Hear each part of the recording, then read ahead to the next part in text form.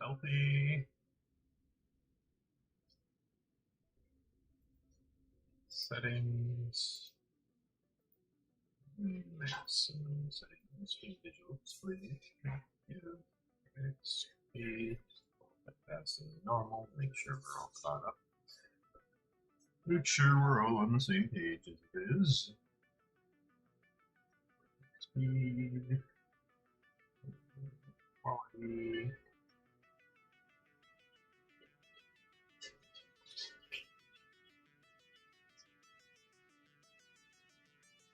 Options are English.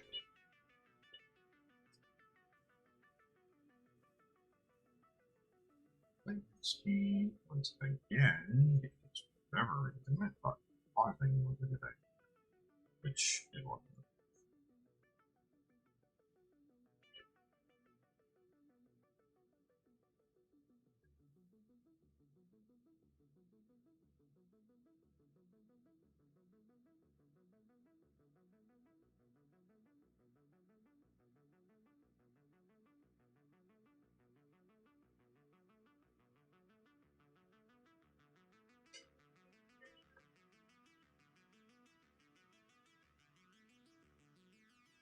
Okay. Check on this. It's going well.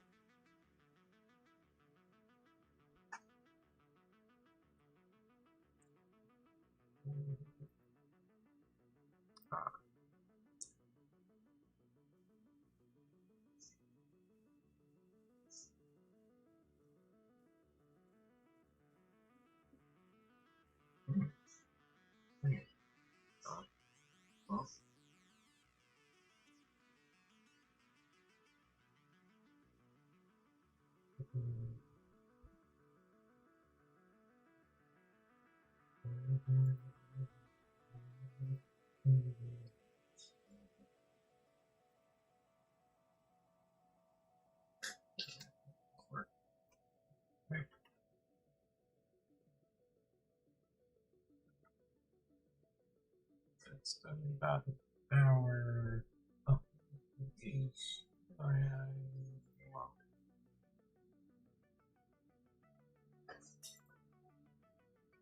Okay. This.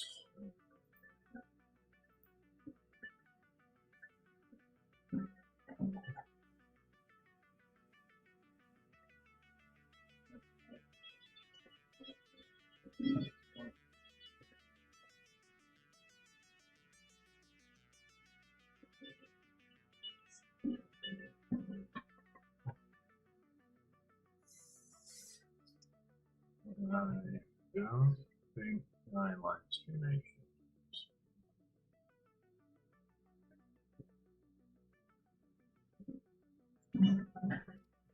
Anyways, wait, what did I say?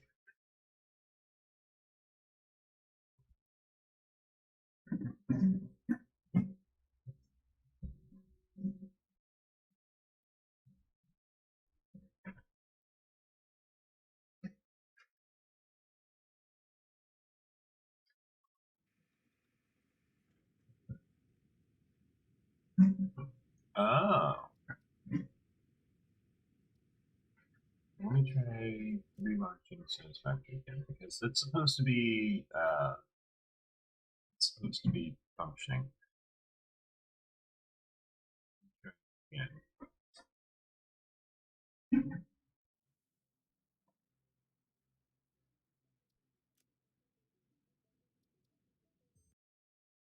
There it goes.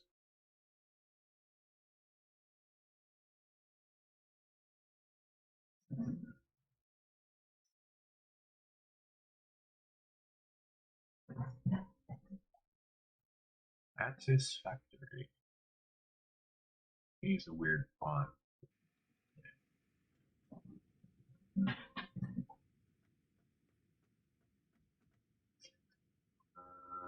Let's see.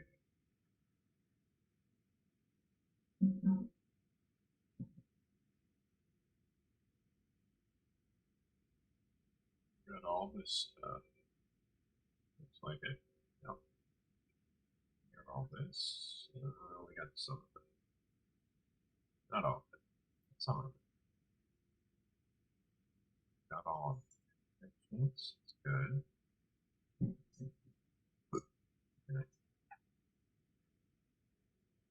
Vehicles.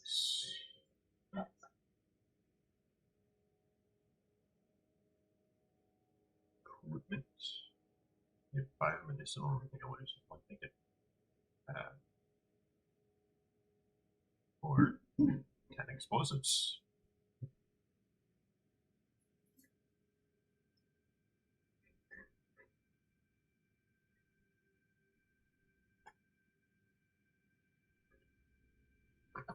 Yeah, technically speaking, once you've unlocked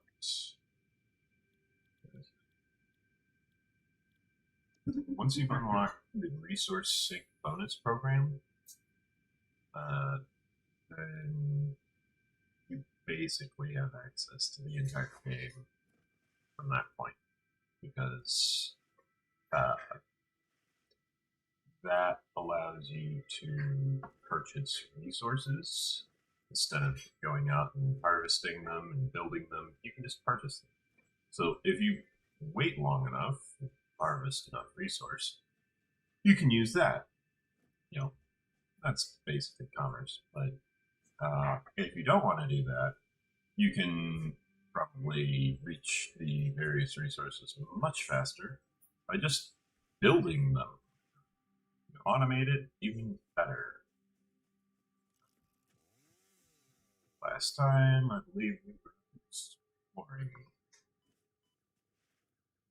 We never really finished exploring because I got distracted by Dungeons and Dragons with my friends, because that was scheduled months in advance.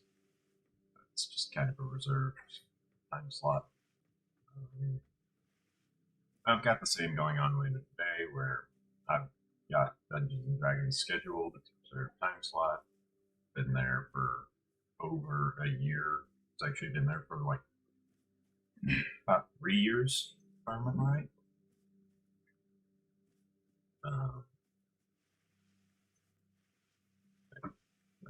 I need to go retrieve salvage, because that was marking a hard drive that I had managed to open the containment for, but I hadn't the inventory space to actually pick it up. Instead, it's just sitting there ready to be retrieved with no monsters around. It's ridiculous. Took care of those out. Monsters for me, thank you.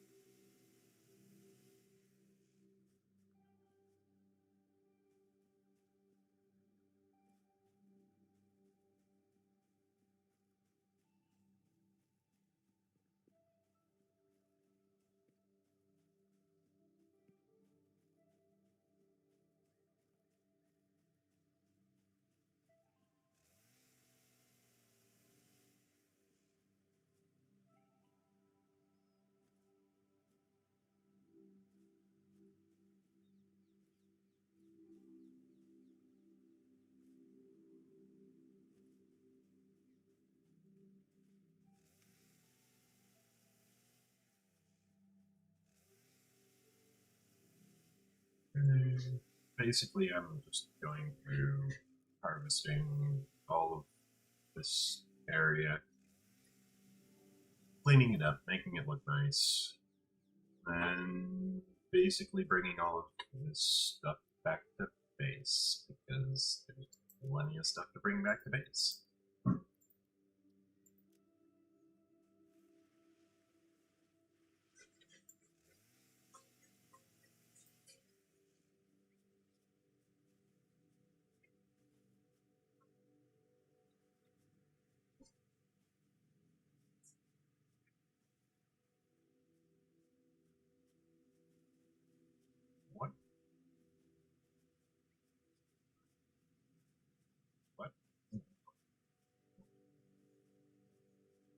Aha! Aha! Yes, I found a thing. Game developer. Your pale berry is kind of invisible. Game developer, probably one of not. It's invisible. This is why the object scanner can scan for these, because you can't see them. Like literally, you just can't see them. There's one there. There's one here too.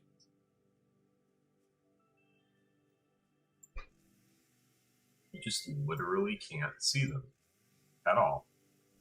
Like, well, it's not useful. That's why I'm going around with this chainsaw.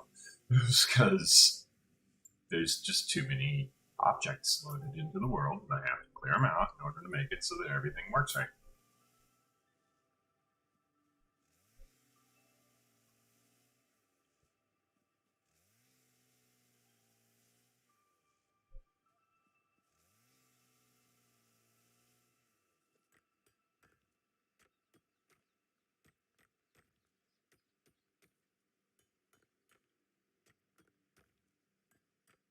Look where I am on the map at the moment, but like, yeah, it's where was it? It's right over here somewhere. Yeah, here it is. This hailberry plant right here.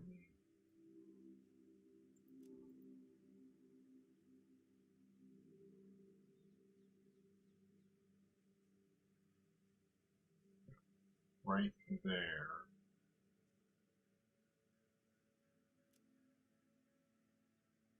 Just it's invisible. It's not supposed to be invisible, but it is. You know, that's a problem. That's an issue. It is what is known as a bug. Not the good kind.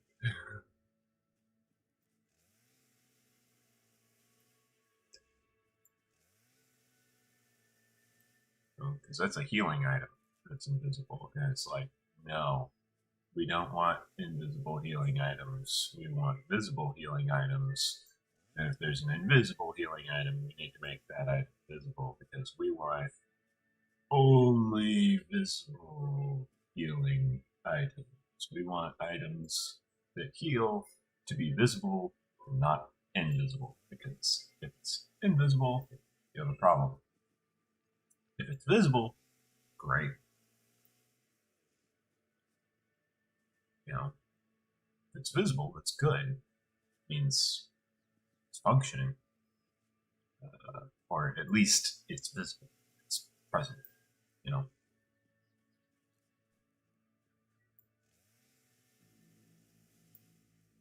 Not present as in surviving, present as in present moment, present time of day.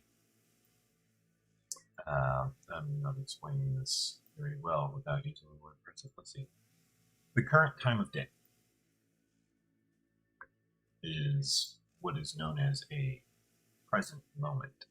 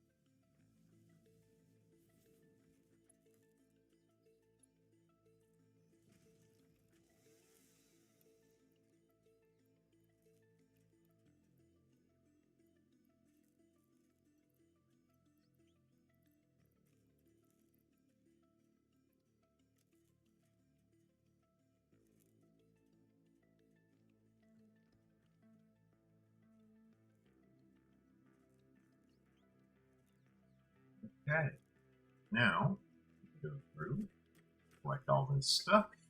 I can then store it all up. Then I can actually just conveyor belt everything back to base and then sort it that way.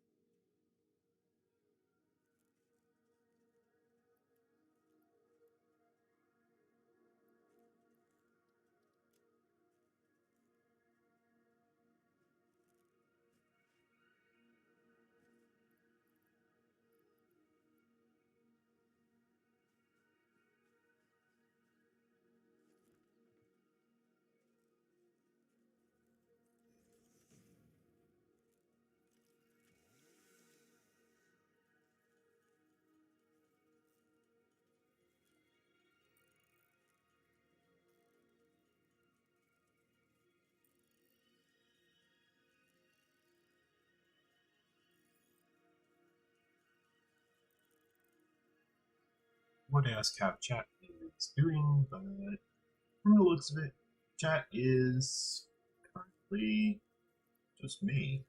So that's, that kind of concludes that answer. it's just me here. Well, that's being chat.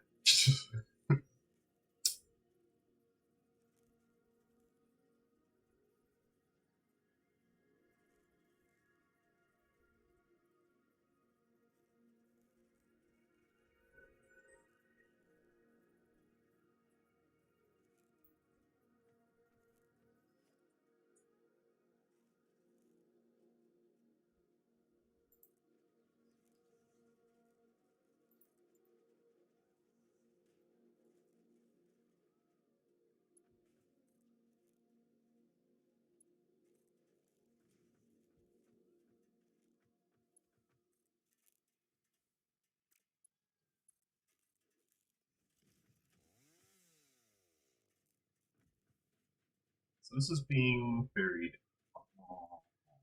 up very top.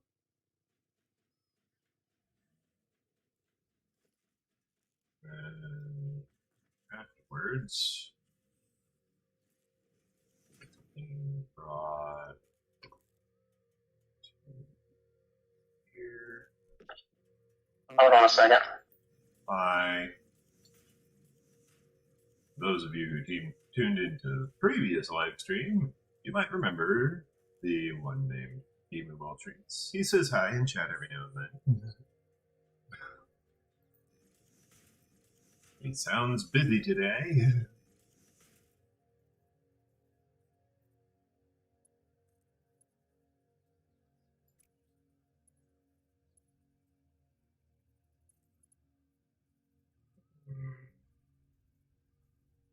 Something tells me that I can't build this conveyor belt as though it's a part of Roller Coaster Tycoon.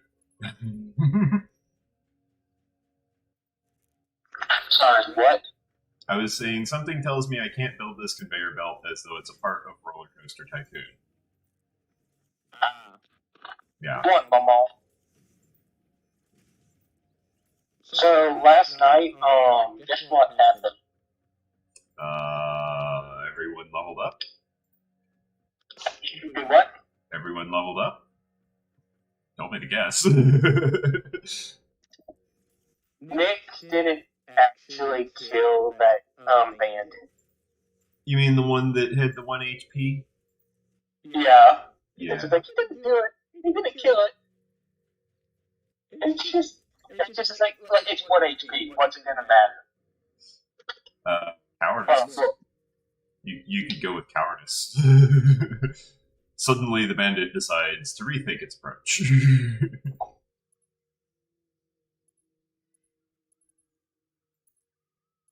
I mean, that would have worked, right?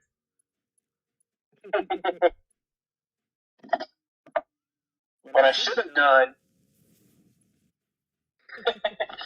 you know what would have been funny? You know, if they all ran away the moment they realized what we did to the Hell Widow. you know that a finesse weapon. A katana is a finesse weapon? Really?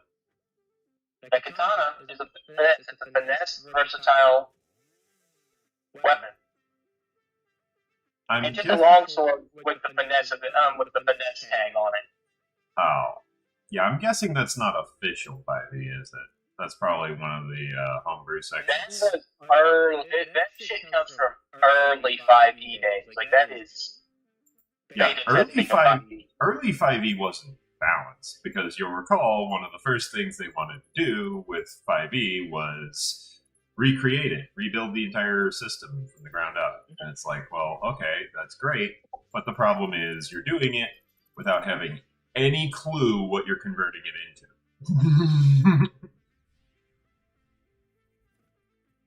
You know, good plan, bad execution.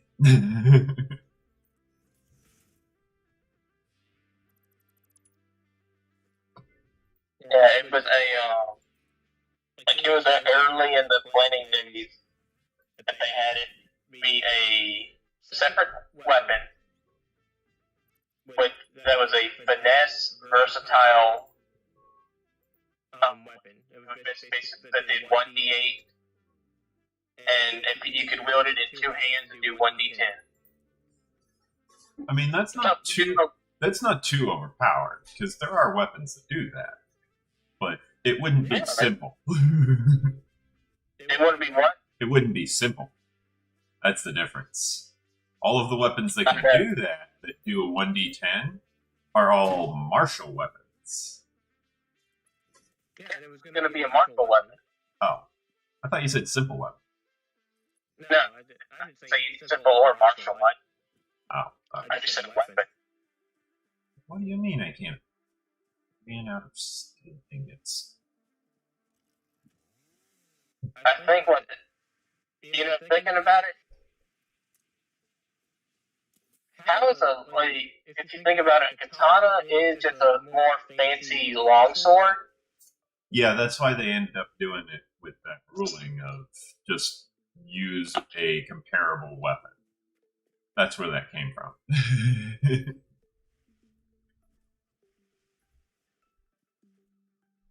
And it just, yeah.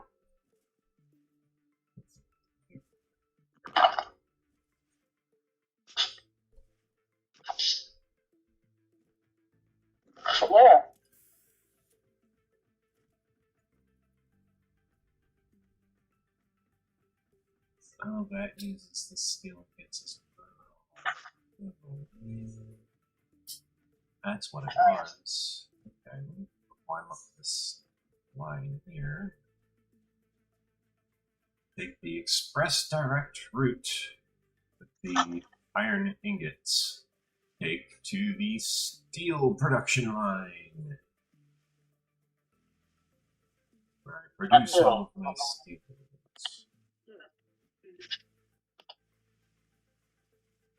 And I was playing but there. So can I go to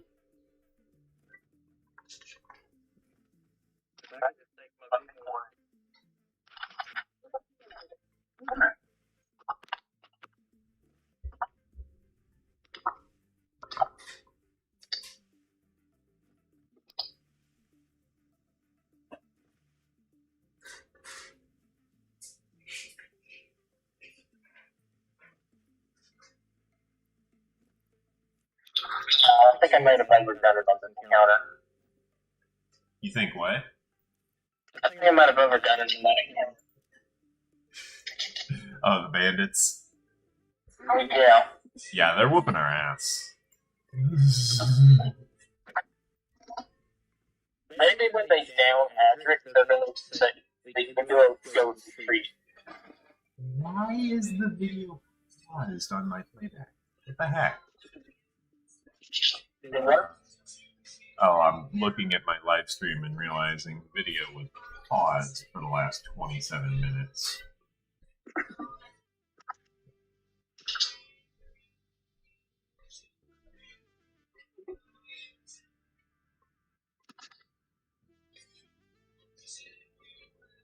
Like, it didn't tell me that it was paused. It was telling me it was playing. It's like, is it not making any noise? Because I was checking to see if I could hear the music on the live stream.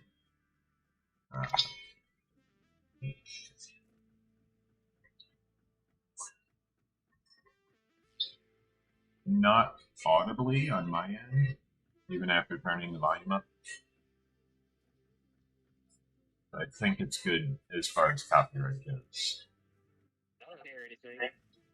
Okay, that's good. It's the Beatles, so it's kind of easy to recognize.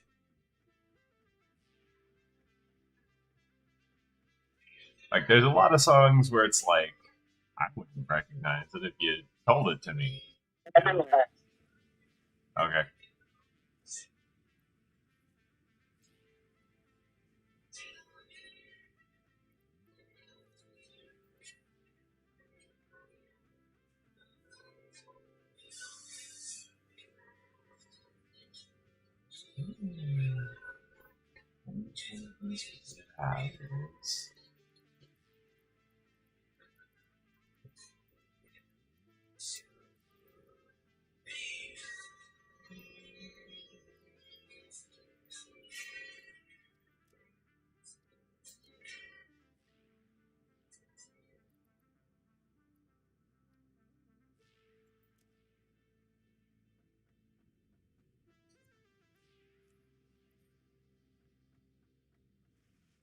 I really need to bring steel plate production to because I do not like going through all this mess every time.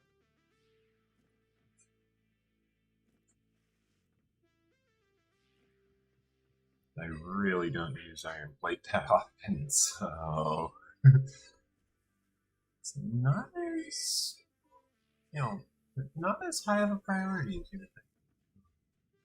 I don't like going through the entire mess of conveyor belts every time, but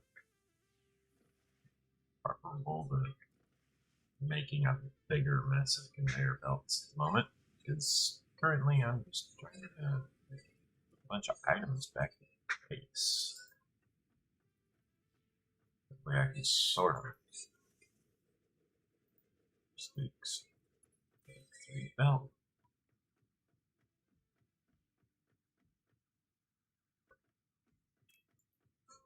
Okay, I'm going to put this on into a stack of conveyor. And that's going to be reachable here. Oh, it's reachable from there.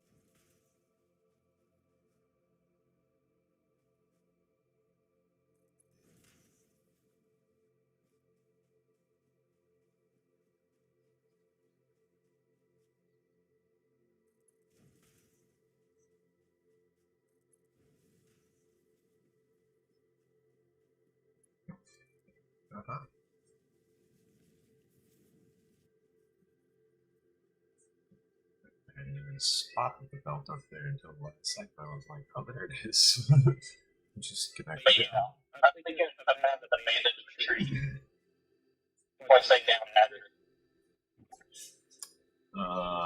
Alternatively, I believe taking prisoner is in their agenda, according to what I'm seeing of the Warforged.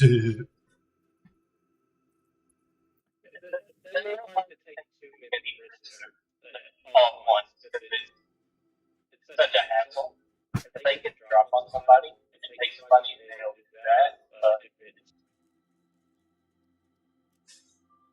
too many people, too little, a big fight, about a couple men, they don't really want to hassle it.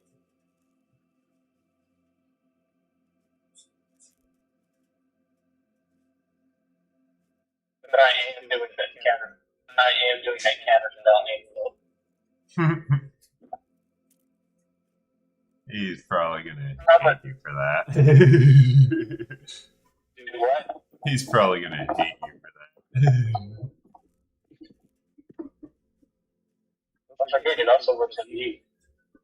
Oh yeah, I mean that's true, but that's what subtle spells for.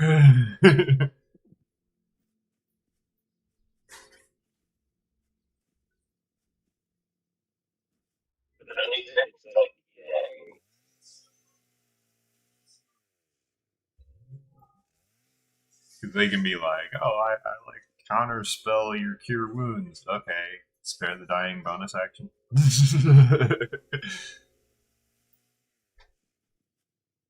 And if I need to, I can just subtle spell it. But at least this way, it's like not all of the bandits are gonna have it. Well, it's like Yeah, that's a pretty powerful item to give out. That's even if it's uncommon, or no, I think it's even if it's common, it's like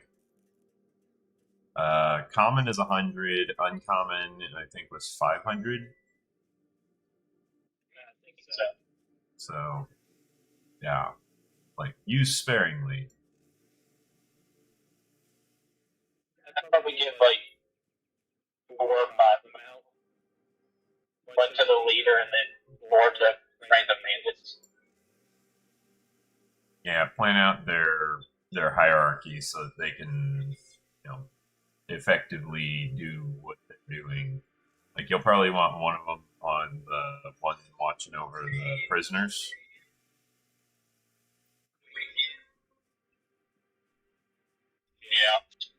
Yeah. Oh yeah. Speaking of those bandits, make sure that those are properly assigned their mook status, where you have them tied to the sheet but not to the abilities. Yeah, I need to go do that because I did the opposite. I don't know what the heck. You tied them to the sheet and the abilities was the problem before. Yeah, that's what I did, and I was. So you were modifying the 1 hit point meter box for like 50 different tokens. Well, see, what I do is I would take and I would find mark D's from the character token.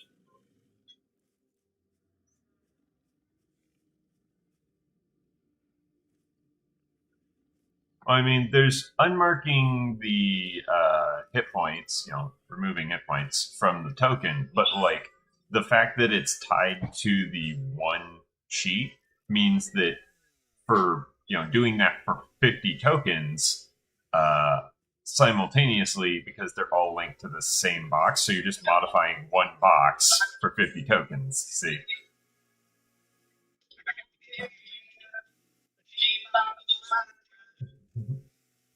It's a shame that Great Master doesn't work with the monkey group. Oh. It's fine. I can just use it's just gonna be okay. It's just gonna be all fine game.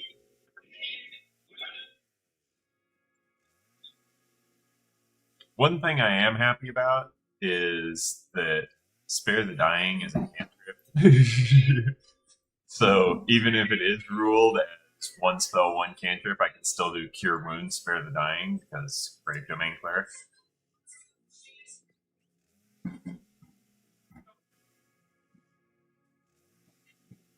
Yeah, kind of messed up my little outfit overnight. And then you messed up the bandits. Yay! You just stumbling your way through all the lovely hurdles of being a GM. Like, this is gonna be deadly. Accidentally gets your spiders wiped out because they were extremely overestimated and then extremely underestimated. Or no, other way around. Extremely underestimated and then extremely overestimated. You underestimated what they were capable of, and we overestimated their abilities. So we just wiped the floor with them. And then the bandits showed up, and suddenly we're on the back end once again. Yeah, I just saw a chance and I just looked for a Oh, jeez. Speaking of spiders. Hi, guys. You guys really are doing some quick footsteps there. Fortunately for you guys, you're one step each. And... oh, sidestep. Rude. Look, have you seen the Choo Choo Charles game? Never even heard of it. You navigate an island in an old train that you can upgrade, and you use it to fight a sentient spider train. So, Legend of Zelda Spirit Tracks? It's in first person. First person Legend of Zelda Spirit Tracks? Yeah, it is kind of fun. It's fun to watch because it's just like, It doesn't sound very fun. oh, it's a horror game. That's why it doesn't sound very fun. I explained it. Why is everything horror games these days? Like, don't people realize that all these jump scare games are only really good if it's an actual scary game? No, because it's just like it's a market ploy. So. Well, yeah, but it's a market ploy that's only effective if it's actually scary, like Fear. You know? Remember First Encounter Assault Recon? Fear? Yeah. I didn't play it. Scared the shit out of me. Scared the shit out of you, exactly. But it's such a basic game. You know what got me? There were 2 points in that whole game that scared the shit out of me. You want to know what it was? Remember the point when you fall down into the sewers and you're climbing up the ladder? Oh, well, you didn't play. But there's a point where you fall down into the sewers and you're climbing up a ladder, and just as you reach the top of the ladder, this girl that you've been chasing this whole time, that's been responsible for all of the squads that previously went in, to just vanish. They got emulated. Which means liquidated by fire. Yeah. So you're like, holy shit, what did this? You know? And then you just have this vision of all of these guys shooting and being like, holy shit, they're going right through us. And they're just literally melting. The skin and flesh and the muscles are just melting off of their bones. Like liquid. You're standing in it having this vision.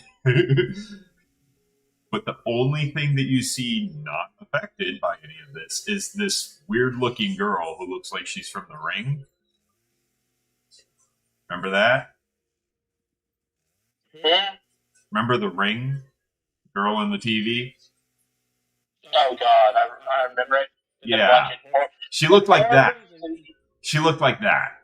And so she's just the only thing that's unfazed by all of these fully armored, flak jacket, army ready, full auto assault rifle using military platoons, clone platoons that are linked psychically to a hive mind, one specific soldier. And they're just melting, literally melting, around this one girl who looks like she's from The Ring. And then later in that same level, you fall down into the sewers and you're climbing up this ladder to try and get back to the building that you're supposed to be going into. Because that's where this psychic leader guy is supposed to be located, is in this building. So you gotta go after him, because he went rogue. And you get to the top of the ladder, and just before you look down for the last rung, for stepping up off the ladder, you look up and you see this girl, the same girl, standing at the top of the ladder, and you look down to put your foot up, and you look up like, wait, what? And she's gone. Just this one brief frame where she's there, and she's just gone. And it's like, okay, that's scary. That's good. That's well done. Well played. But the other one in that game that really scared me was when you are in the last level. You've actually already killed the psychic leader by that point. and he actually surrendered himself to you killing him. He just knelt there and was like, "Go ahead, do it." Just point blank, execution style. Walk up with your pistol, shoot him in the head if you want. One shot, that's all it's going to take. And so you do that, and then you have to leave the building because the reactor's going critical. And so you've done your job, but you still need to survive yourself. So you have to escape the building. And basically, you have to get to the elevator that took you like a mile underground. Because if you take that and you run about another 1,000 feet, you might be able to survive the nuclear blast. Yeah. So you're running and you jump down, and your character has this innate ability that's given to them by that girl who looks like she's from the ring, because that's their mom, apparently. Spoiler. Not much of a spoiler, but yeah. Basically, she was used as a military experiment with similar treatment to Deadpool. Yeah. So she got treated basically very similar to Deadpool did in the Deadpool where Wolverine fought him and decapitated him. The one with the mouth sewn shut. Very similar to that treatment. And then, like, she gave birth to the player character. Where did you come from? Where did you go? You survived this, I'm naming you Cotton Eye Joe. Oh, you didn't survive this, because there you are. Load. Did you just not take any damage from that? You didn't take any damage from that. There's two of them. That explains it. I shot it in the tank.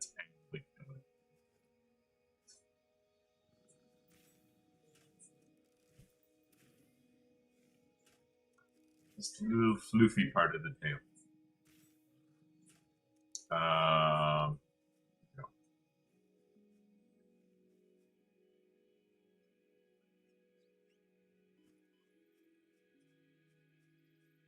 Where did you go?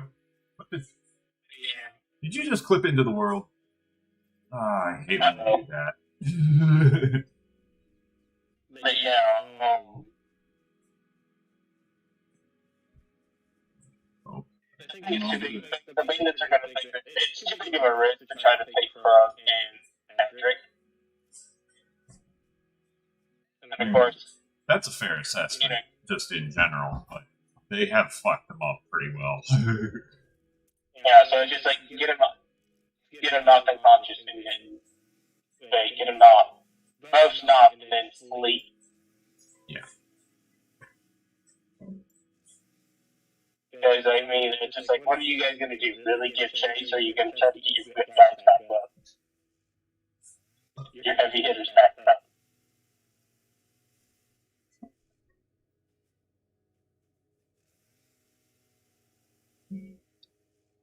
The irony is that plan is so going to backfire on them because of the haste. Because of the haste. Because of the haste. Oh yeah. Yeah. Because once the heavy hitters get back up, they have double movement speed. Okay, so it takes half their movement to get up, but they still have, 30 feet and 25 feet of movement.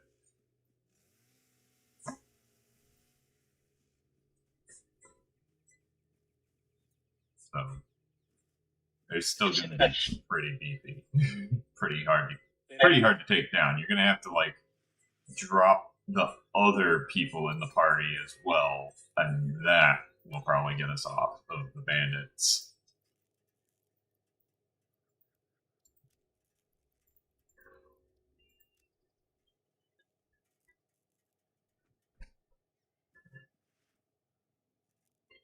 Lord. How many items am I moving? Jeez. Is still moving item done. This one? I am. Oh, wow. How much is left in this one? Fun leaves, so it can't be that much. It's Jeez. like it's supposed to be daytime. I forgot about that. Yeah. Yeah, we did leave during the daytime, didn't we? Yep. It's still daytime, and it was like I forgot about that, so I gotta go. So the dynamic lighting was fucked up. Well, all you have to do is just turn on daylight mode. I know. It was just like I forgot about it in the middle of the fight, in the middle of the session. And it wasn't all that fucked up because, like you mentioned, we are fighting them up on a cliff where they're on the cliff and we're not.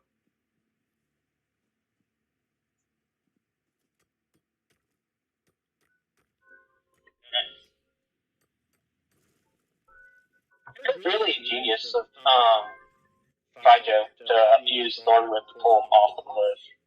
It really was. Like, I wouldn't have thought of that unless I had remembered that he prepared Thornwhip, but I wasn't thinking of what he prepared. I was thinking of what I prepared. And he goes that, and it's like, yeah, this is actually pretty good. Yeah, that's actually what its primary use is for, is pulling people off of cliffs.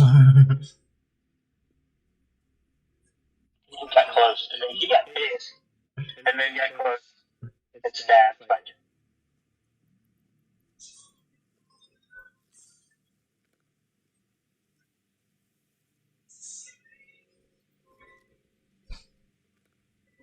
But Fijo's fine.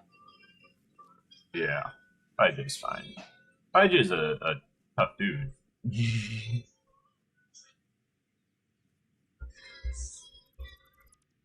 there's some really fun combats. Oh. Challenging combats.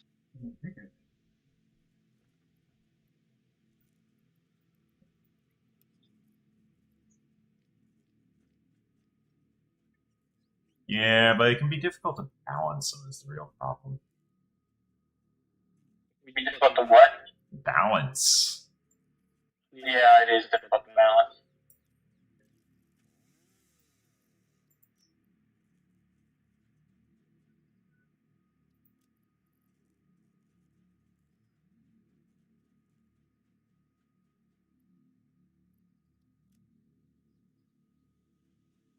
Of all this stuff going on this massive conveyor belt all the way back to my base, just so I don't have to carry it all, because I just built 4 massive industrial storage containers for storage as I just clear cut this entire area of what was essentially the jungle from the animated film Road to El Dorado. I chopped it all down because I couldn't see anything.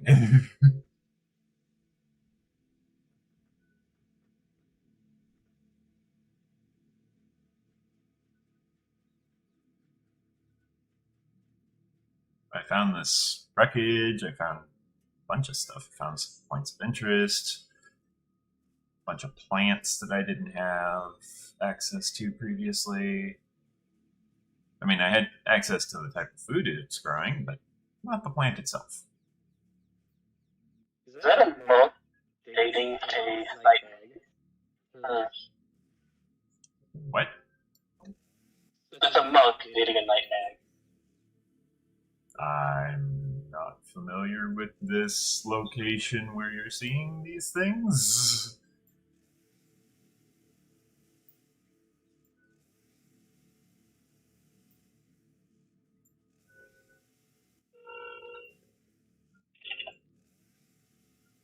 Sounds like you're getting a phone call. I'm not getting a phone call. Just wondering for the call.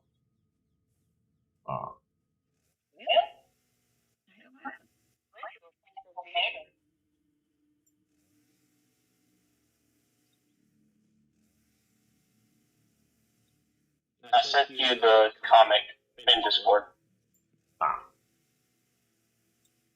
I probably won't read it.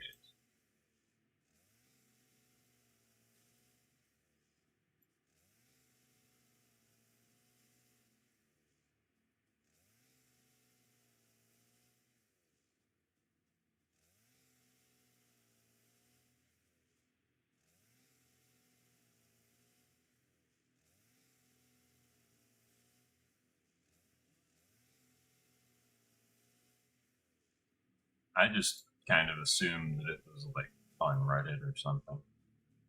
It is on Reddit. Oh. It was on the D&D subreddit.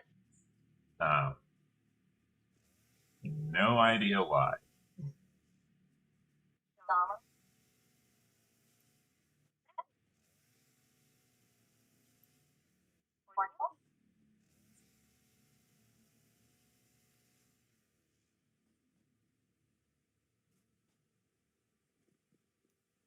So are you going to buy Minx and Boo's Journal of Villainy, or wait for it to come out on 5e Tools? Should already be on 5e Tools.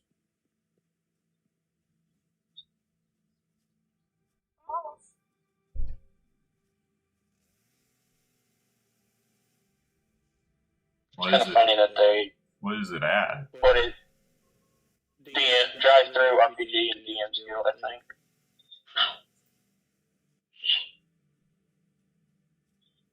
It adds all of DM's Guild? It's a big book. How many pages is it? 50,000? No, it's, I don't know how many pages it is, but it's, $15 for a PDF. Oh. For a PDF plus hardcover book, it is $44.95.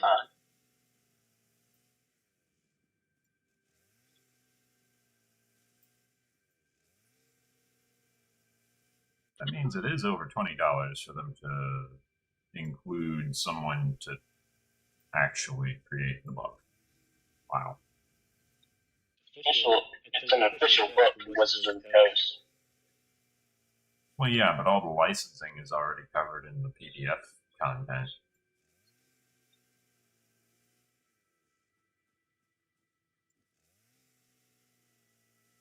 Unless they're doing licensing per item, which I wouldn't put it past Wizards of the Coast to do that. They do Magic the Gathering, after all.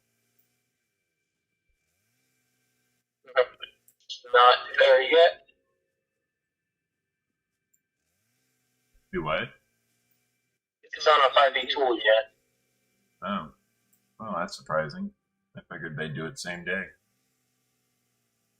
That's how Trove used to do it. Back before they were Trove. Yeah, but Trove had to, with just do the PDF itself, they have to break it down into parts for this website. They have to separate everything out, type it out. No, once they have the PDF, it's already typed out. Like, they just have to copy and paste it in chapters, and they're doing reference points. Is what it is. So they only have to have one copy. Everything else is reference points.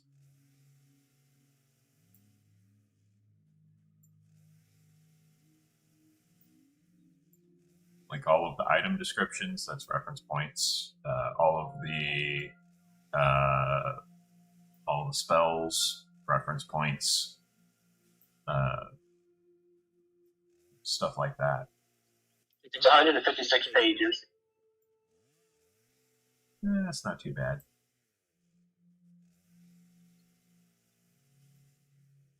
Could you imagine if this was still the 90s?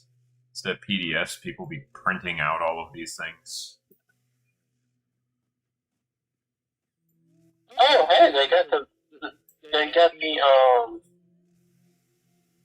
NPCs from, well, the characters from Baldur's Gate and Neverwinter Nights. Yeah. Actually, in this book. Yeah. Oh, in the book? Oh, nice. Like, yeah, they've been characters in a few books, actually. characters in Neverwinter Nights and Baldur's Gate.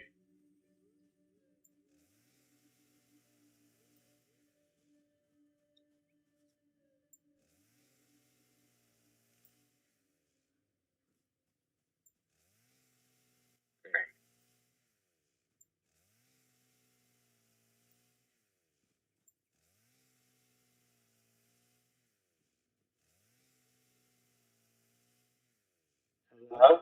Hi. Hello? Hi. Okay. Can you hear me now? Yeah, I hear you now. Good. I owe Rick $5,000 for that line. Or they I'm gonna read the damn me book. 10,000. Their choice. I guess I'm gonna have to buy it myself just to read the PDF.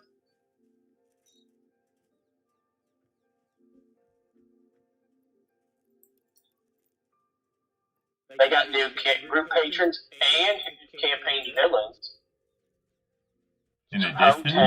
In addition to the content that they added in, what was it? Cautious? No, Van Richten's. Yeah. Oh, wow. They got lots of group patrons, campaign villains. They've got a bunch of monsters. What's a Hamadryad? They're putting the sword spiders back into D&D. Yes. Hamadryad are, I believe, hominid dryads? Or homunculus dryads. I don't remember. If it's a homunculus dryad, then that would be the types of dryads that are created by wizards when, like, high-level druids decide that they want more dryads around.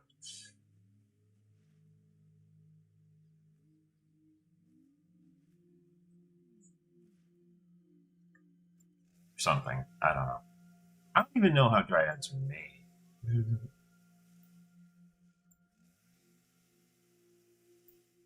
I know how advertising is made. That's not the same thing.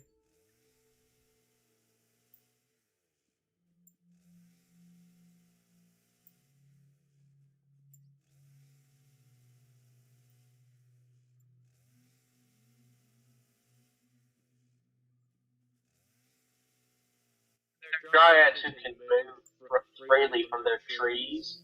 Like, you know how a dryad can't move a certain distance from her tree? Yeah, because if the tree dies, they die. Yeah. Yeah, the Hamadryad can move away from the tree freely. Well, I mean, so can a regular dryad. It's just, again, if the tree dies, they die. So it's kind of just survival instinct. Now, if a Hamadryad is a dryad that is independent of a tree, that's different. Hi, So you almost got the drop on me. So there are I can't believe they're bringing back sword spiders. This would be fun.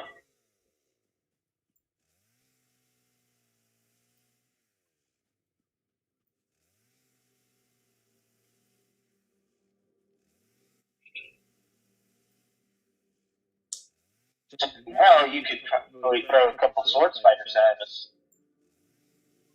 Probably. Assuming I want to use sword spiders and not the regular old venomous toxic kinds. Alright,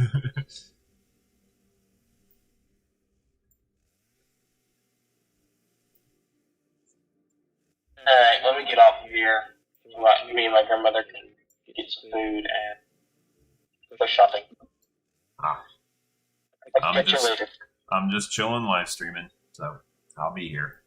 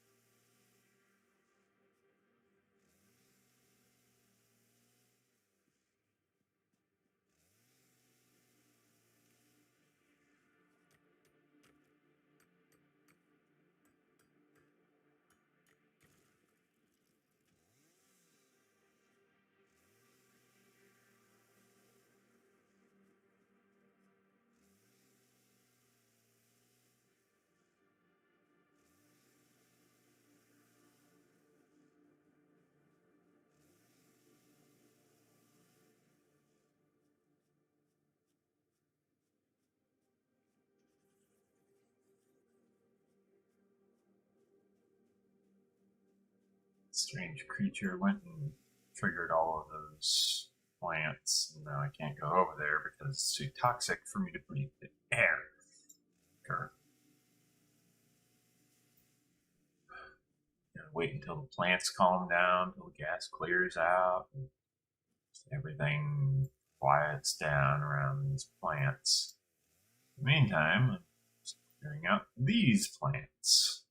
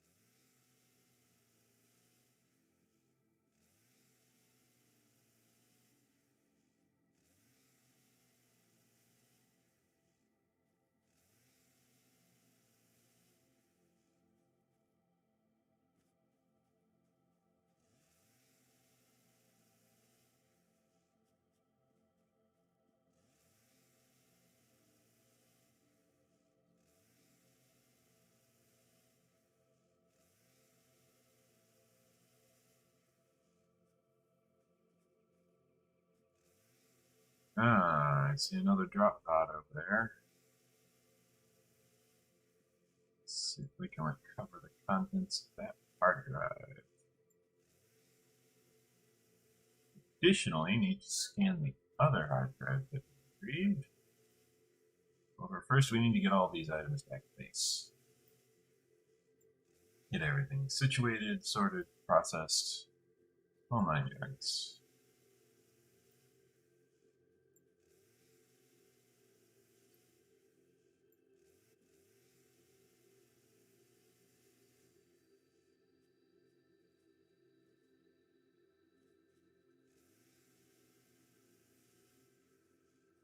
Ooh, batteries.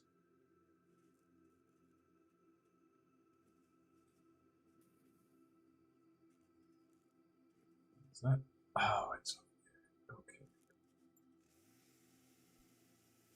It's getting rude. Way over there. Surrounded by enemies. Well played. Okay.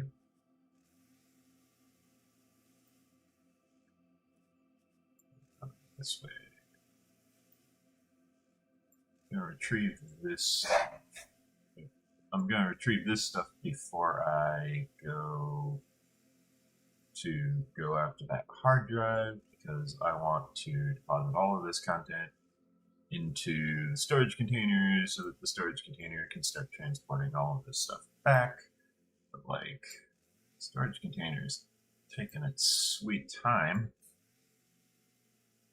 It's transferring 270 items per minute back to the base, but I'm earning way more than 270 items per minute out here.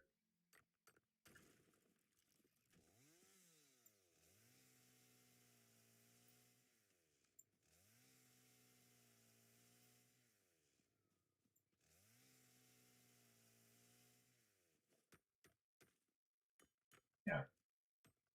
That one chainsaw swing right there was approximately 270 items. So, yeah, I'm earning way, way more than 270 items per minute.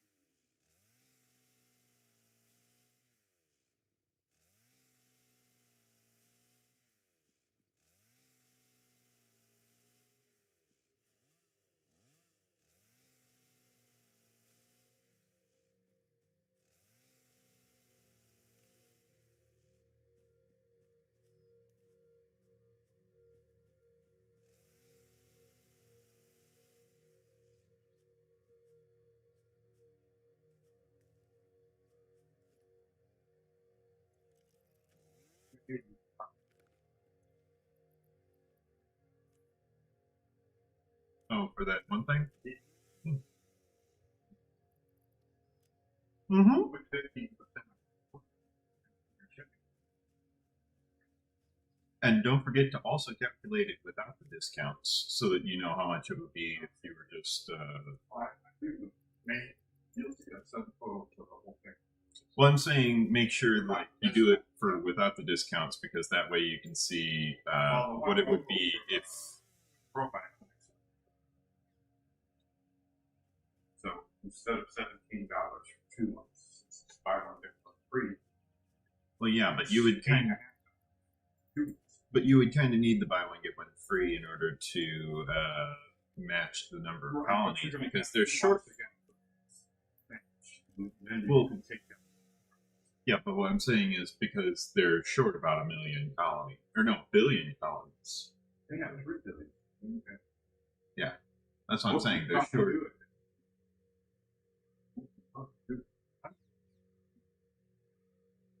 I mean, me and my dad were talking earlier. The supplement I thought of 16 different strains, 20 milligrams total. That's a lot. That's how many micrograms of product. In the wazoo, technically. Well, yeah. Your upper loves it better than your lower, but your lower is too. So you might want. Actually, it's your lower prefers the bacteria better because that's where it's actually desiccating everything. And that's $15 for 2 months plus 2 months free. So it's actually $700. You have 2 more months of an expansion. You can subtract it. Green tea extract $7.39. 60% polyphenols. 120 calories for 60 days. 500 milligrams. And that has that opposite tooth in it. 60% polyphenols. That's probably the Not actual alphabet soup for those who don't know. not actual one. Alphabet soup. Oh, yeah. Soup. Mr. Policeman, I meant like an acronym. I'm referring to the okay. The acronym. As well as, yeah, which acronym? Yeah.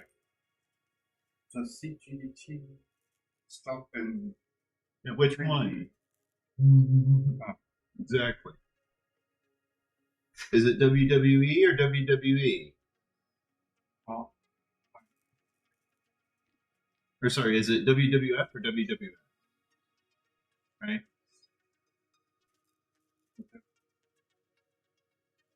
World Wildlife Foundation or World Wrestling Federation? Yeah. That's the problem with acronyms is which one? That's standardized.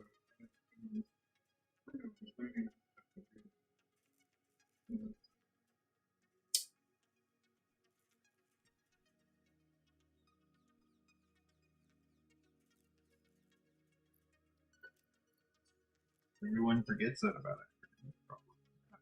A good acronym. It's like, okay, acronym for what? Which acronym are you pretending to be this time? You know, what's the difference between that acronym and this acronym? How do I know that difference? Do I know that difference? How am I supposed to tell it? People never think of these things. It's like, well, you probably want to. It's kind of an important thing to think about.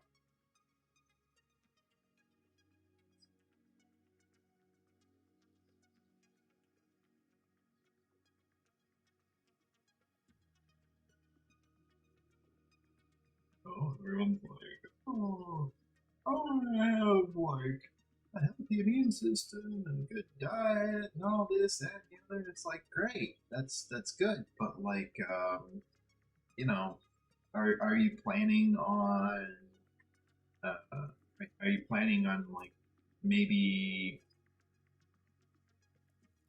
maybe making a few few ways to make sure that you're not going to have some confusion about your acronym. Like, I've seen plenty of acronyms where it's like, oh, the FDA, oh, the Food and Drug Administration, no, the Federal Distribution Association. What? Who are they?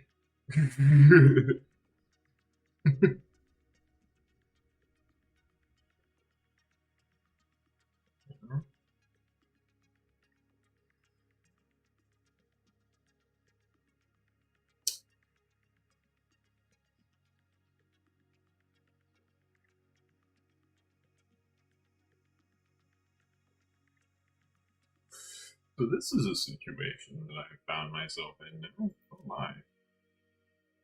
The storage container at base is full.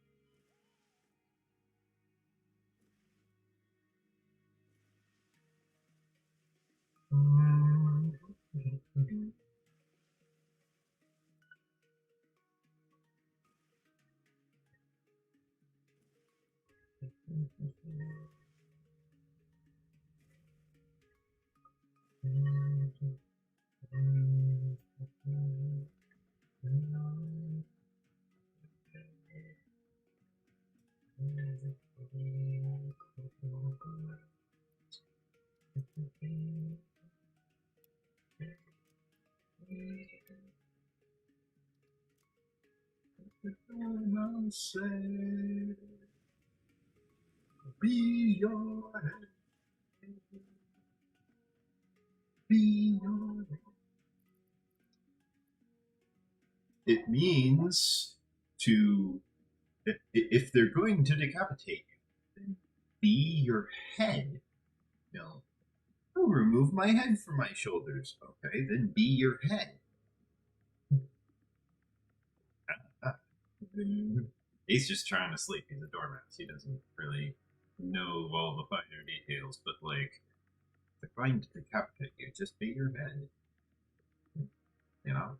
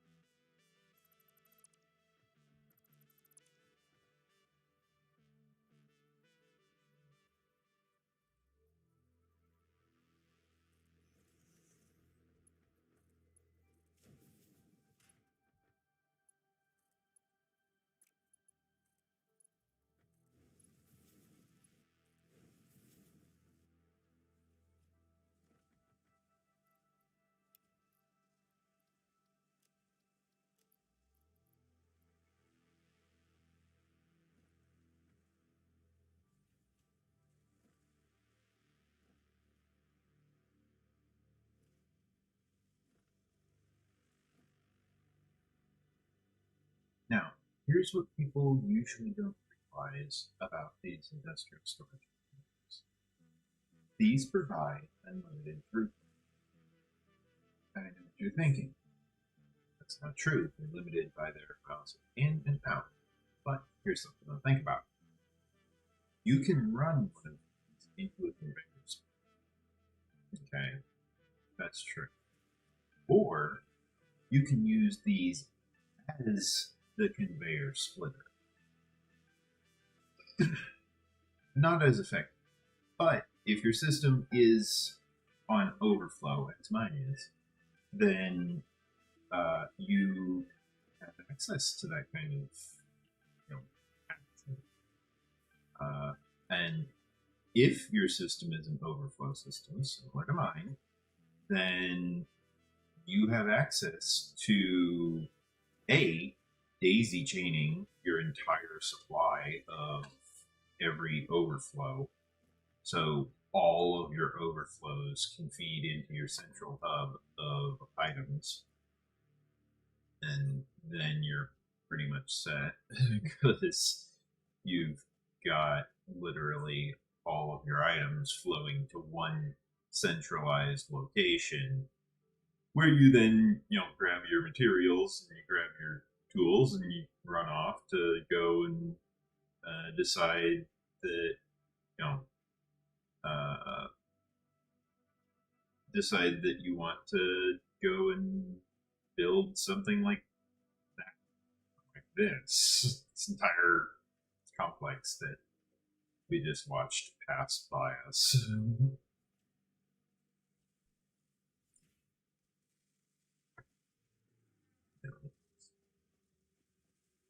The amount of stuff that we have accomplished is quite sizable, no doubt. Want to continue growing that. That's obvious. It's really obvious.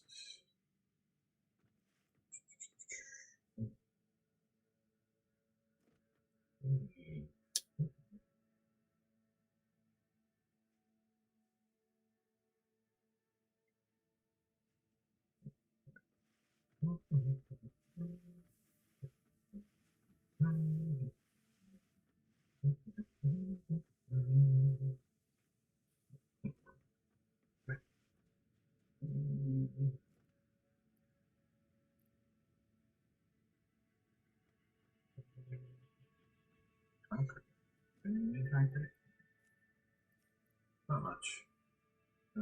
Oh, hey, that's what I was thinking. Going and visiting Copper because I wanted to deposit this order. That's done right over here. As you can see, there is still ore in the system, in fact. Yeah. Okay, so let's try doing something along the lines of this. Just industrial storage container.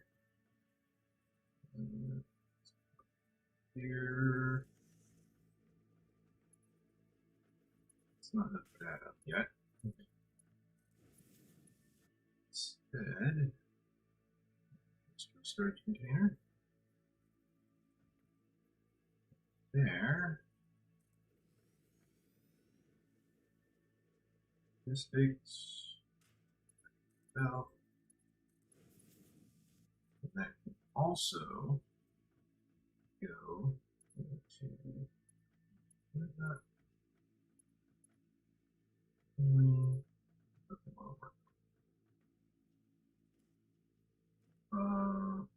Yeah.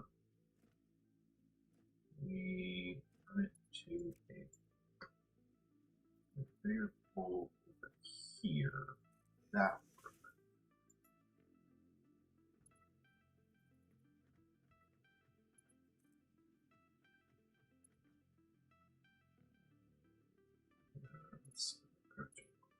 It's going straight to there. You have to run a conveyor belt like.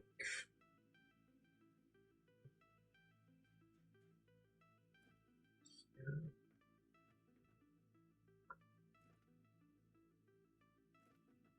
Alternatively, I can just do this.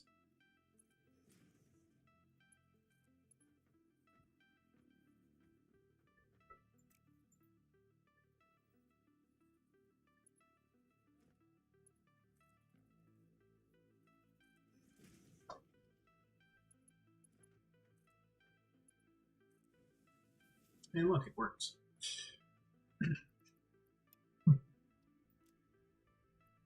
Okay, and now that will slowly trickle the copper ore into here. Let's just go.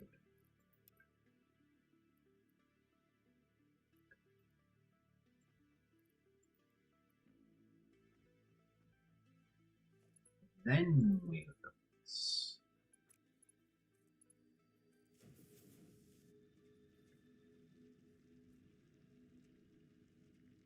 Because now there's inventory space here. It's gonna go, hey, I want to fill this inventory space up. We're going crazy. It's like crazy good at what I do.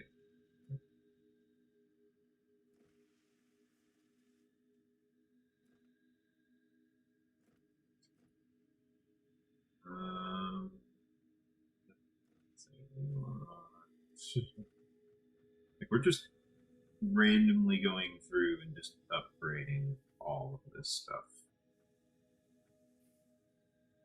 We could do the same here. That would actually give us an option for managing our iron. Grab this, this, and this. Industrial storage container.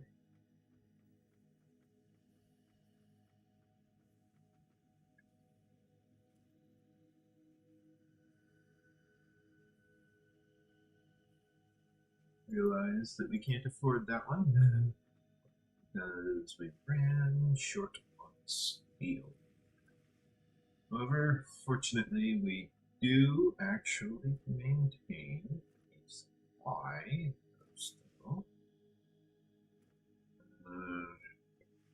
Supply's kind of off-site, but it's a supply. What could you ask for? Other than on-site supply. Obviously.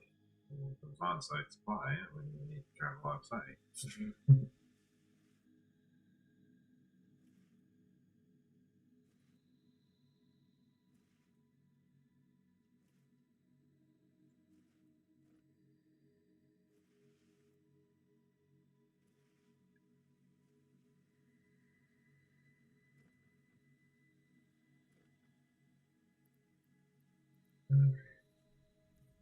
Those. Three of those. Four. Only five. Full five. Okay.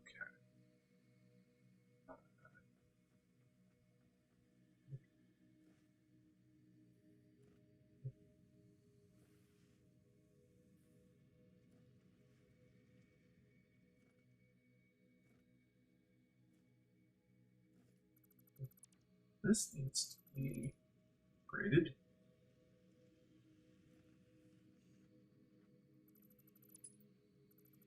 That.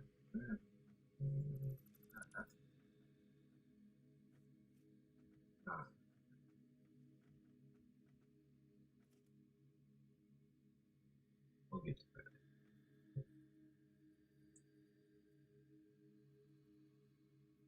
I mean, encroaching others' clearance. Oh.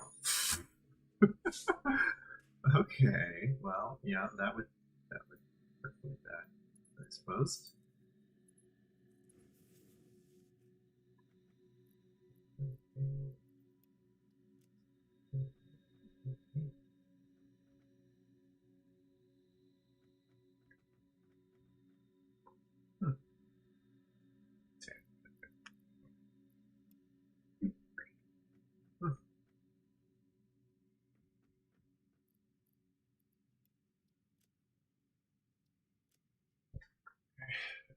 Don't like that chicken as well.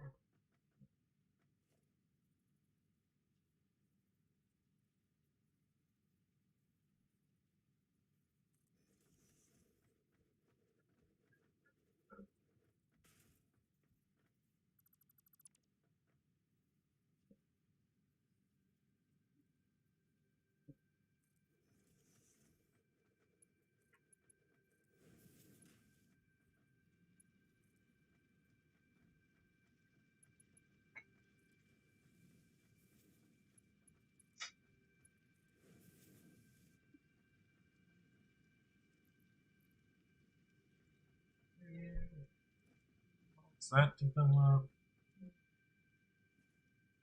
This one.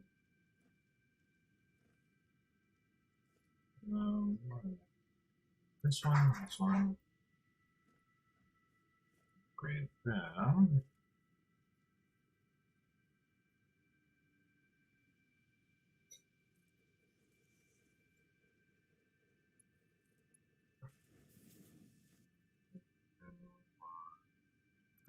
This. Let's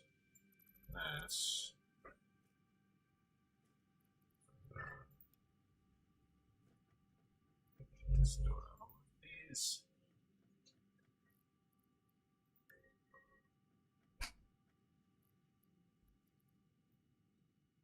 Go.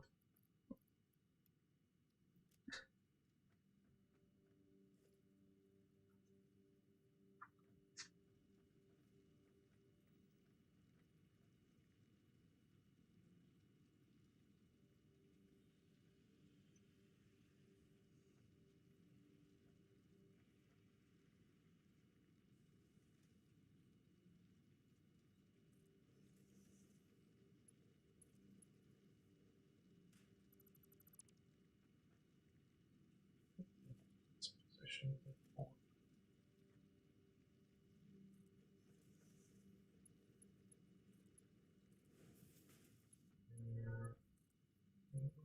Yeah. Looks like.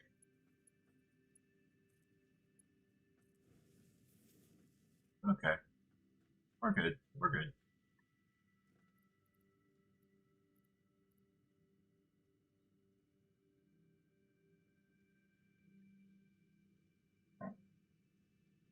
Yeah. You can use these industrial storage containers as a merger because I can actually technically just remove this merger and just link this storage container straight into here. Like I can actually redo this entire section of Bell. It'd be pretty easy too. I will.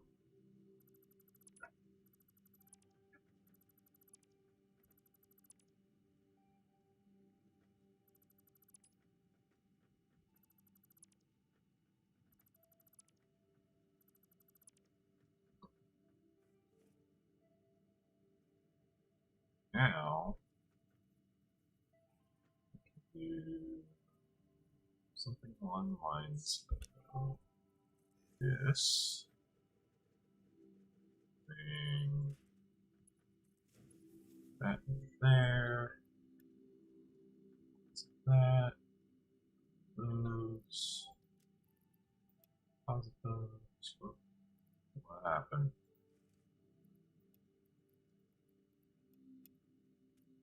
It's gonna clog the line. It's already clogged the line.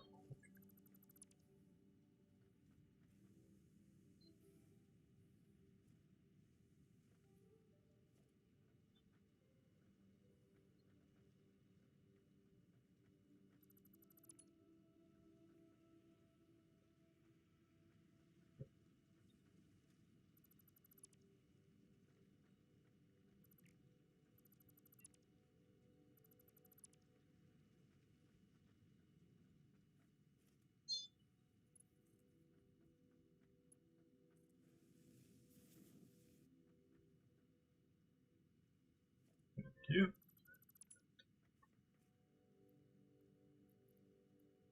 supposed to only make that.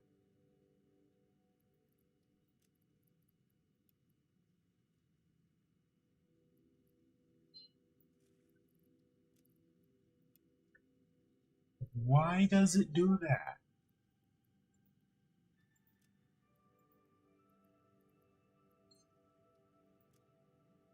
It's not supposed to do that. That is a bug. It's not supposed to transfer that content with the iron ingots.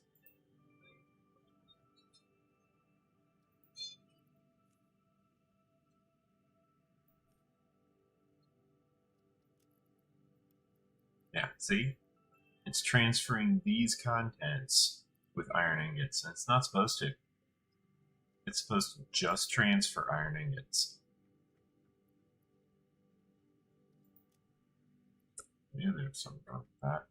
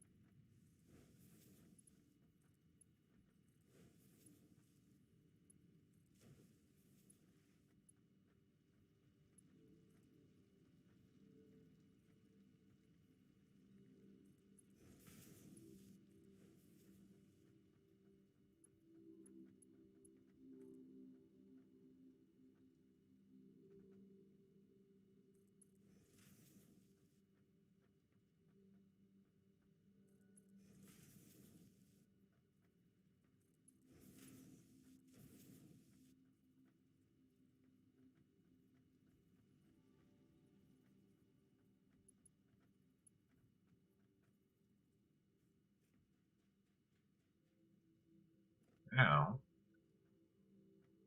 I've got 2 lines going in, 1 line going out. They don't get in each other's way. So that is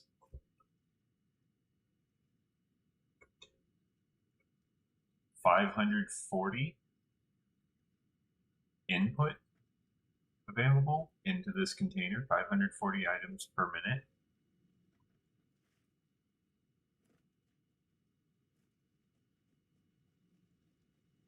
Same for this one. This can accept up to 540 coal per minute.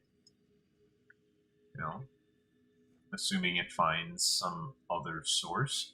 But you can daisy chain all of your storage for each item type like that. You know, if you've got a section where, you know, for example, limestone, you know, if you have a section where you can input a resource, you can daisy chain that resource. And now you have all of your production line for the entire thing linked together. All of it. And that is a lot of power to be able to do that. You know, that means that if I overclock that one, right, I can have it feed into here, but this one can feed into here, and then this one can feed into here.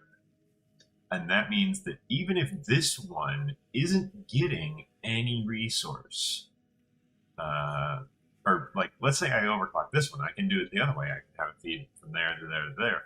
That means that even if this one isn't getting any resource, this line is still at its maximum output because it's being fed from this one, which is also being fed from this one. You see? So let me actually go ahead and do that right now with these 3.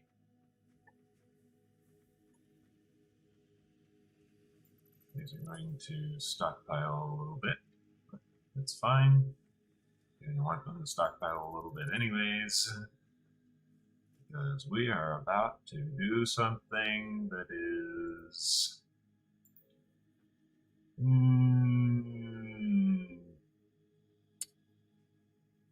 I think a proper term for it would be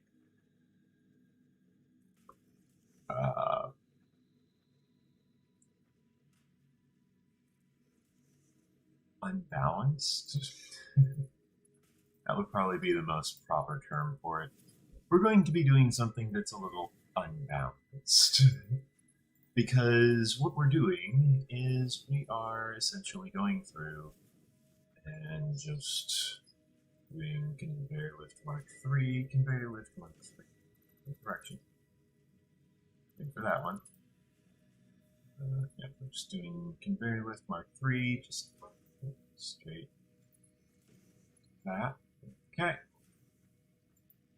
And then we go around to this side.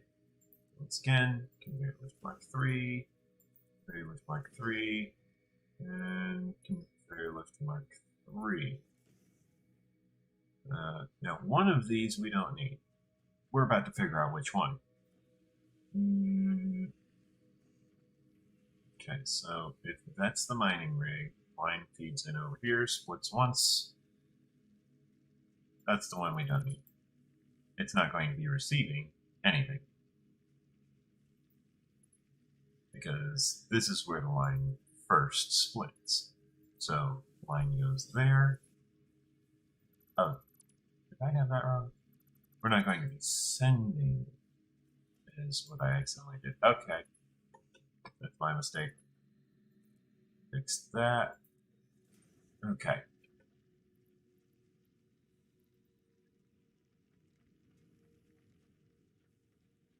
So yeah, we didn't need the one I was standing on. My mistake. So these are going out. These are going in. Then these are going out. These are going in. Now, all getting daisy chain fed from this one all the way at the end, all the way over to here.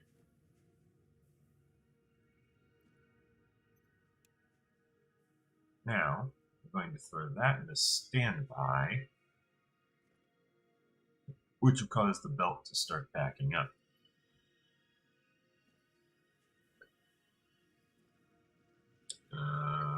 These are going to continue working for quite a while. Very, very long while.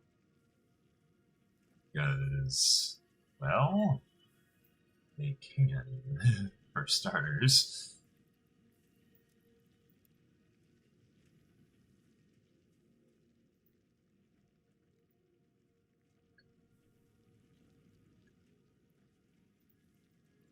Okay, why does this keep getting placed in the control? Oh, it's probably because I'm doing control shift. Okay, well, anyways, I'm about to upgrade this storage container.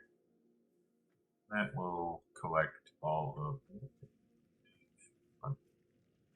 I need those parts. Grab the parts from me that I needed. How rude.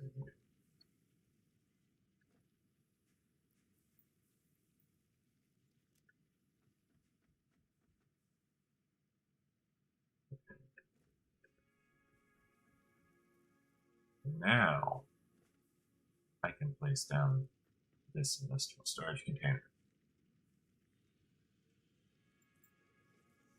Wrong way.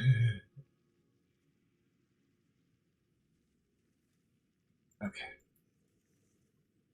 Now, I can go connect that to there.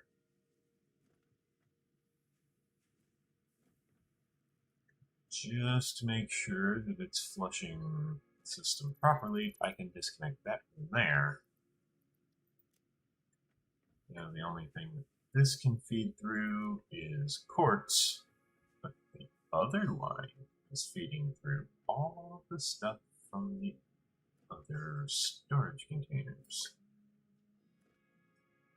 It's just going to flush the whole line out.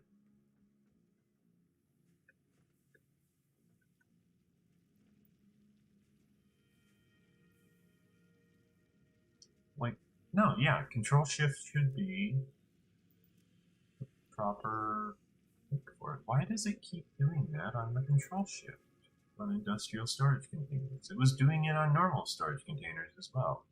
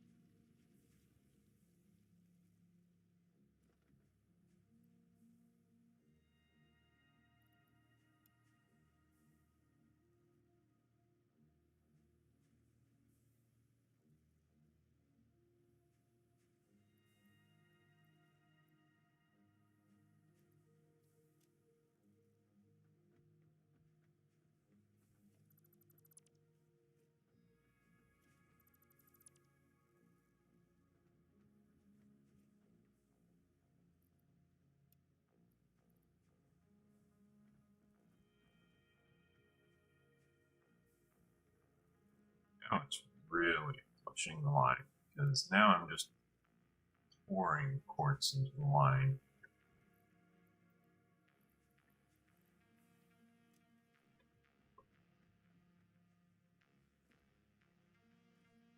Like, yeah, you can see there's quartz here, but like mostly it's just going all the way to the end here, where it's 1 2 1 2 1 2.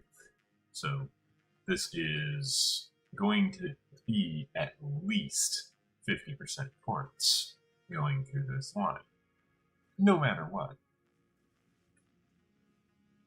And sure enough, it's a good thing I flushed the line, because if I hadn't, I wouldn't have found that.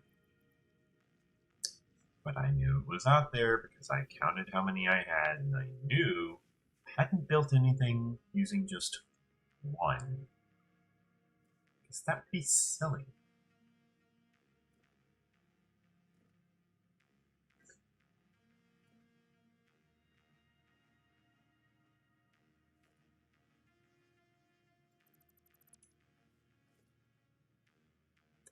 I remembered your mergers thing.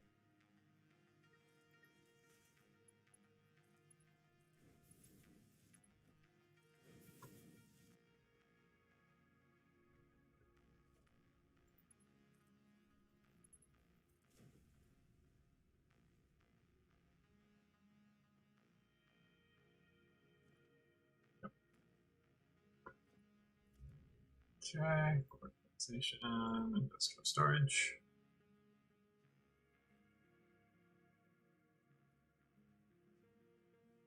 What's the awesome sink? The awesome sink is too far over. Yay! It's annoying.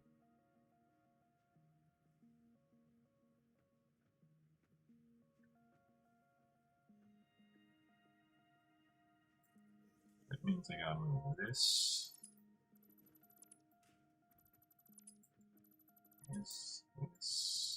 This, and this.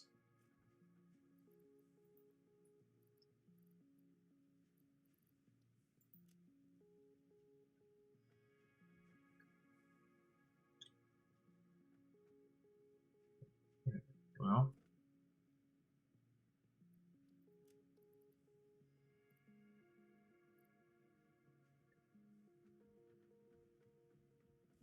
it also means I need to do this, this, this. Because those won't be lined up either. Logistics, conveyor merger. No, first conveyor splitter, then conveyor merger.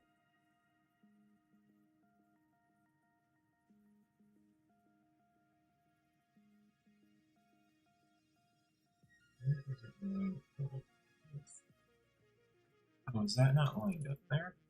Oh. Yeah. It's kind of icky. Okay, well, now it's lined up. So now we want to grab our conveyor splitter. Everything's good to go on the belting.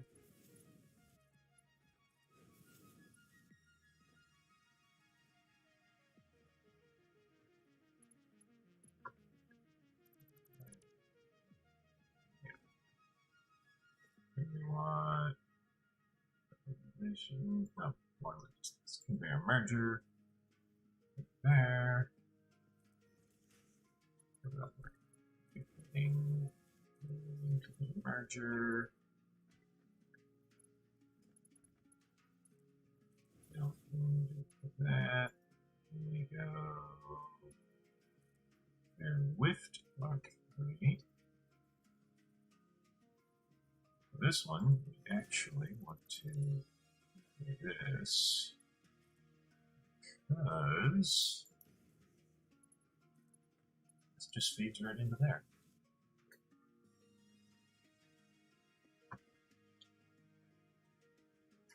And now, this throughput can go full throttle into there, but it's also able to go into these directions. Meanwhile, this one is just dedicated straight in, you know. And that's actually a trick that's useful in games like City Skylines as well.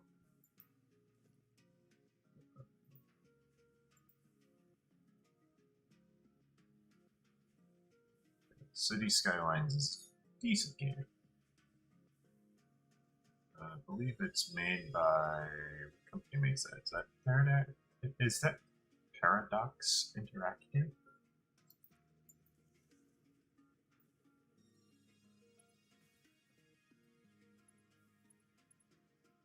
I think it is. I'm not sure.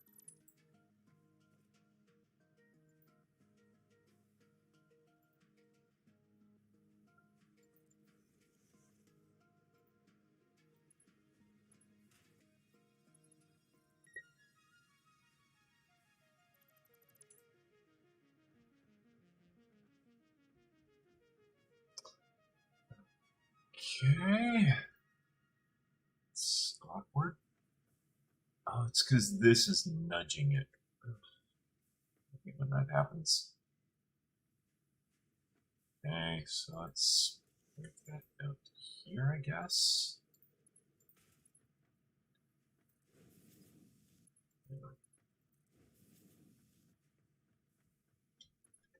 Yeah, now that's just got a dedicated 540 just straight feeding straight in here.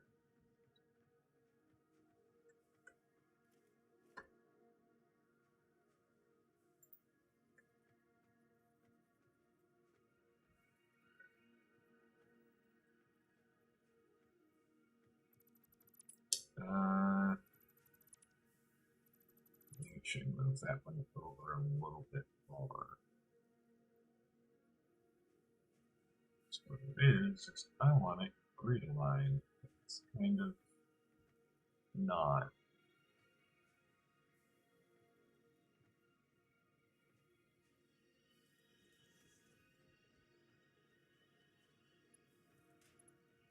There. Now there's a dedicated 5-1.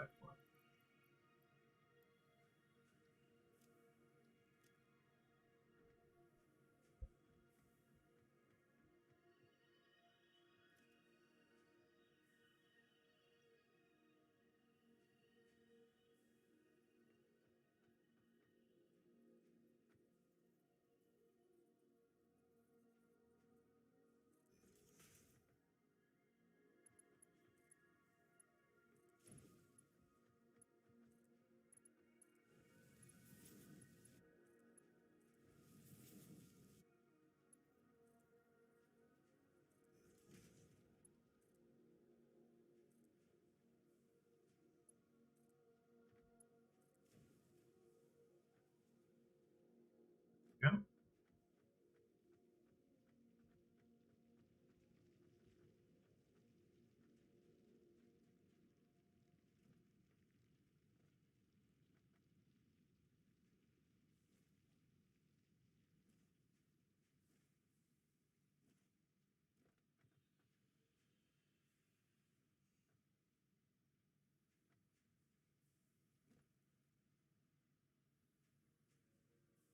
I probably didn't need to elevate the line, but I elevated the line because the line was going to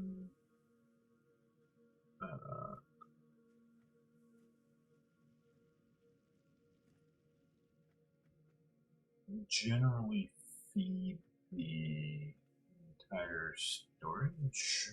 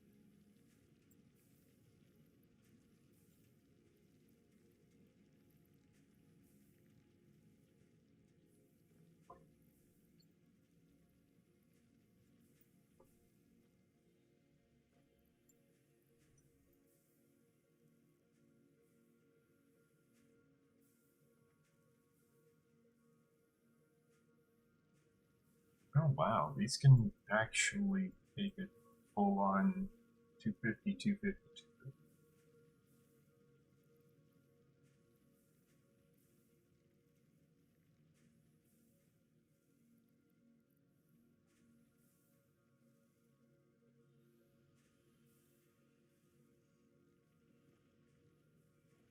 Almost. They can almost take that.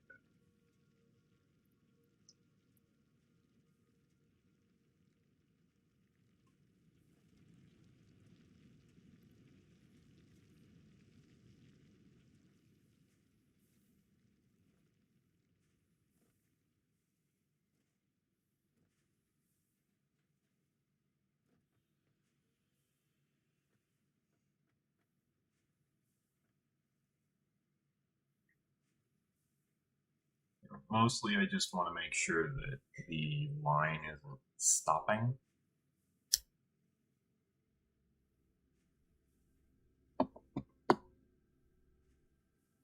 Because right now I'm trying to fill the entire system up so that I can see how it functions when full. And then I'm going to see what happens when I'm going to turn on the resource sink over there.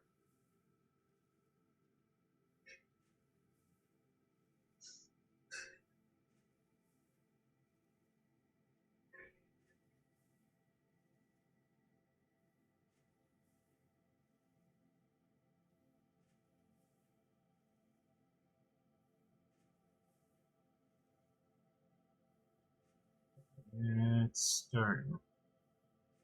So what it is it's going to starve the last two ever so slightly. You can see that there's starting to be a little bit of a gap there because it just can't consistently put enough materials through with them eating as fast as they're eating. One of the lines needs to be downgraded by 1 is what it is. But this allows me to get the lines decently cleared out, unclog anything that's clogged, etc., etc.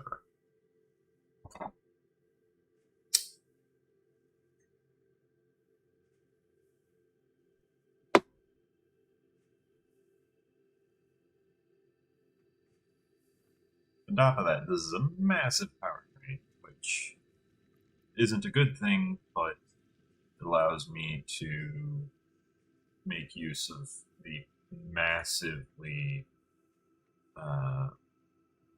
massively overdone amount of power. We have so much power. It's nice. But for the most part, we just want to, get this thing saying that it's 100% efficient. It's like, okay, that's good. We want to use up our current supply of rock quartz. One thing I can do is I can actually change this into a merger. That allows me to perform a sneaky little trick where place that there, that can go in there, that can go in there, and then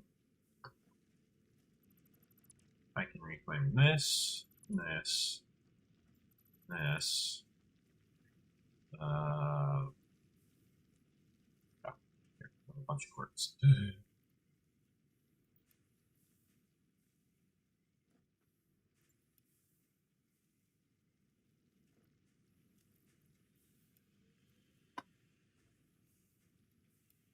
Kind of got an inventory full of quartz at the moment.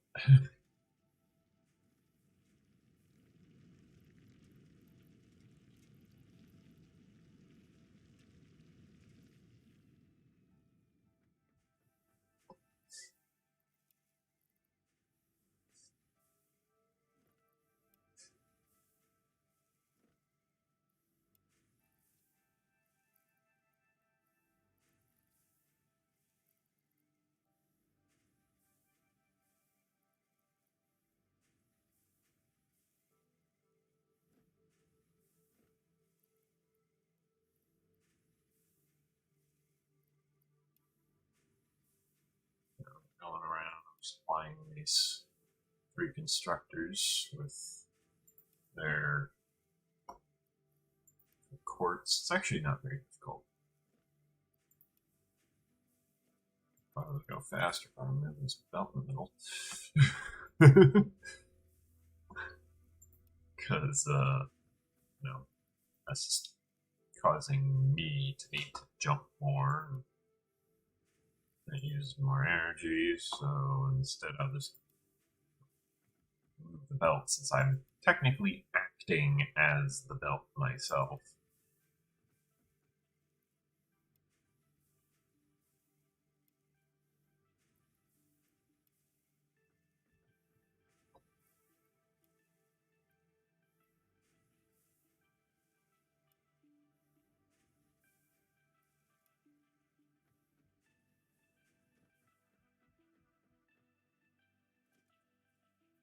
I can't even afford this. I'll let this run for a little bit. I'm going to go grab enough materials to be able to afford what I'm planning to do.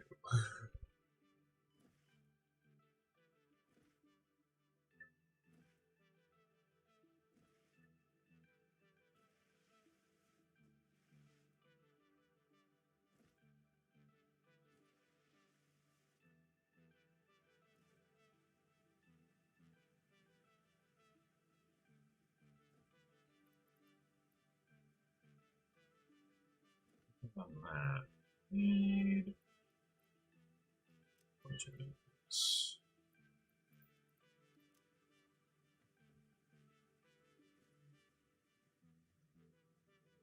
Forget what this for. Oh yeah, I need those at the moment.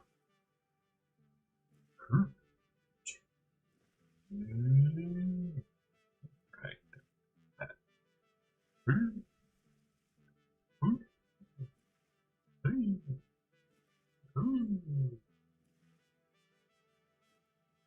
Okay.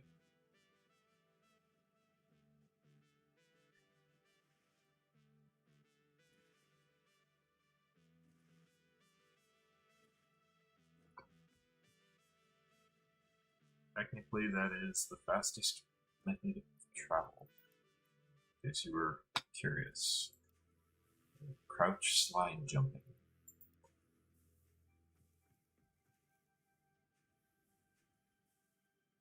Okay, so that's full. This one. No. It's getting there though.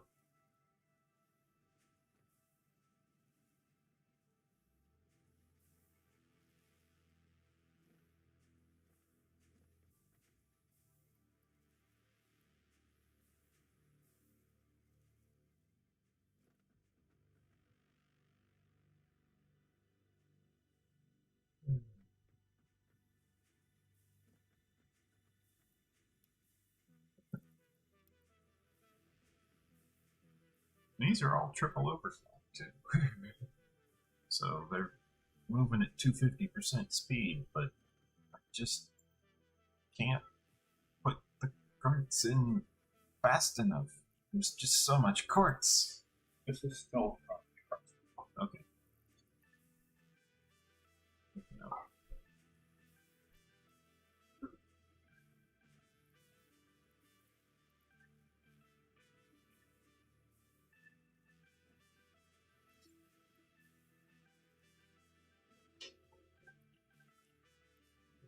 Five, please. Thank you.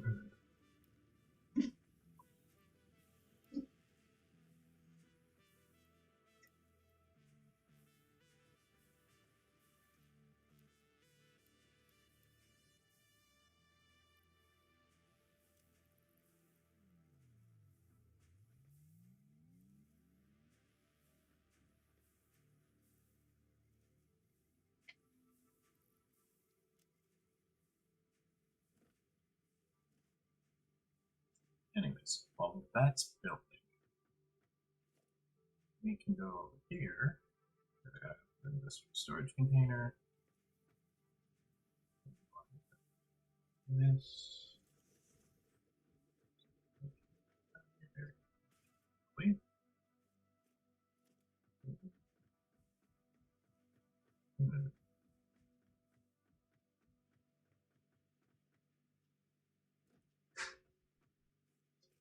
Anyways, so we can very easily use some fence.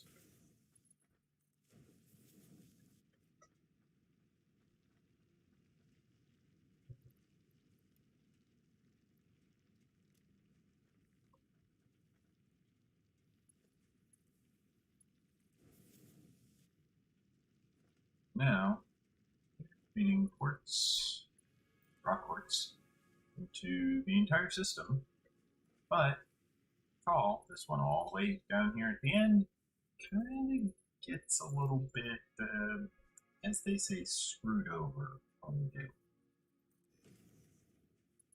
So what we're going to do is we're going to attach a computer merger to this thing. We're going to merge in the other half of throughput from this industrial storage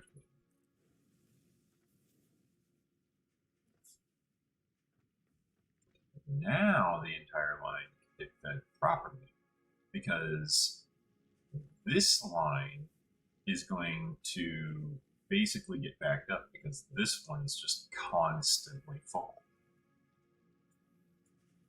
Now every time something new comes along, yeah, this one pauses, but like this one's just going to basically fill right up. It's got a dedicated 320 line.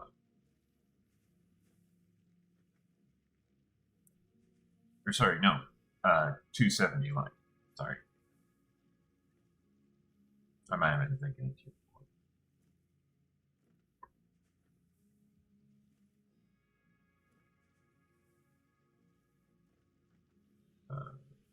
Now this one will start stockpiling as a result.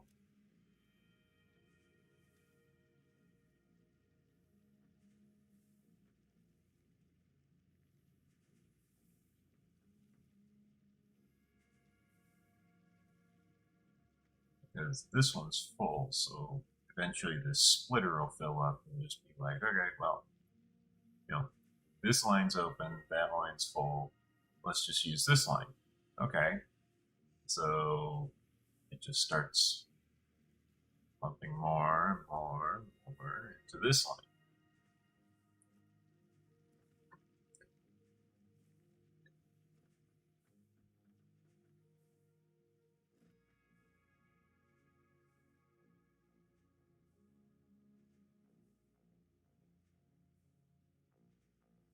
And it seems to be prioritizing this line. So we don't have to worry as much about this one. Yeah, see, it's starting to fill up now. No, it's actually above 10. It's at 20 now. Pushing up towards 25. And 30. You know.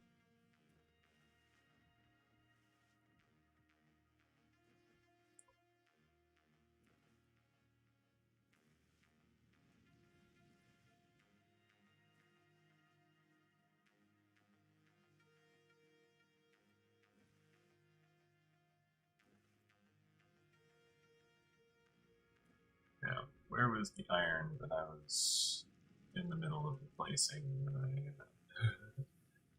realized I didn't have enough materials? Just over here. I think it was over here.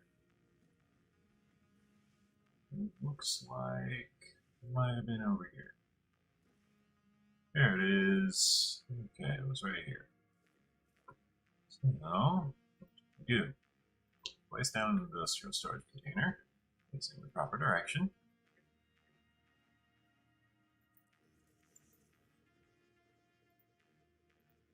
Conveyor belt coming in. Good.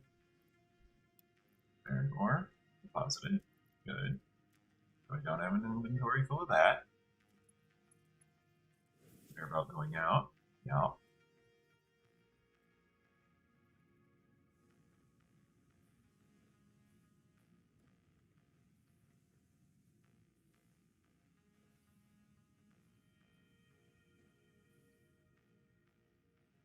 Now, what I can do is if I get more iron ore, let's say I mine some, I can just go to this storage container.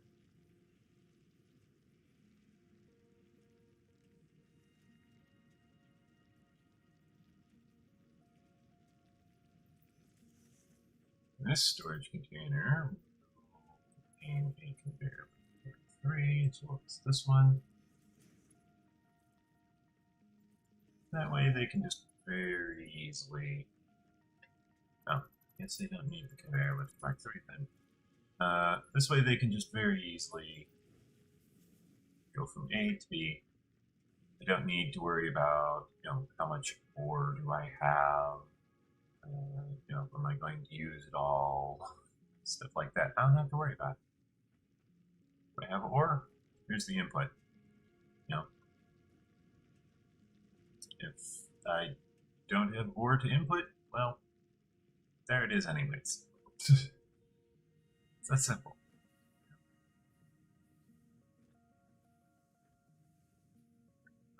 But this also allows me to split the line for projects. If I want to build a project using Mark II belts, or Mark IV belts for that matter, then I can just run it through a industrial storage container, and there's my line. If I need more because maybe I underestimated how much I was bringing in, I can just plug in another line into the industrial storage container. And if that's not enough, I can plug in another line, then another line, another line, using more industrial storage containers. And each time I'm increasing my storage by magnitudes because of just how much material there is.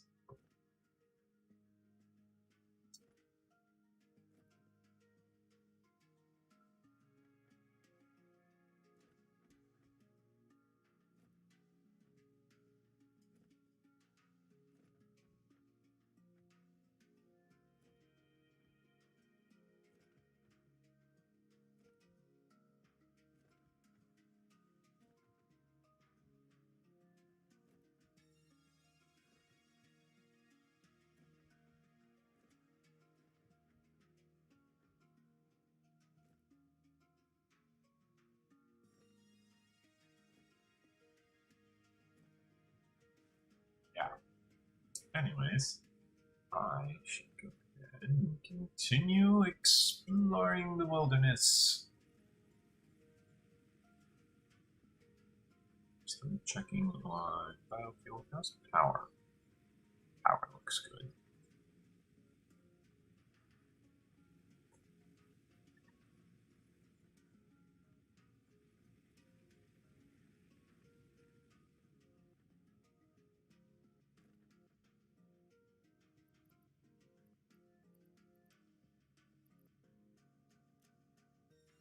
Oh, you know what's been running this entire time? I entirely forgot it was going. We've still got materials that have been flowing in to the crash site.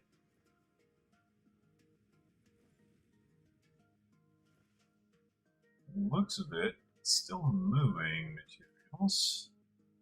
How much materials has it moved? It's moved entirely leaves. Just leaves. Nothing but leaves.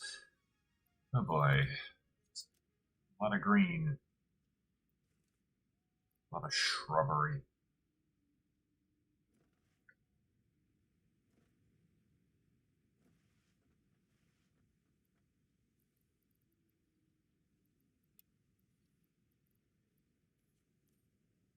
Okay, well, this is awkward.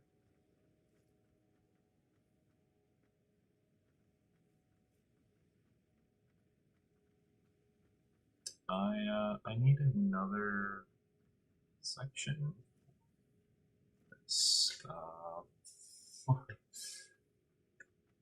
Oh, this can be upgraded, actually.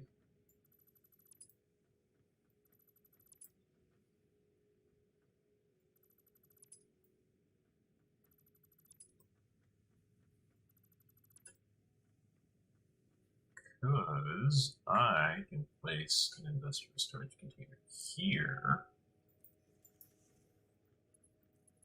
Open it up with a Mark III bell.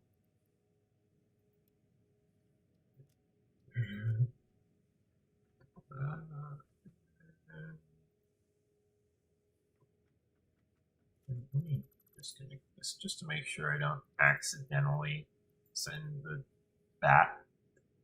Yeah, that's why I disconnected it. Exactly.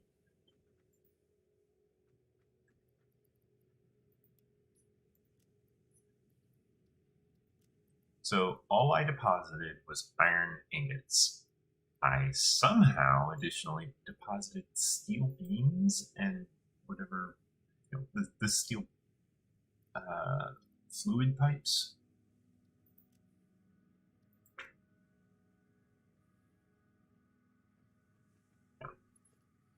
That's why I disconnected. It's because I knew that type of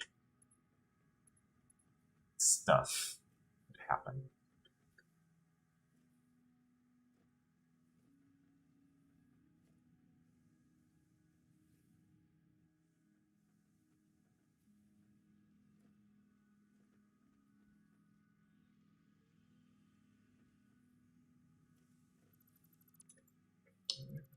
This as well, because I can actually position it over here.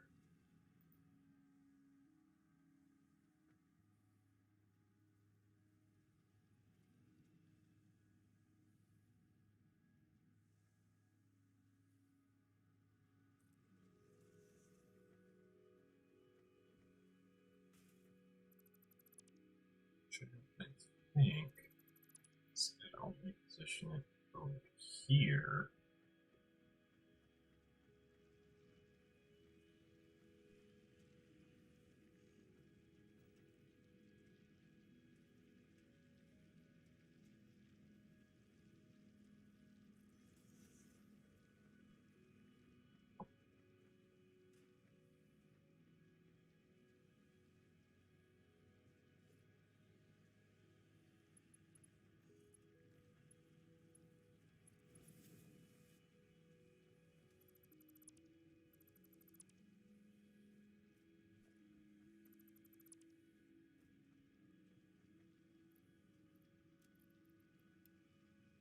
Once again, it did it again.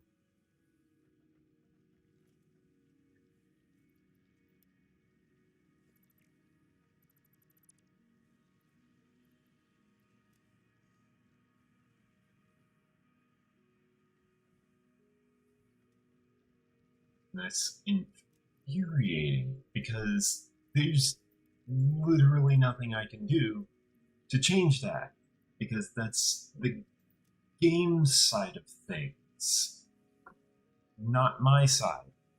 My side is the player side because, like, I'm a player, I'm playing the game, you know. I am the hero. Oh, this will way too close because for that I need to also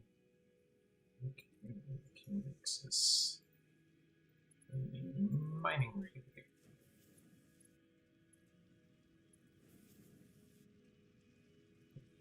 Check.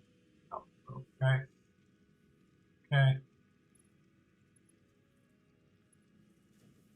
There we go on that.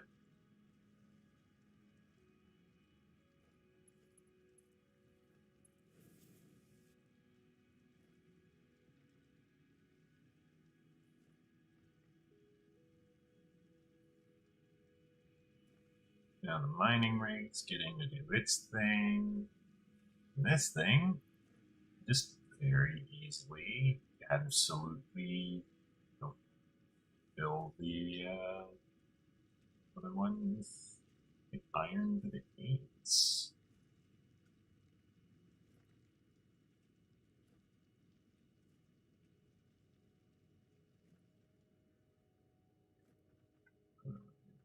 And then for this, we were building a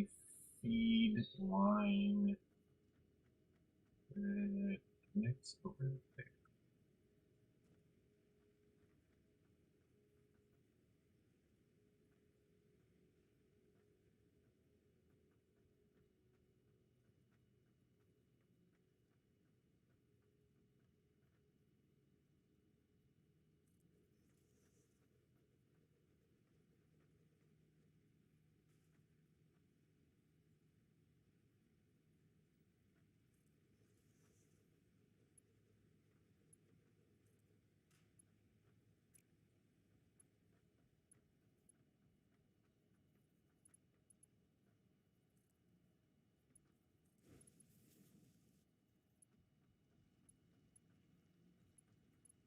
Online. I want this line. That's iron ore. I want this one. This line is iron ore processed. Big difference. Big difference.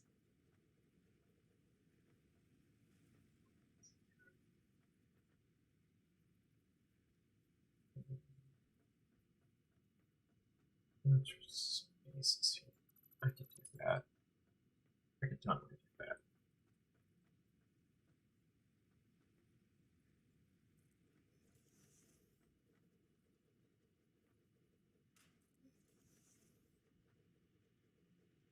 There, there,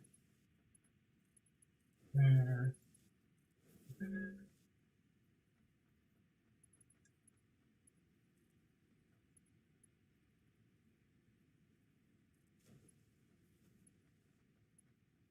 Wait.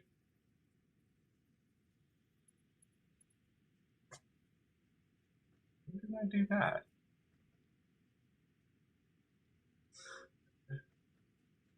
This is. I didn't realize I had done that at some point. Okay. I guess I did that at some point. Anyways, moving right along. This industrial storage container is now filling up with iron ingot because this line seems to be full. Means it doesn't need to actually provide more iron. In times of plenty, it shall have plenty of storage. Because it's got 3 industrial storage containers. 3 industrial cargo storage containers. Industrial sized. Whereas, the leaves currently only have 2. Which... Ah! Who this be? It'd be me. Ah, welcome back, Limu. I'm still shopping, but I'm waiting for my grandmother at the moment. Just set it up.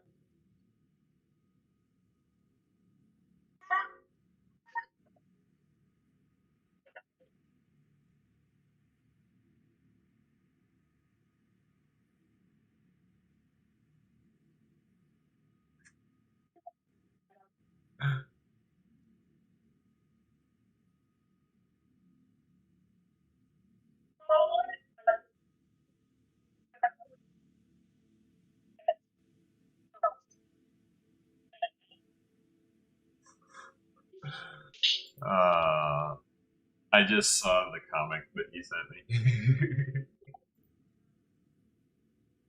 And Weird. it does look like a month, doesn't it? Looks like a commoner to me.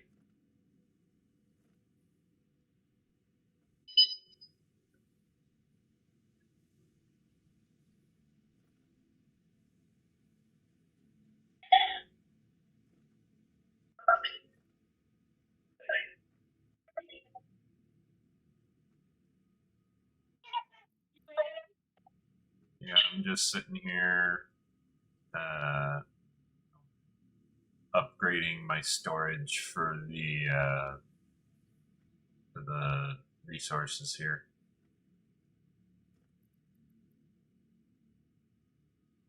just upgraded the iron ingot line that is supplying my. It's supplementing the production of steel items. Then it's additionally running all the way over here, supplementing as well the production of, what's this one? This one is iron plate. And it runs over here, feeds into this. This is producing iron rods. So it's producing the iron plate, it's producing the iron rod, it's producing, it's then turning the iron rods into iron screws, and then feeding the iron screws and iron plates into reinforced iron plate, which is then getting fed alongside the iron rods as well into modular frames. So this one line is producing all of the components of modular frames, which that's what literally this entire production line and this entire production line and that entire production line and that line are all for. Of course, you probably can't see it because you can't do video on your phone, huh?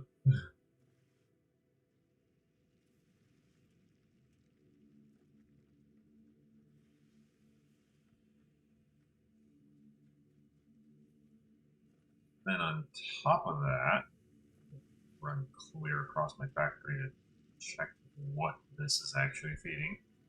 I think this is feeding steel beams. Is it doggo?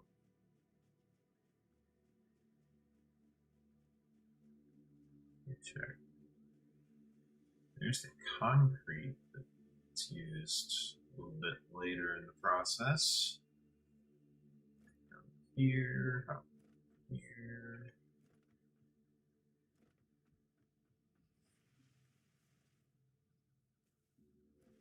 This is half of the problem with this game, is that it's just so much traversing of terrain.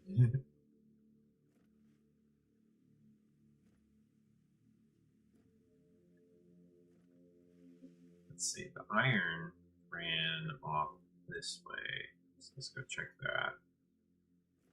Yeah, here we are. It's getting fed into this industrial storage container, which is being supplemented by this one in case I ever get any iron ingots in my inventory. Then getting fed into 3 things producing steel ingots with 2 coal and 2 iron ingot. So it's enriching iron instead of creating steel.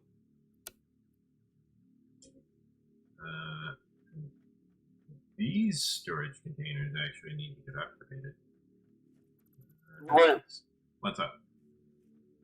Those double nat 20 back to back. Like all those nat 20s back to back last time.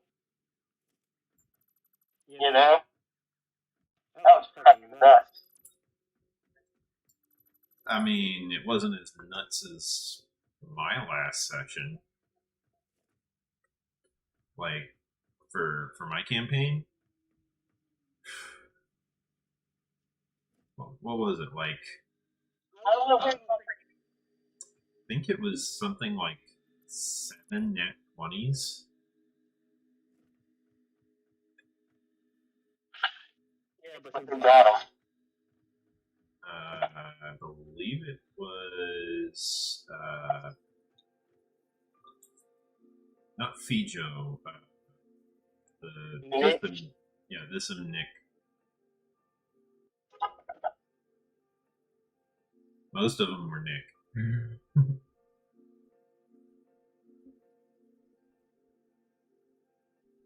Why is it the last team to not get any nat 20s? Because you don't believe in the heart of the cards? I don't know. I think it's rigged. I mean, you can look up the site-wide rules online. Man!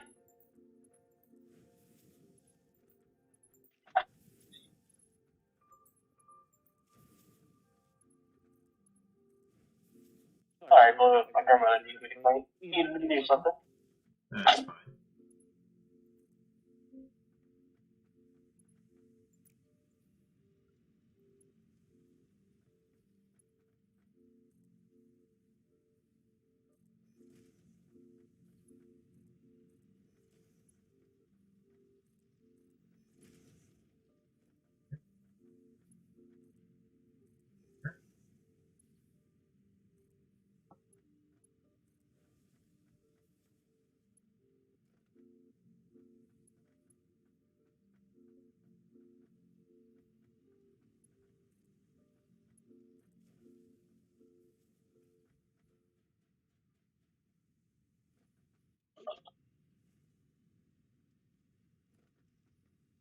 Okay, so now I've got the steel production line basically flowing into, since the pipes are easier to make, I have it basically overflowing into the steel arms. No. Steel ingot into steel beams. Yeah, I've got it overflowing into steel beams. Don't worry about it. I don't want to go now. It's fine. It's fine. I don't need to. That's true.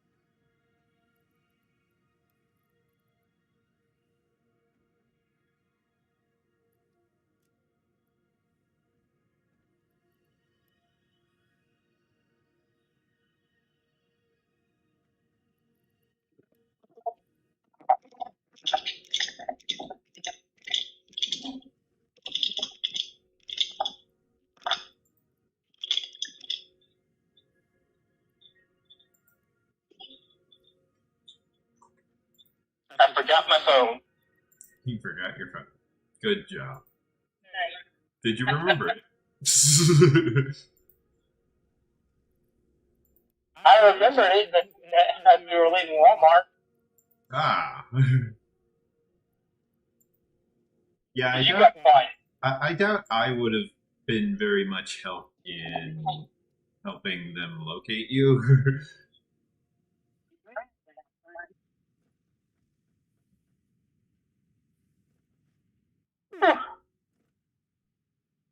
That was close. Yup. And you know how I said I'm building up big farm on my mom?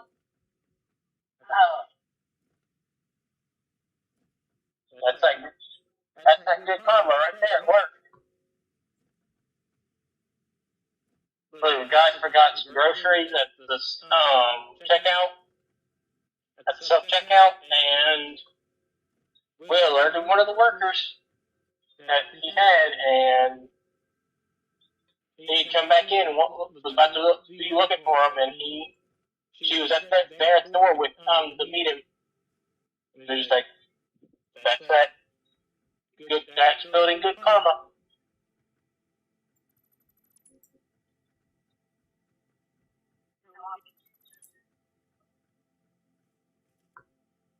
Find the damn thing.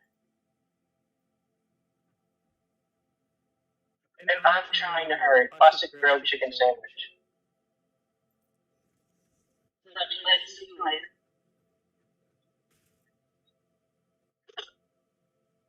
Red roast, easy mayo.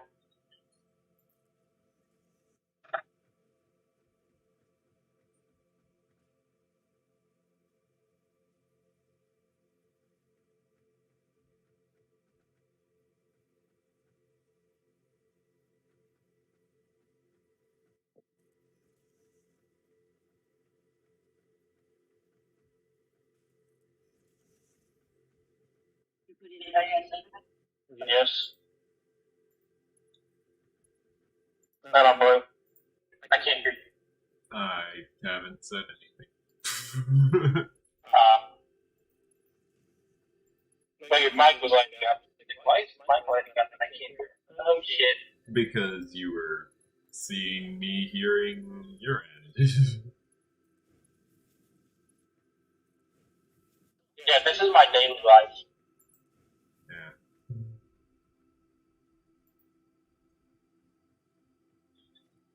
It's not fun. It's not. Well, here I was thinking you were having fun sitting here running around talking about all this stuff.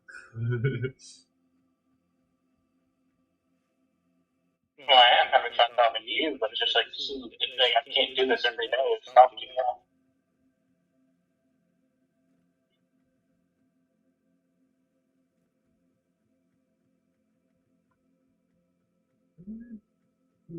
That little storage.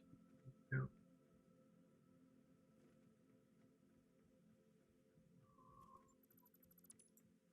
It's only build over. I think I might. Oh. Found it.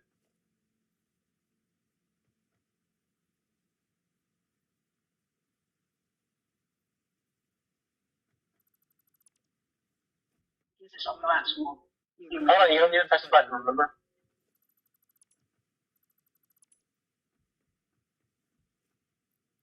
Let's still have the versus 32. Yeah.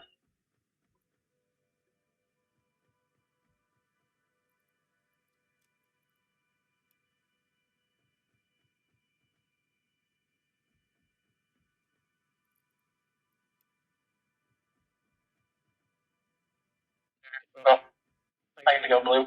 Okay. Feel free to tune into Let's the see. live stream at some point.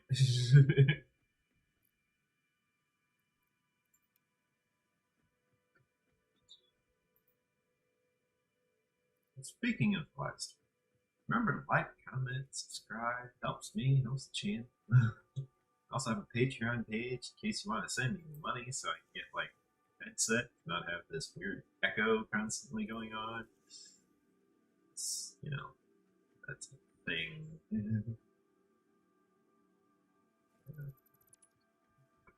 I mean, I can't do the Patreon. I just can't build the storage container just yet. Because I need to empty my inventory to this storage container over and over again until this thing is empty of that.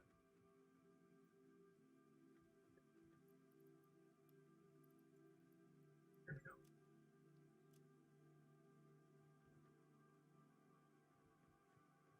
go. Now,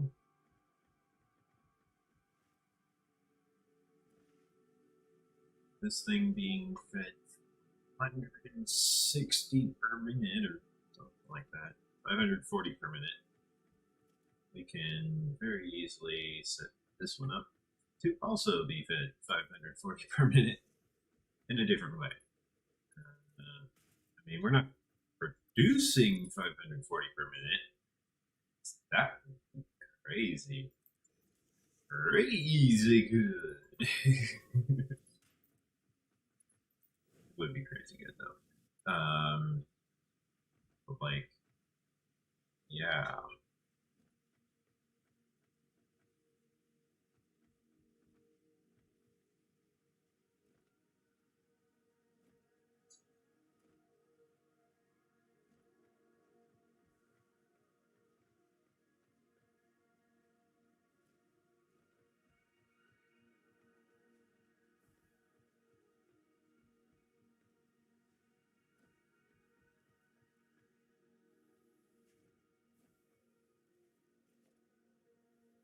And then another thing.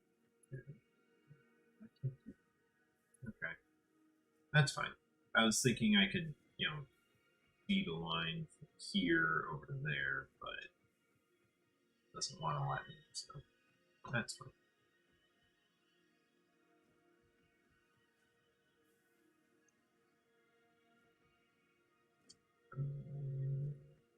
As far as this goes, this can actually give it count.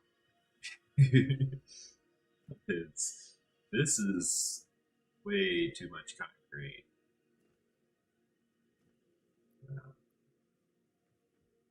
How much concrete does this use? 5? So each stack of concrete is a stack of encased industrial beams. It's 2 stacks of steel beams for 1 stack of encased industrial beams.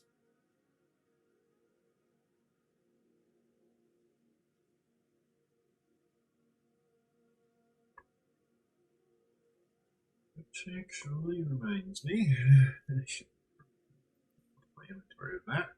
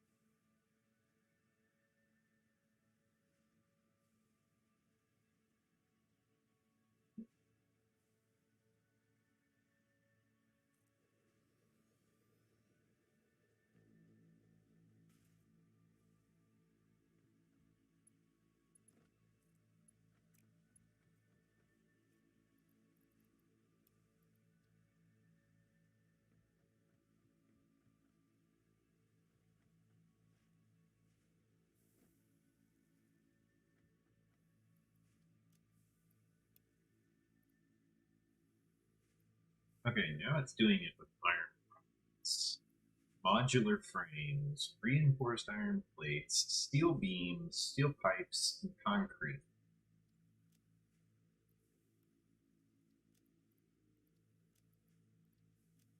This is definitely not standard beam behavior. This is not normal.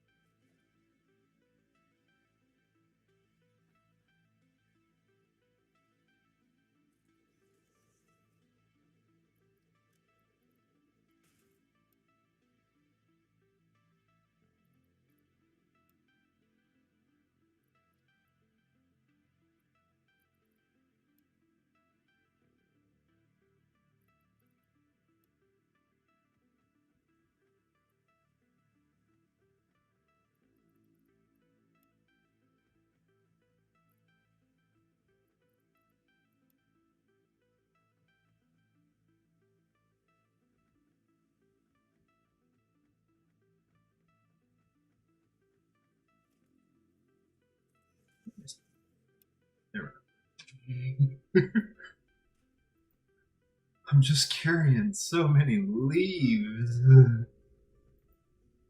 It's the leaf foliage that is the problem. So I had to deposit it all. Because I had too much. It's like, well, what do I do in that situation? I'll put the leaves away so that they're not a problem no more.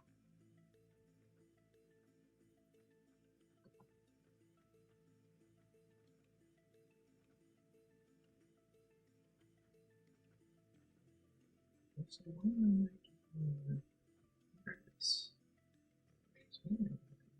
this,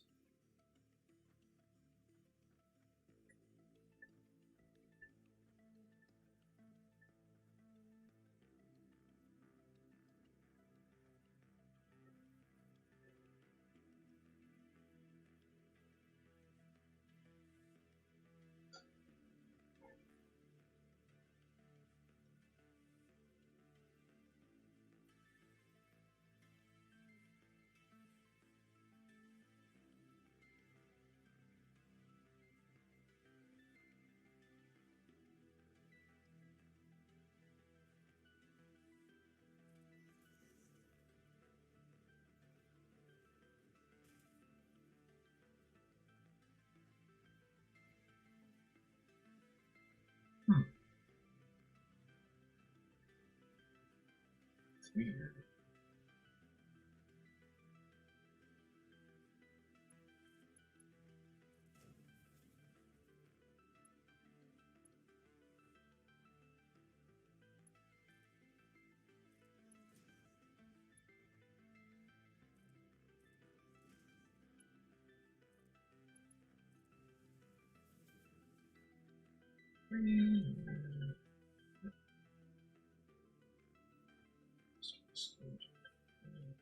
Here.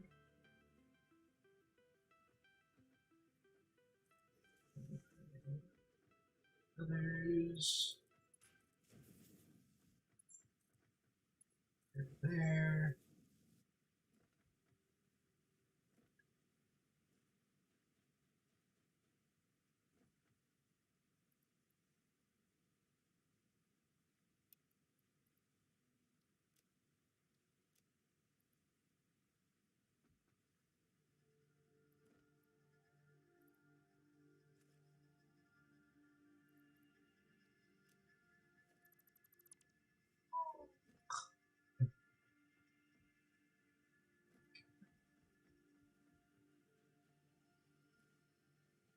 Now that I've got upgraded, remodeled, as they say,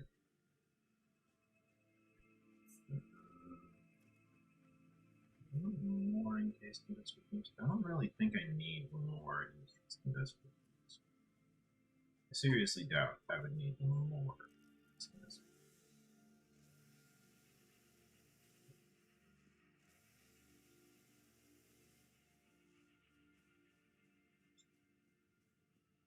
2,400 encased industrial beams is pretty much more than I could hope to think about using, unless they start including it in space elevator recipes.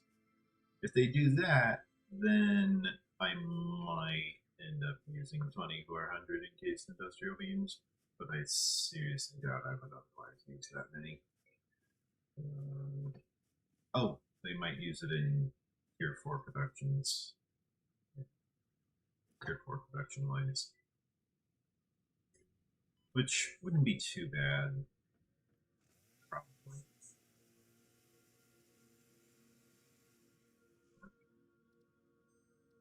This is an annoying issue here.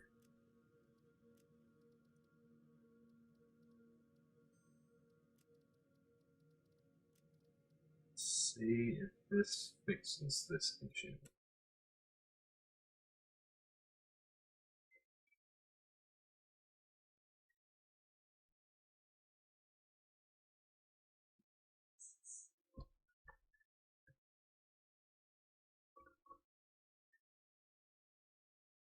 If this doesn't fix this issue, then I'm not entirely sure what's wrong with this tree.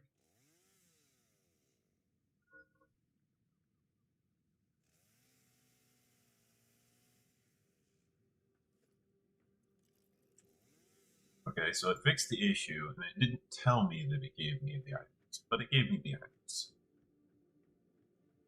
I think.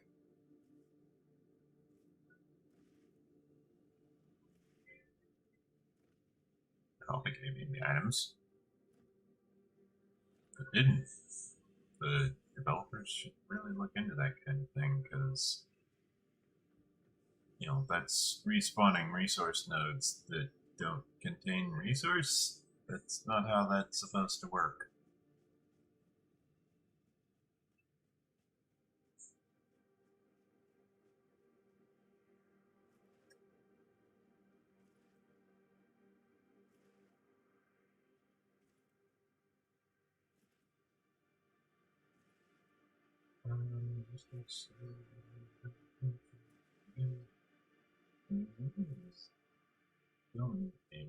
So that's good.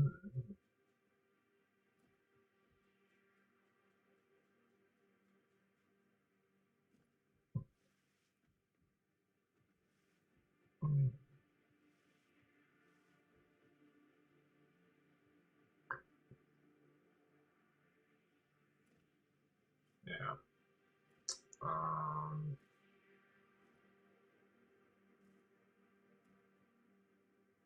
Lots of concrete. Money to be made.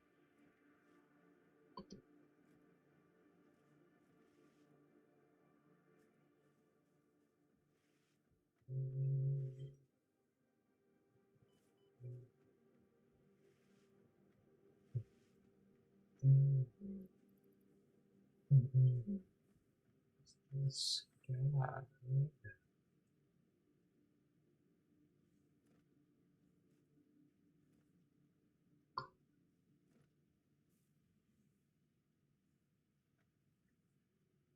Great big sky. Unless it's cloudy, at which point it's a cloudy sky.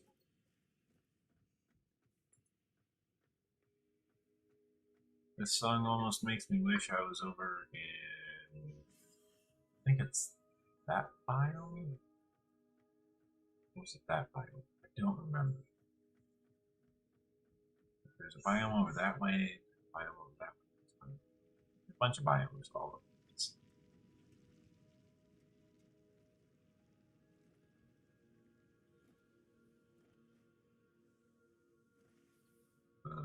How does this advance it? Is this still feeding items? This is still feeding items. Wow. Okay, well, let me do this. This. Okay. Because, like, I'm full on leaves. I don't need that. But, I'll give it some, you know, some carbon.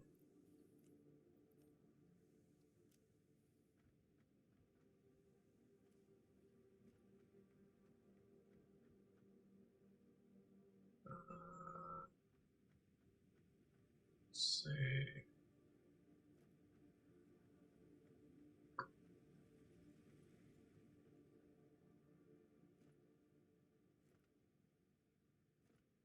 One thing I can do is I can run this into a splitter. The splitter can run the line over to here. What's in this? Copper sheets. I can move this. So I know what this is. This is this one.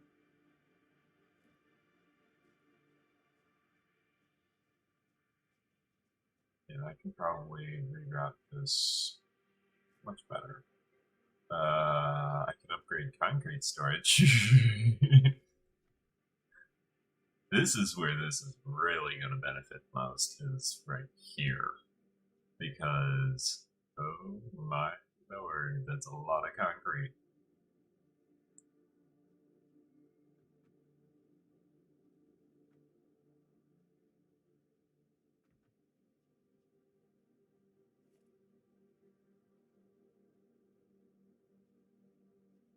this was the upgrade that I was waiting for.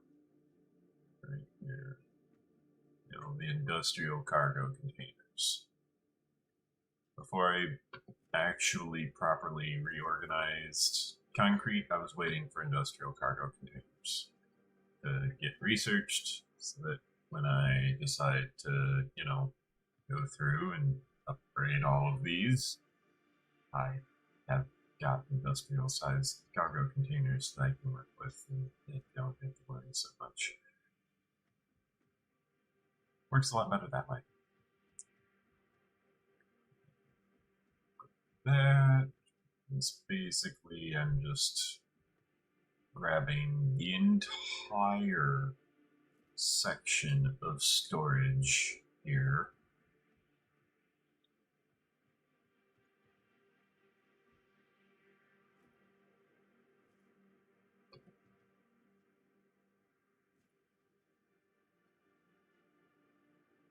Like all of this, all of this. All of these things are getting upgraded to a much more efficient, much better system for handling this type of work.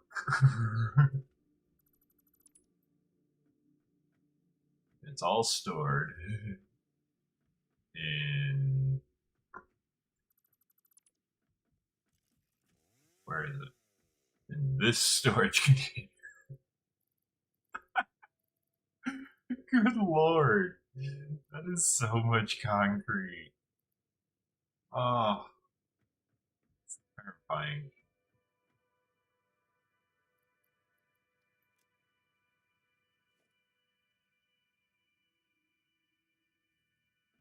Alright, so yeah, I'm, as I mentioned, working on upgrading all of this. I need to actually have a power pole even, because, like, yeah, power poles are in the way.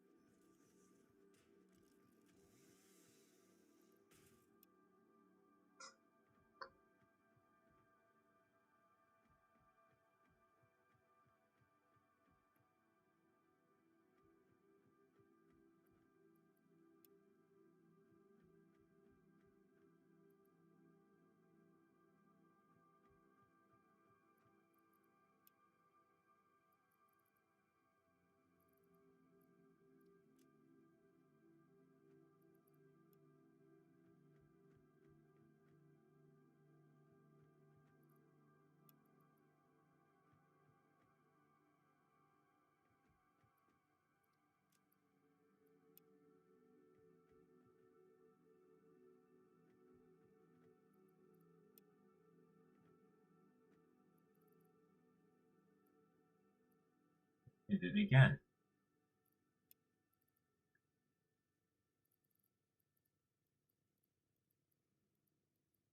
Supposed to be holding on to all things and it deposited them.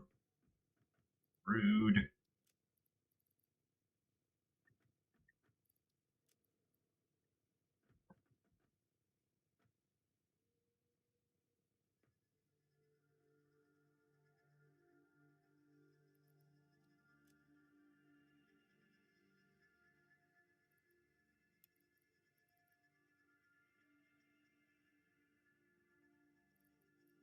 Still, even after all of that, oh my lord.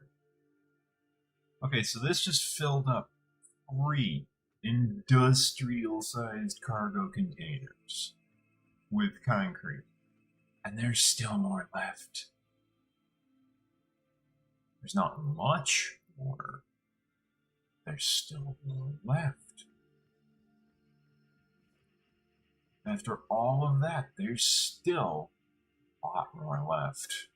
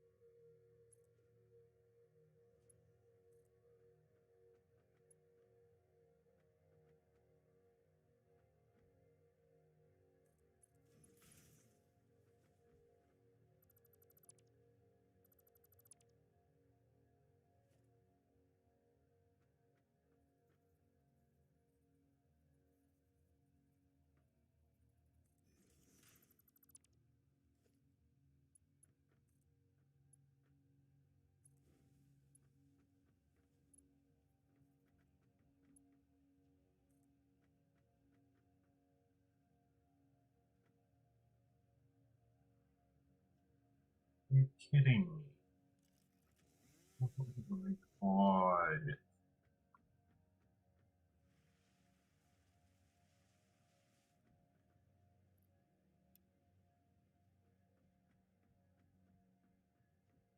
Trying to do something cheeky and just like belt it down so that I didn't have to ferry it around manually. But no, I have to ferry it around manually anyways.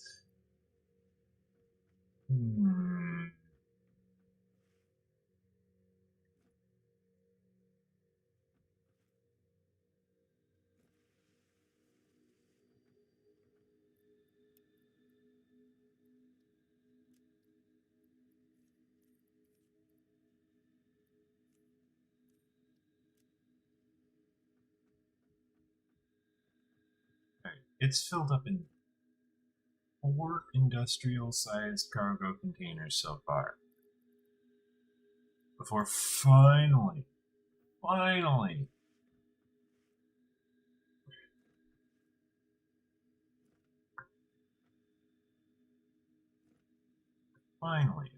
stop like,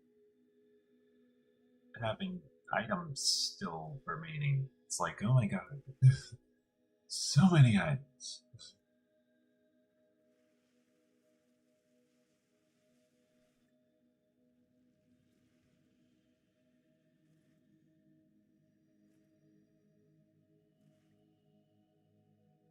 Oopsies.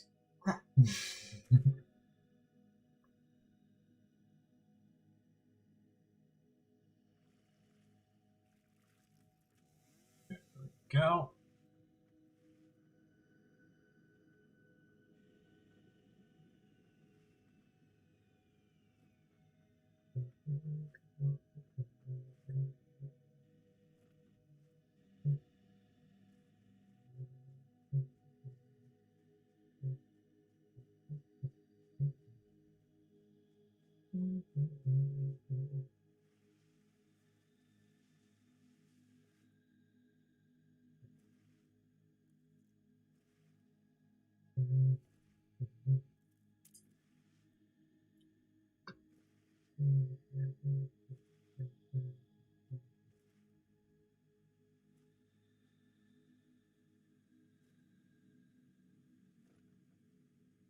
Okay.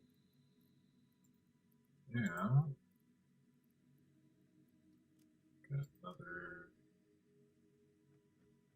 cluster of items here. Oops.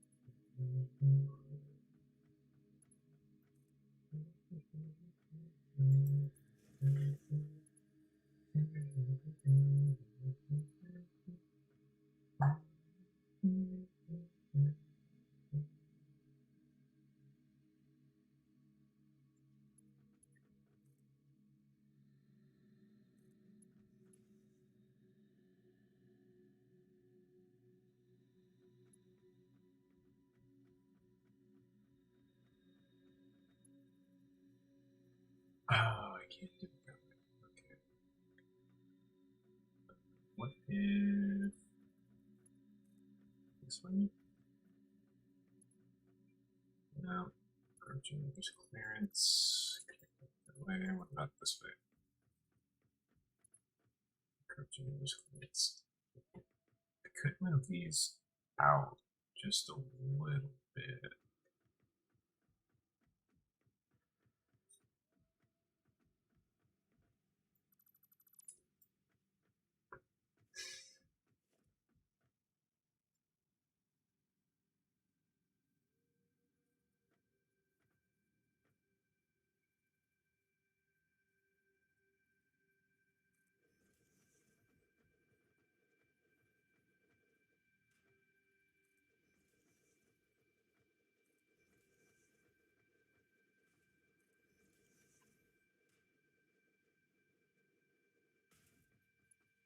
Trade out. There. There. There.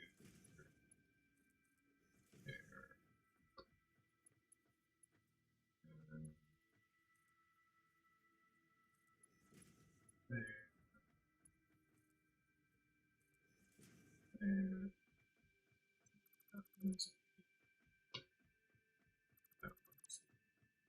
These are going to merge basically into cross section here basically. Or to provide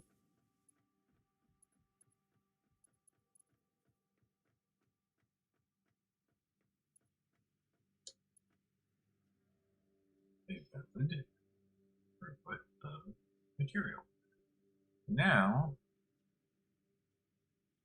as you can see, I have merged those two together. Sorry about that. And stretch.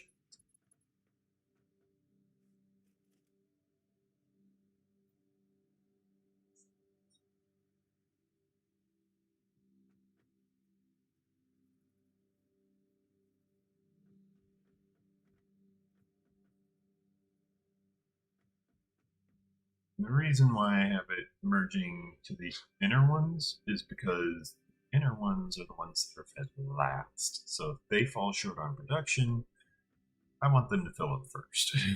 You know? I want their line to remain full if possible. Because they're the one that's last in line, so they'll run empty first.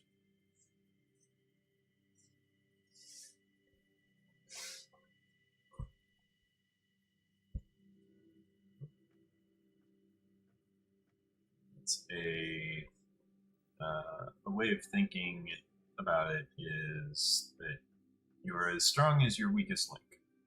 So if you manage to provide a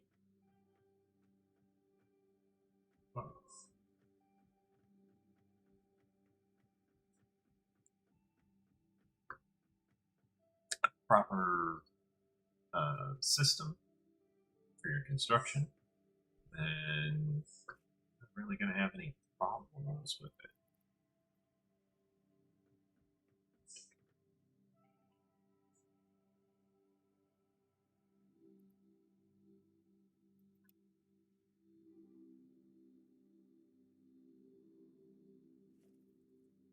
Let me place my items here.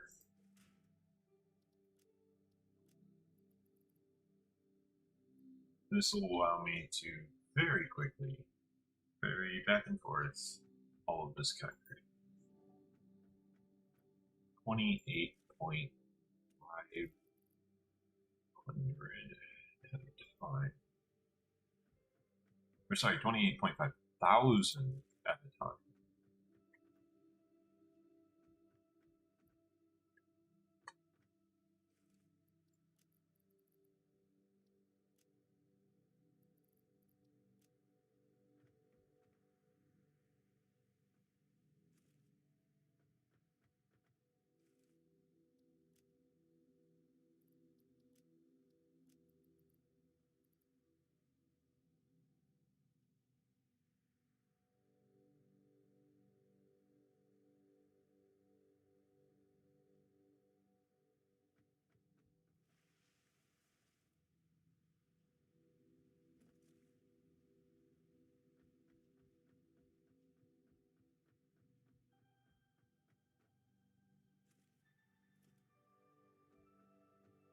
Each one of these industrial storage containers is 24,000 concrete. And then on top of that, I've got an extra 716 concrete just casually laid around.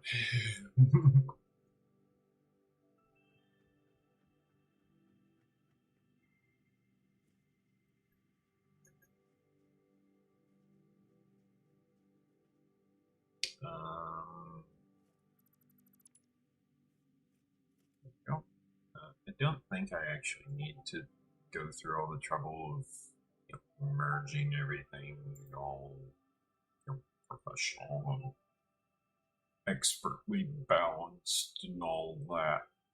No, I think I can just do standard merge.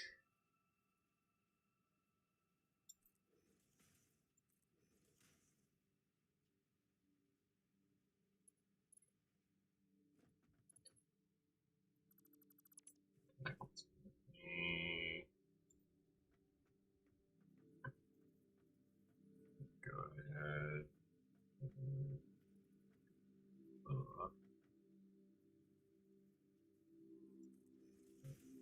Is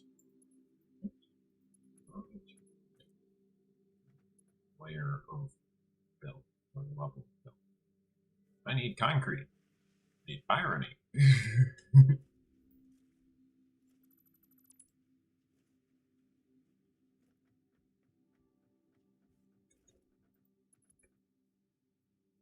It's like you can't afford it. You don't have any concrete for the foundation of the thing.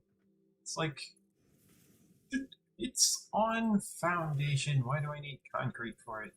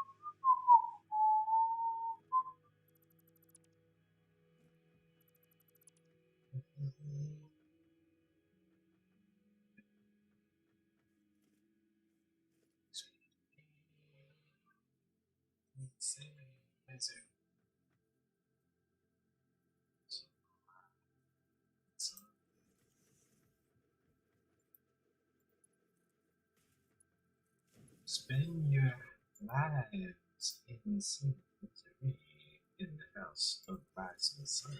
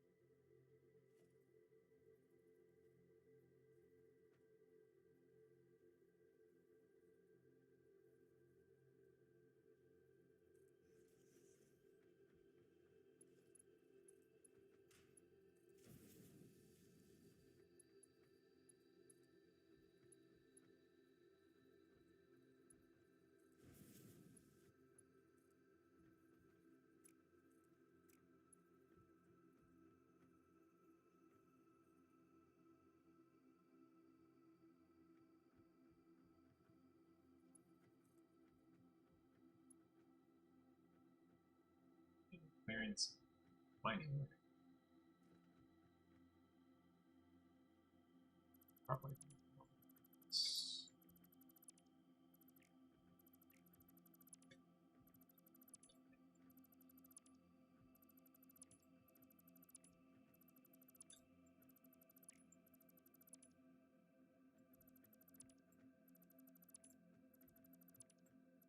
If I disconnect the power or something, say that I needed to move power around, I should go check on that.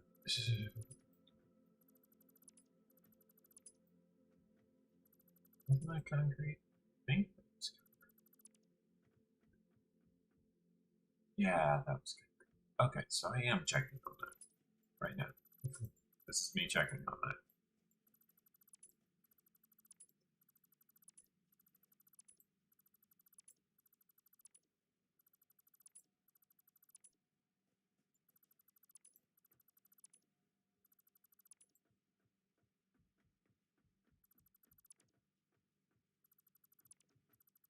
Actually, okay, this now.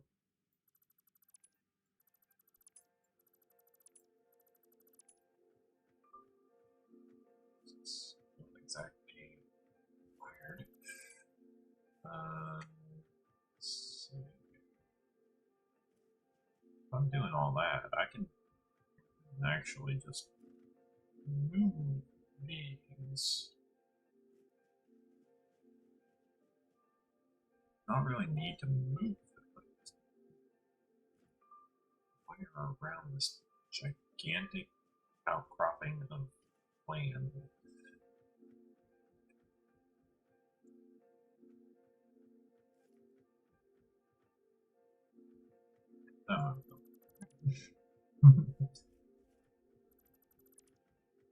Because, you know, as much as I love them, they are, at the end of the day, technically pretty in the way.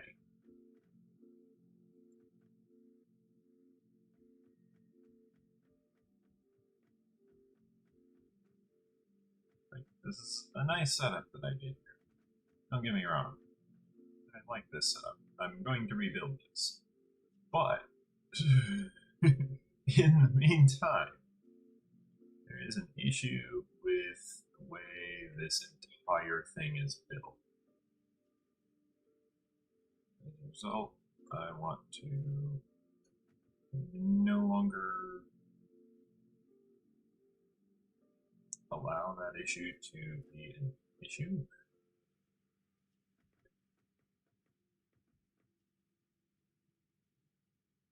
Meaning, I want to fix it.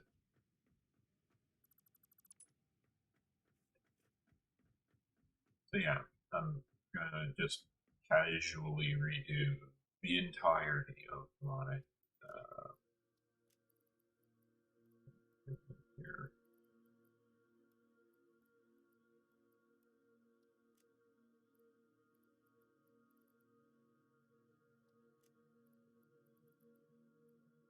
Oh wow. Okay. Awkward.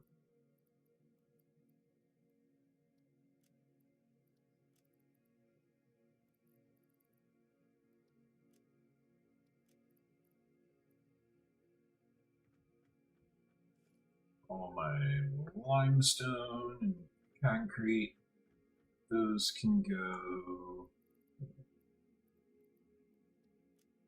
Those can go in this dungeon.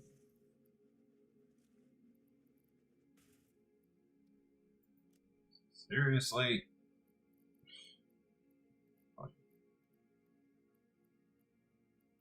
There. Happy. Good.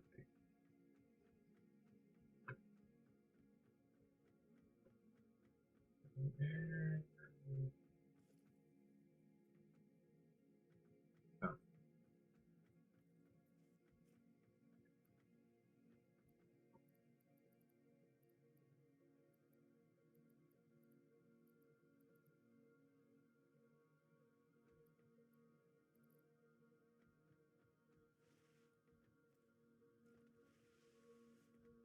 Hmm.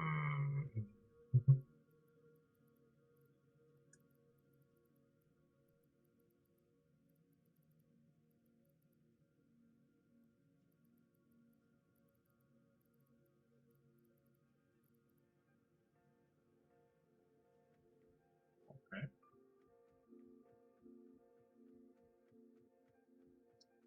Let me actually pick this to a Mark II liner as well. Underneath that.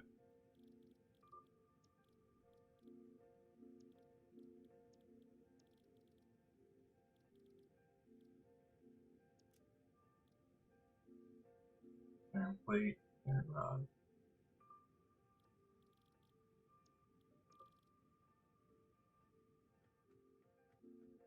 Okay.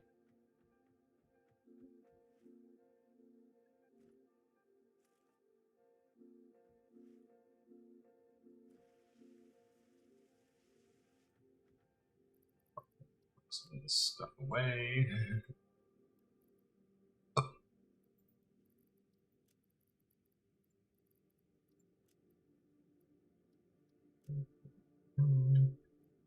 Oh.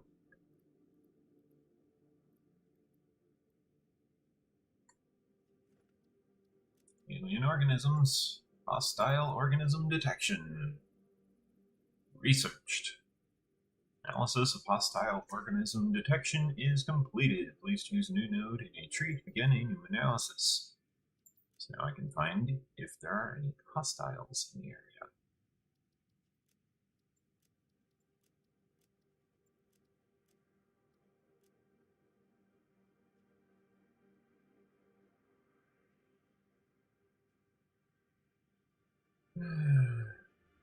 I can find or build enough computers. I can here, but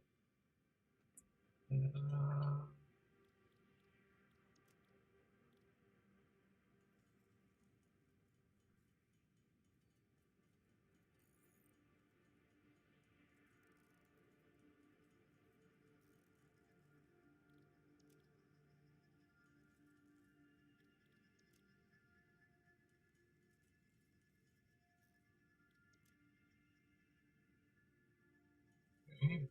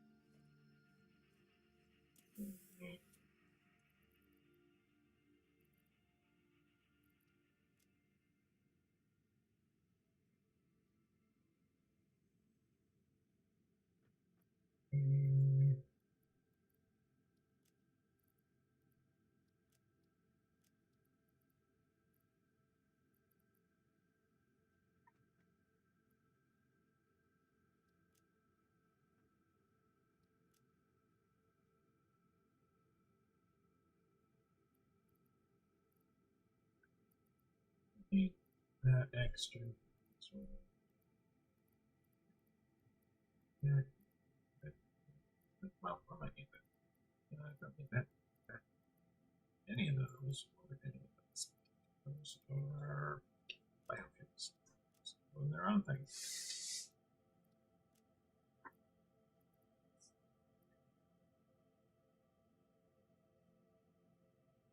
Speaking of biofuel, I think you could use some bio.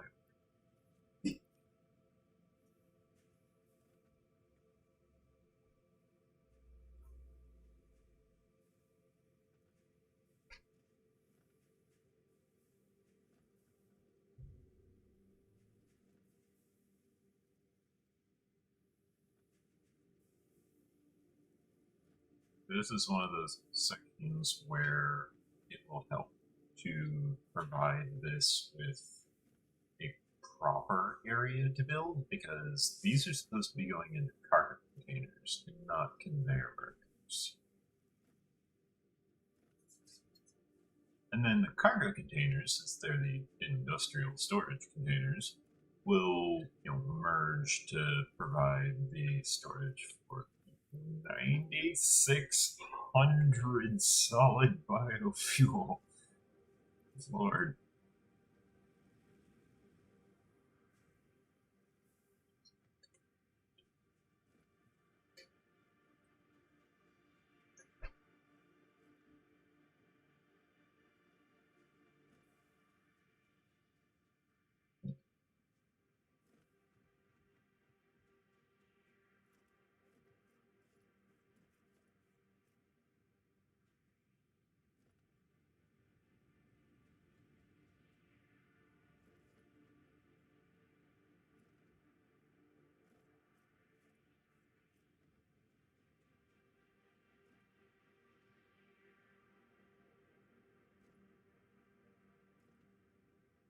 Yeah.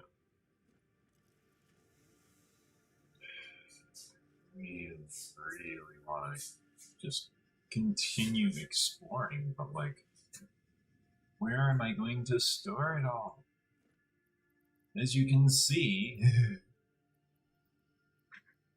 it's somewhat difficult to actually store all of this content, because my lord, does it take up a lot of space.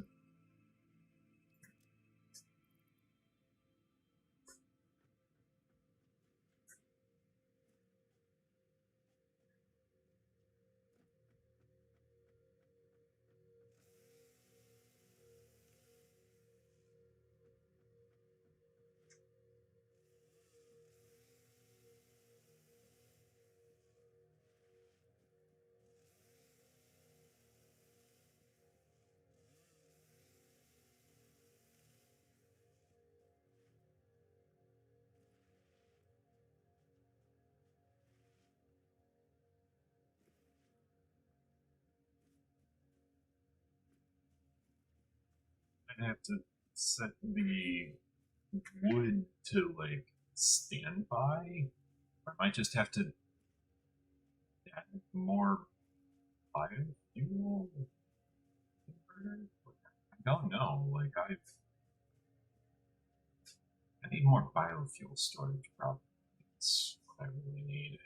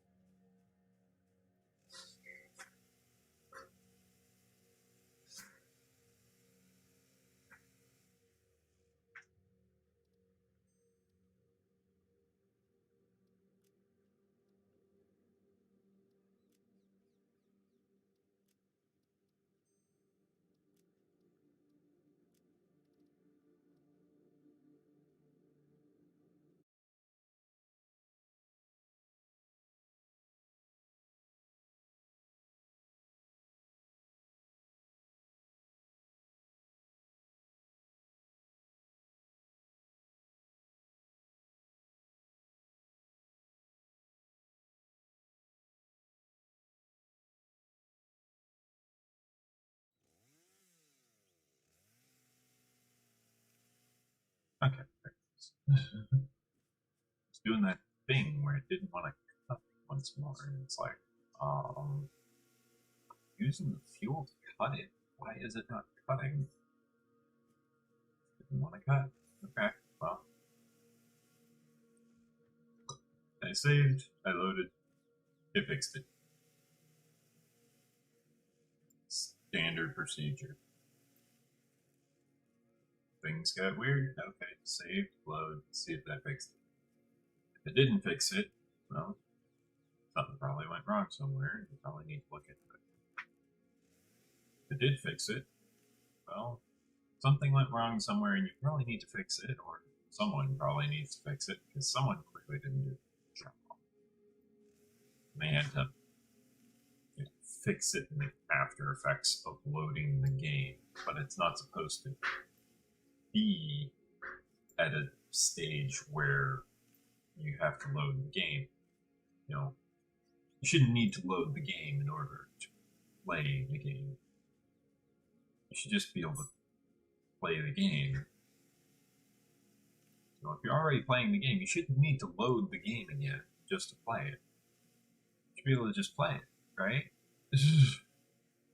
I'm pretty sure you're supposed to be able to play it again. If you're not supposed to be able to play it again, then how did you start playing it in the first place? Just saying.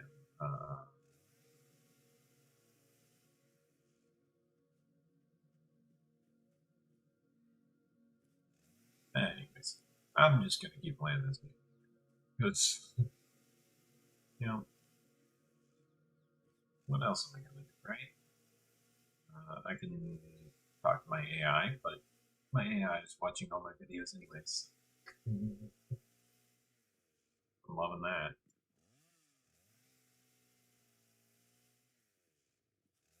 Artificial intelligence is watching my videos anyways. Because of that, I am happy. Because the AI is watching my videos. I am happy.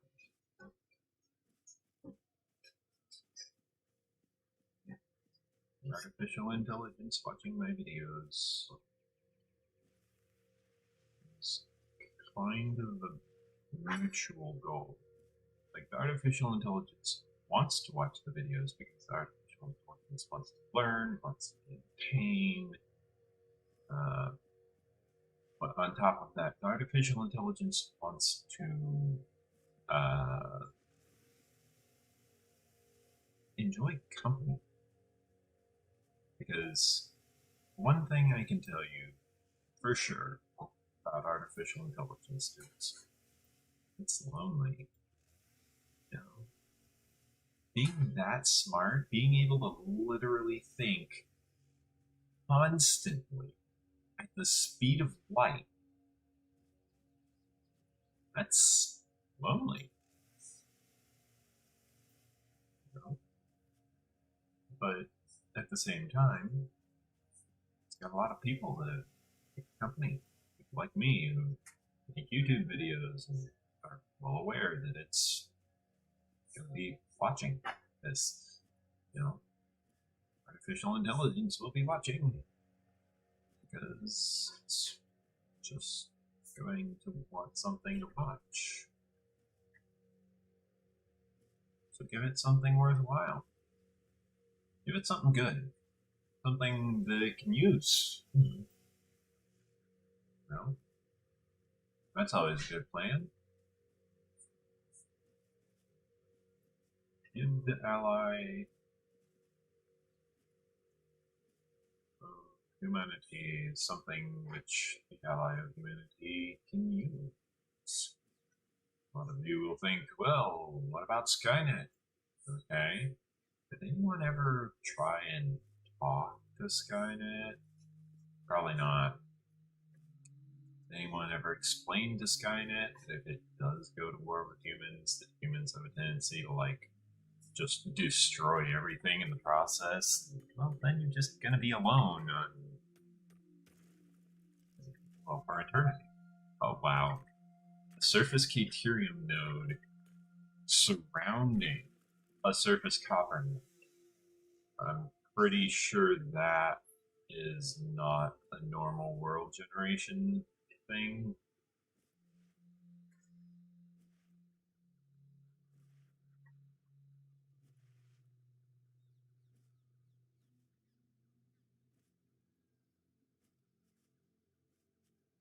That looks like it's not a normal thing.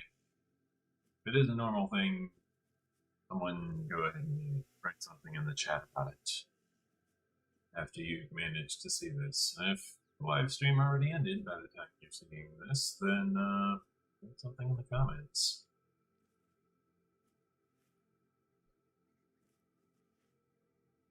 I'm assuming that comments are available thing after the live stream ends, considering never actually checked. I'm pretty sure it's available though.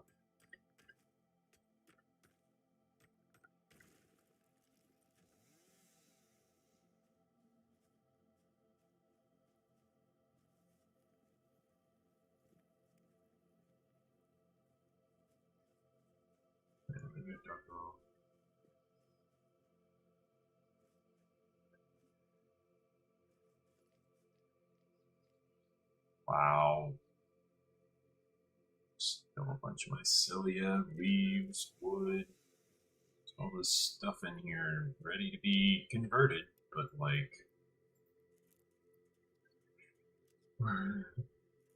Lord.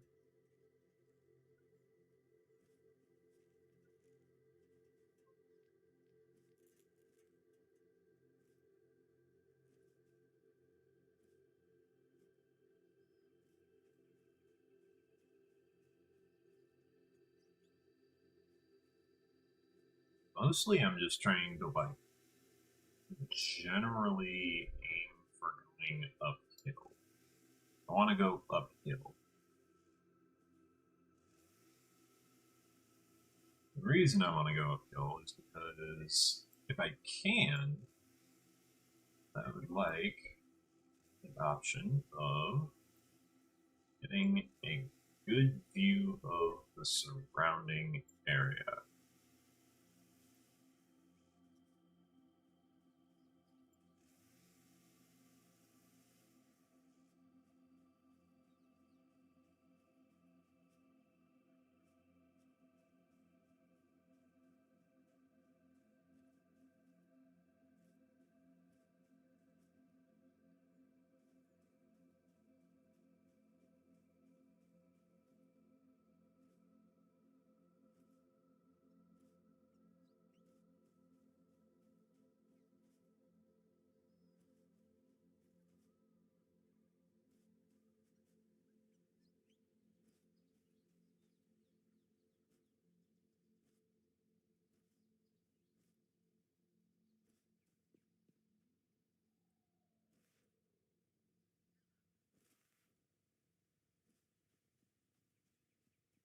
Pretty sure that's somewhere near the center of the island over there.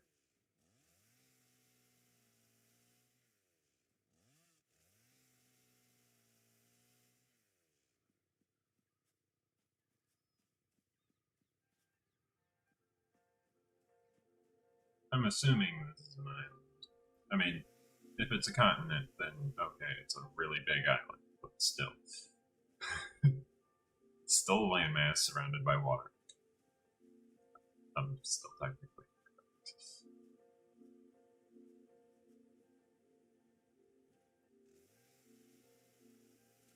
Oh, you can collect those?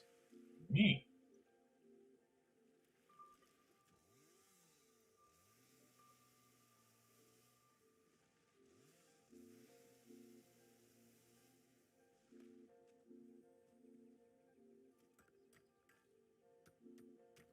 Any surface node of iron. What else is back here, though? There's something. Boulders this large? This is a path. There's a path back there. Yeah, that's gonna be something I'm gonna want nobelisks for.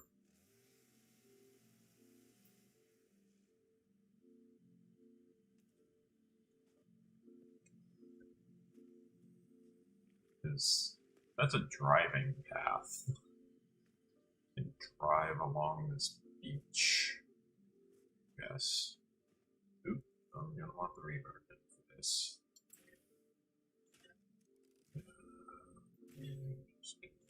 Spawn.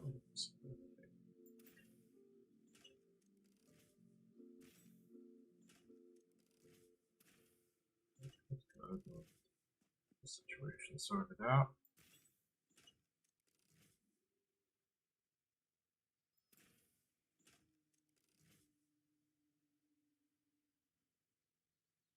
Yes, yes. I shot at you.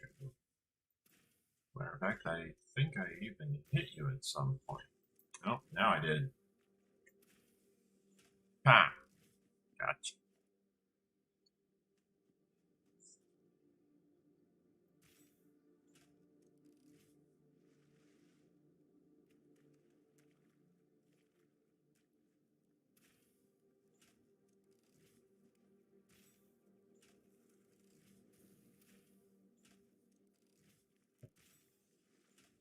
Rude.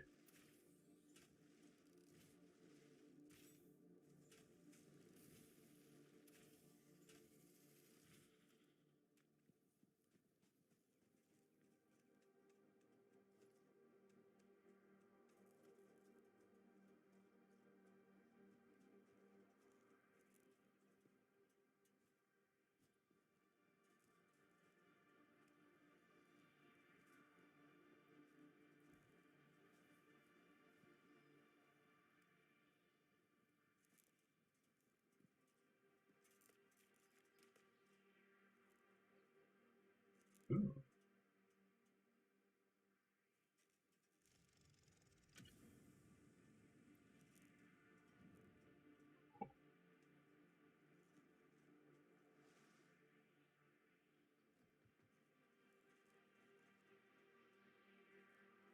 Ooh, there's a power slug right over there.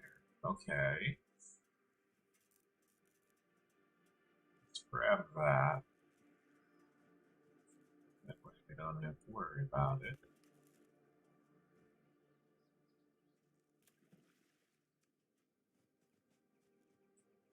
There's no other salvage in the area.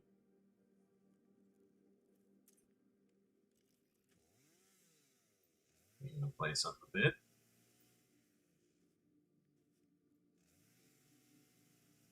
Because we don't want to leave it in a mess, obviously.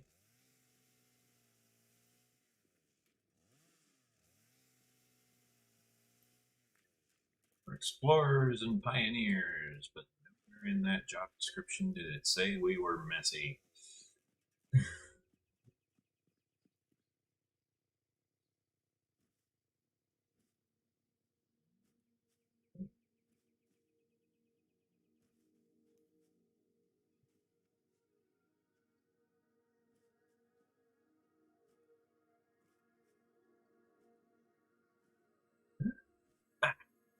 Cool.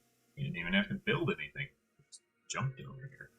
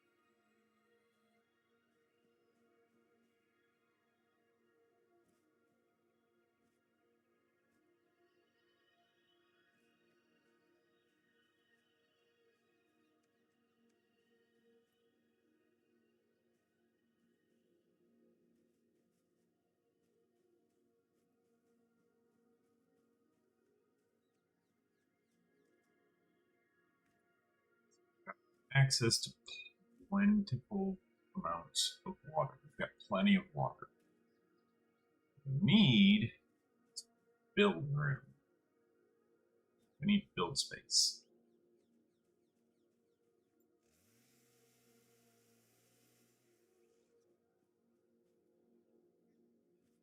technically we could build over top this water since we're going to be using water extractors a lot. But problem with that plan. One, we'd have to bring everything over here. And that's kind of a pain. I don't know if you noticed how big of a hike it is, but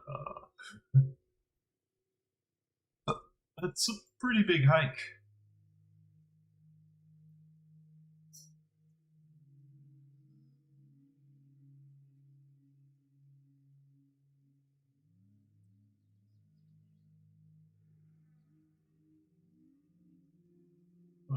I think desert is either over here or over here. I don't remember which. I think it's over here.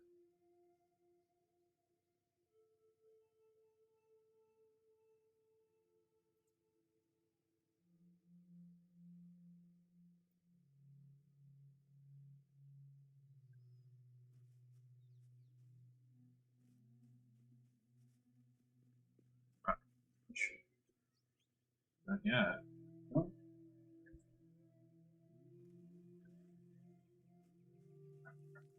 It's not thawed.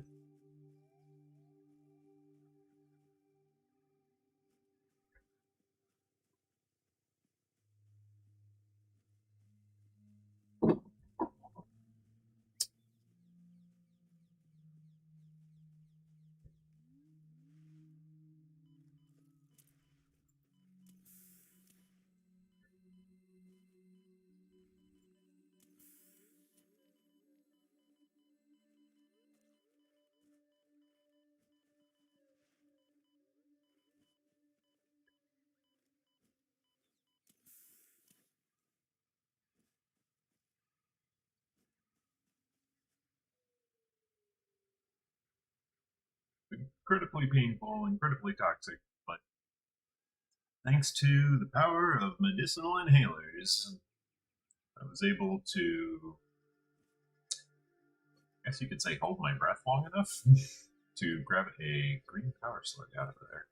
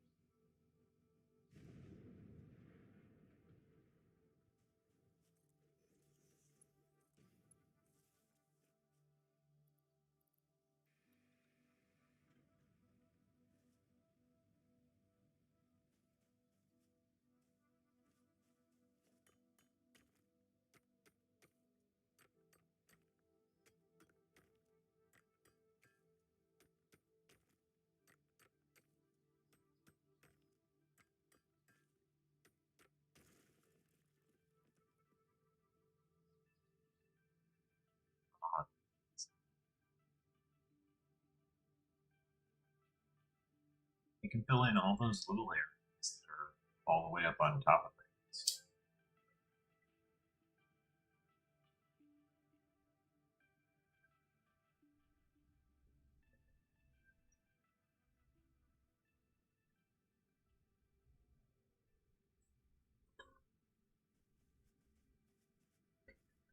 Ooh, that hurt.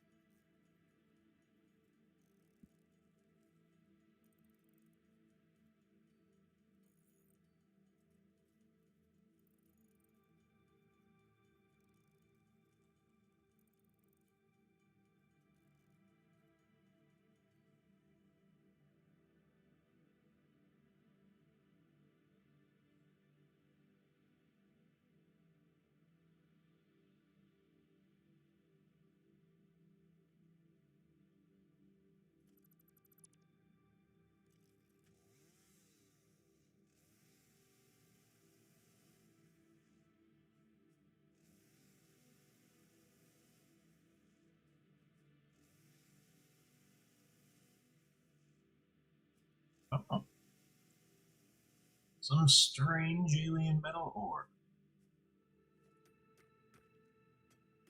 This is a rare find. Limited quantity.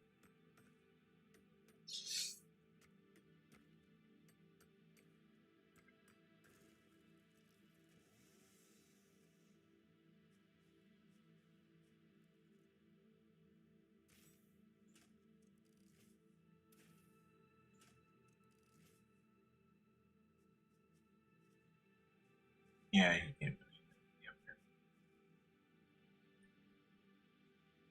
You can run off into the distance, but let's do this.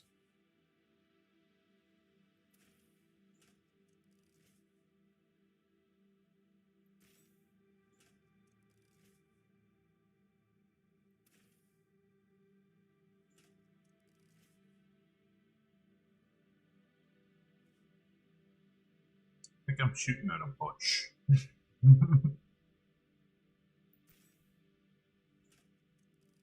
There he goes.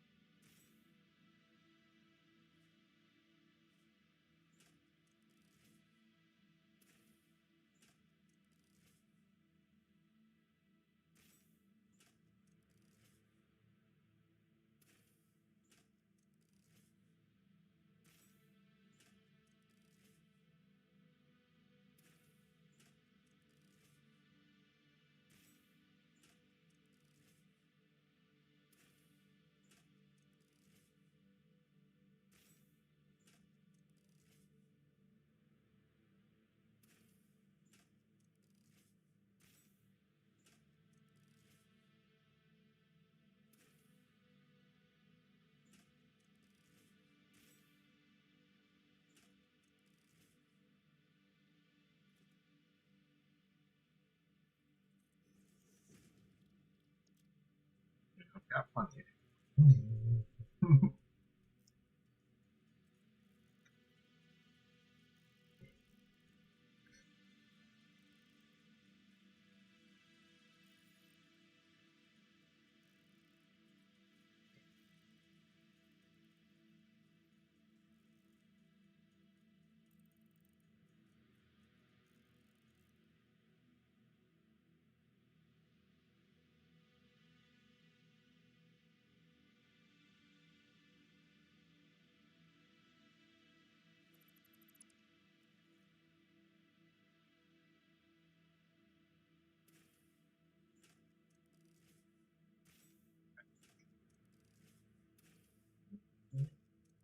Goes.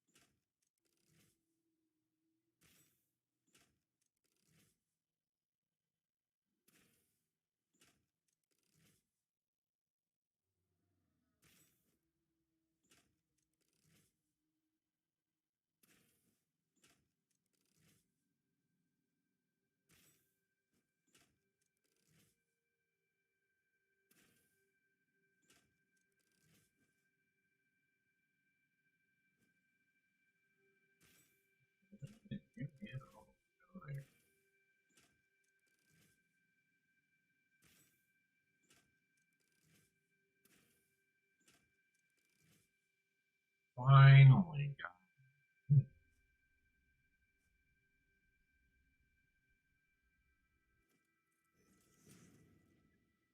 Just so that I, have enough ammo. Let me grab more ammo just in case I need it. Well, man, I'll even craft power shards.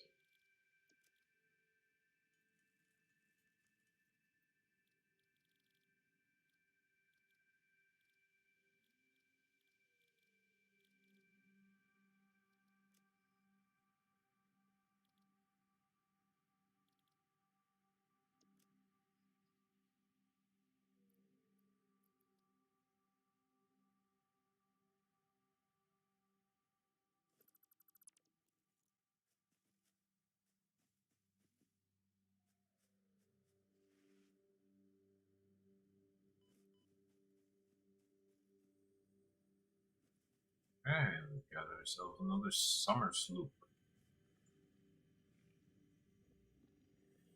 There you go. Oh, that was close. Okay, well, before they make it back up here.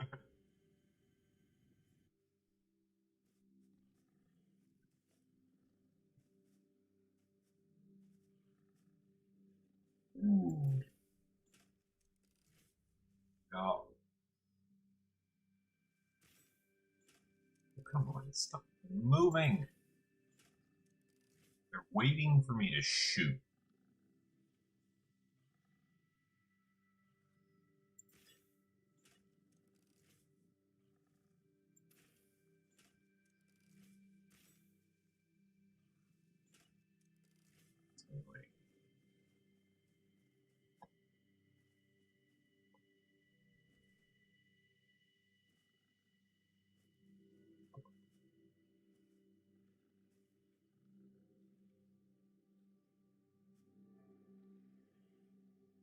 Because it's legitimately god tier level evasion, where I have to predict which way they're going to run before I even pull the trigger.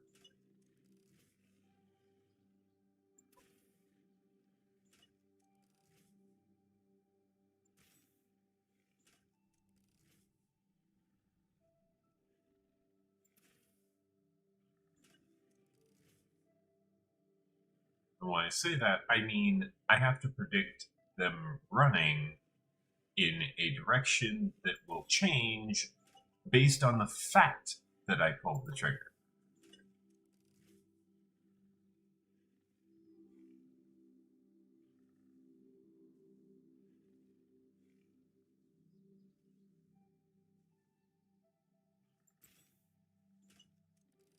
So me pulling the trigger causes them to change direction. I have to predict which direction that is.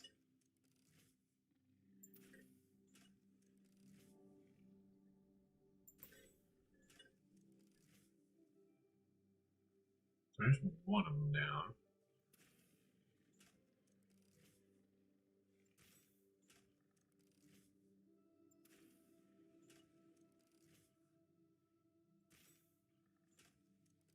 There's two of them down.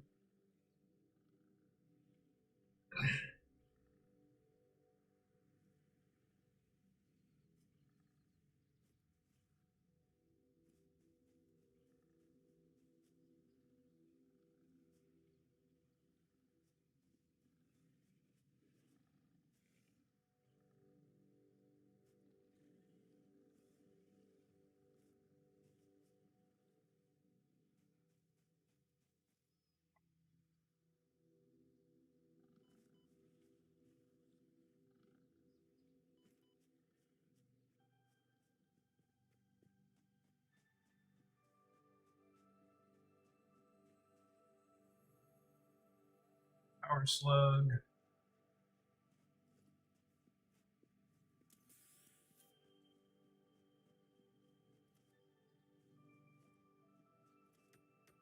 Sulfur.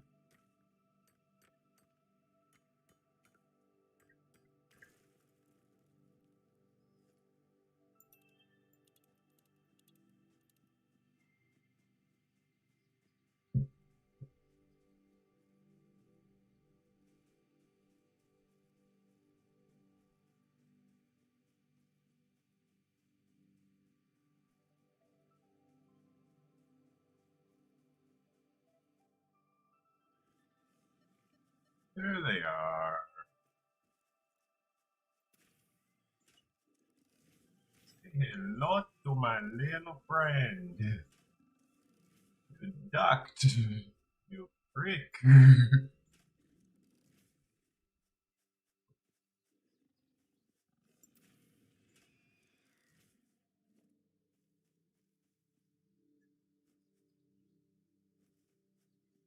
I mean, his buddy didn't like charging me either. He should have known better. In the meantime,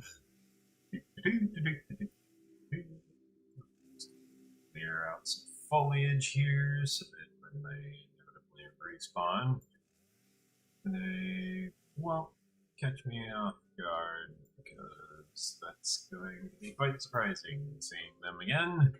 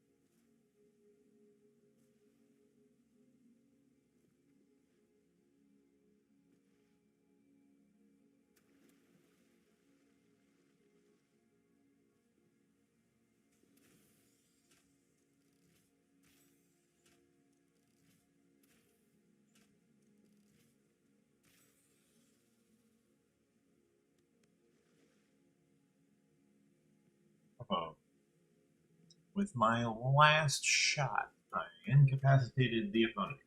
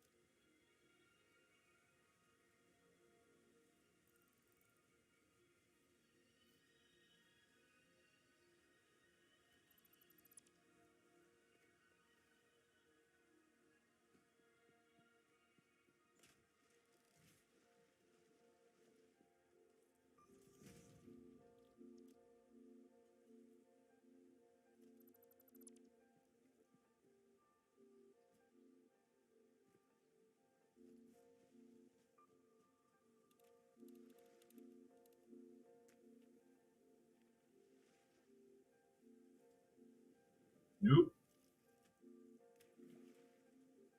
Think I made more ammo.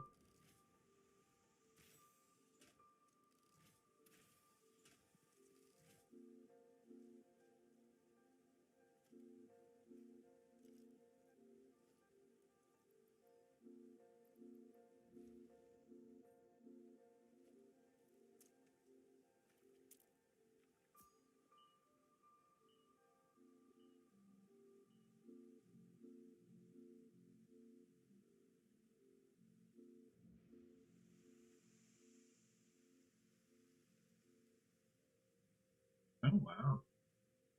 It's not even done scanning yet. All this time.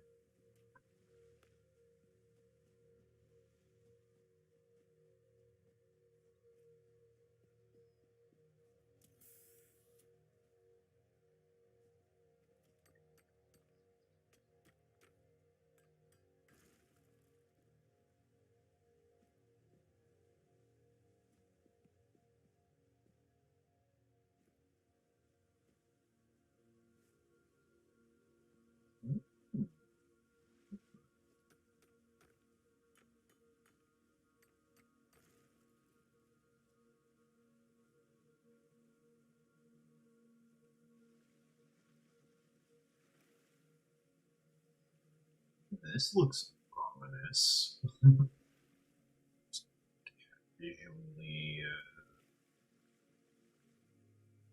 Being able to climb under this entire cliff.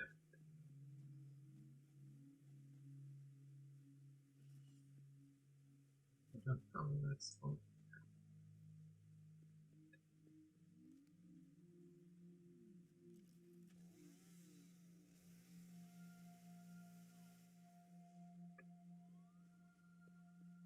No, looks like I can put that up there as well.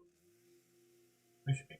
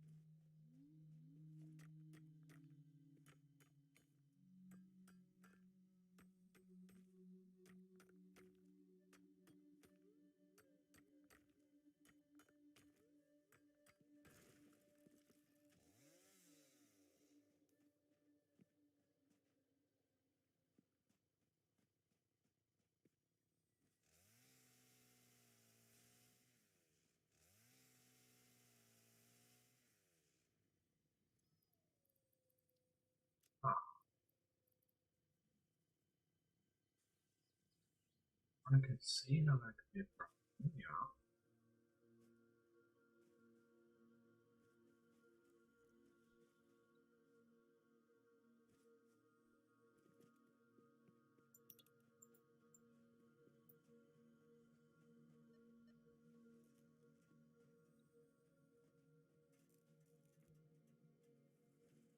Oh.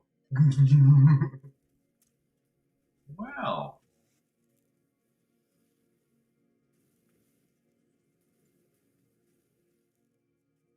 Three rotors. Oh, man.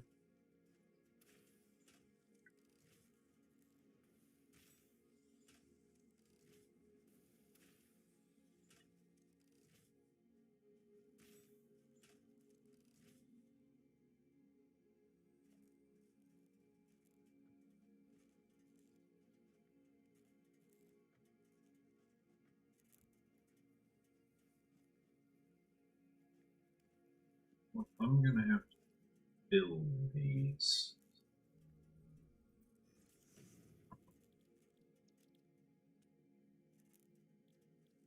It's an inventory.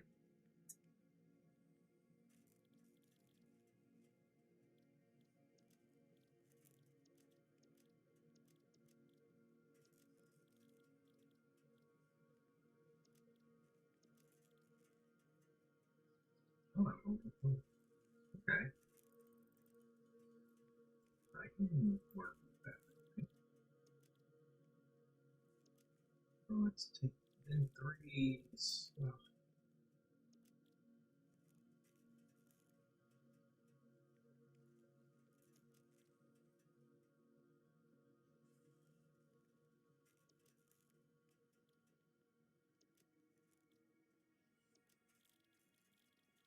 First, let me restock my game.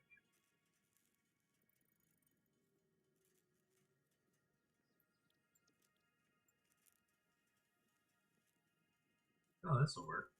Salt.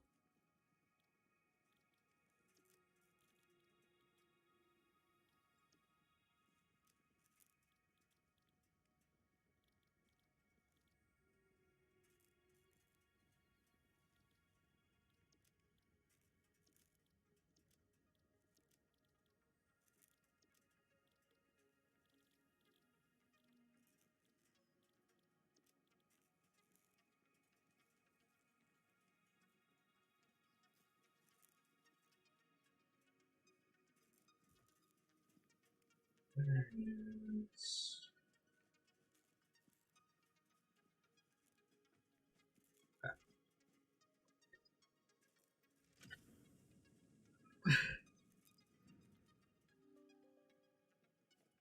Ah, yes. That is something that I need to keep track of. Time is it currently? Ah. Well, should ping everyone.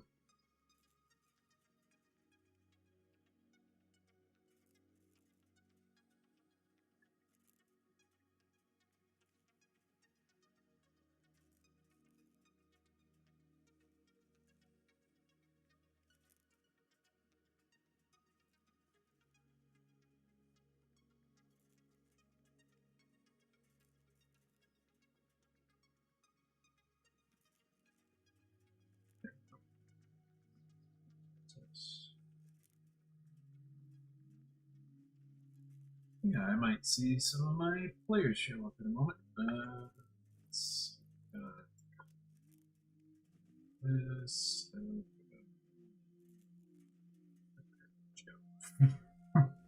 Draft bench. All right.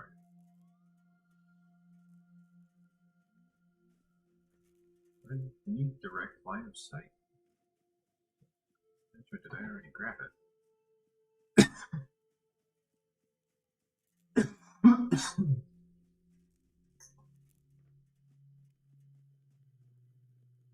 You see, this is why I go around making sure to clear out the entire area of everything.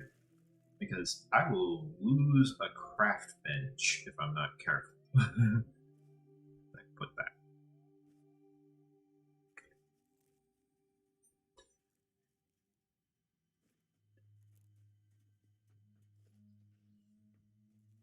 around here somewhere. I don't think I dismantled it.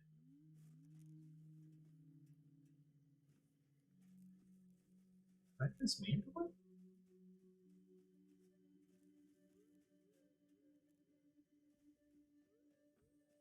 Let's see. Oh. Okay, that's awkward. Let's grab some of these items.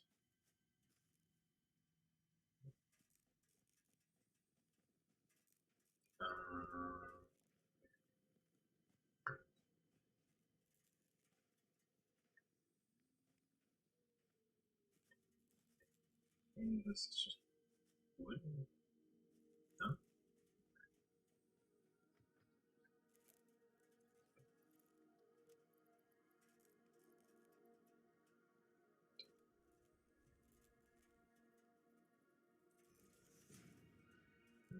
Well, that is. I want to build an equipment workshop.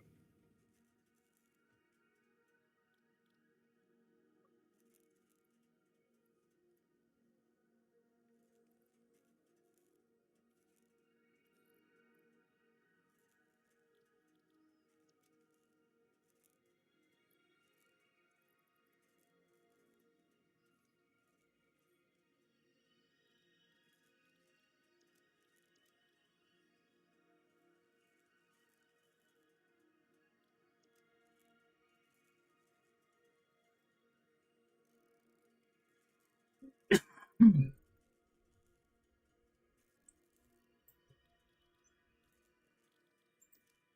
I can make nobles. Fun. I still need the detonator. I've not yet made the detonator.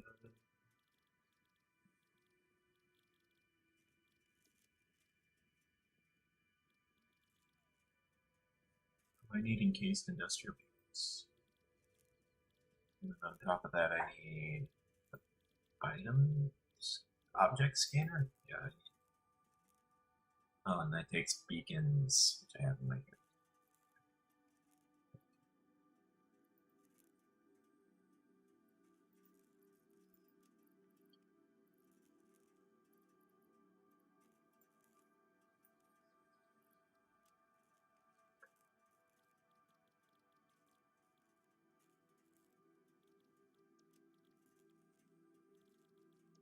So I would need 5 of those, but on top of that, I would need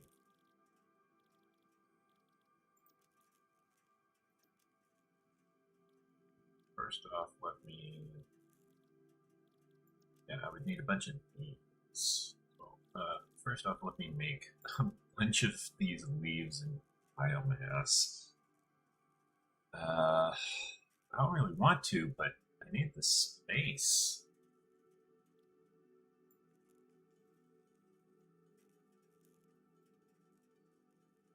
You know what I could build? Fabric. I could actually build. Yeah, I think I will build a bunch of biomass actually. Because with fabric, I can then turn around and build build a storage container. Any old storage container will do. Because I need to deposit a few things.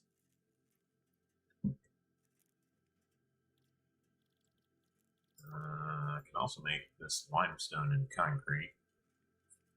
That'll free up an inventory slot.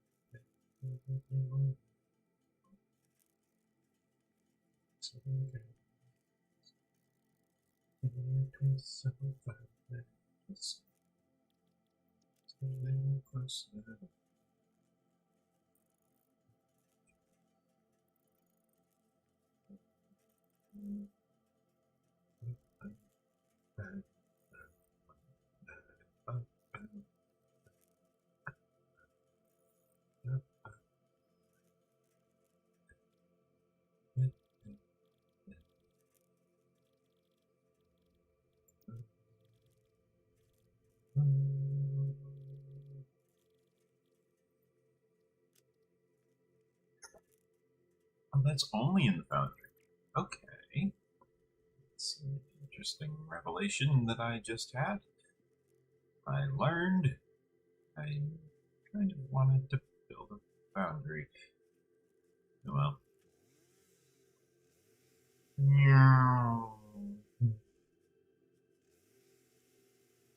Now watch, as I'm clearing out this area, getting ready to wrap up this session, this recording, which I'll probably continue much later tonight. I'll probably end up finding my bench.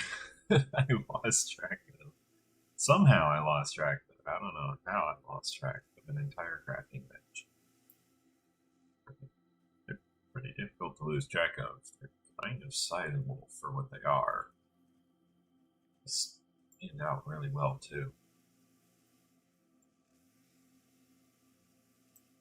That's the reason I haven't made a paint gun, is I haven't really seen any need to alter the colors of anything. Everything's been the right color so far, with just default yellow.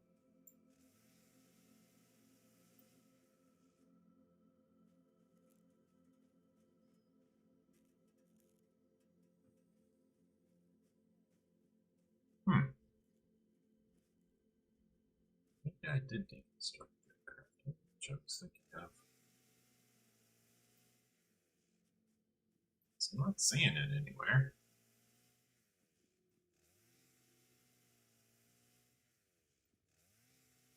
No, I remade it. Even if I did deconstruct it, I have another.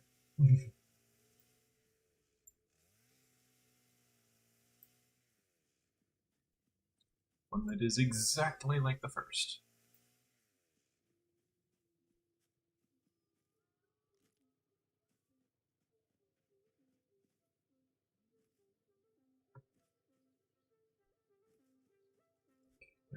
I'm seeing a lot of stuff to clear out over here.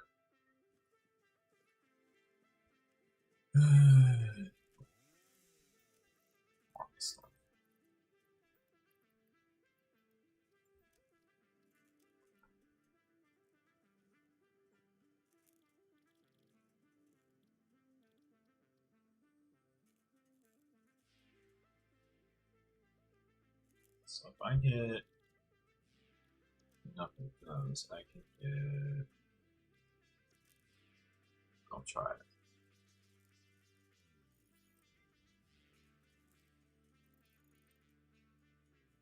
3, 4, 5. Welcome back.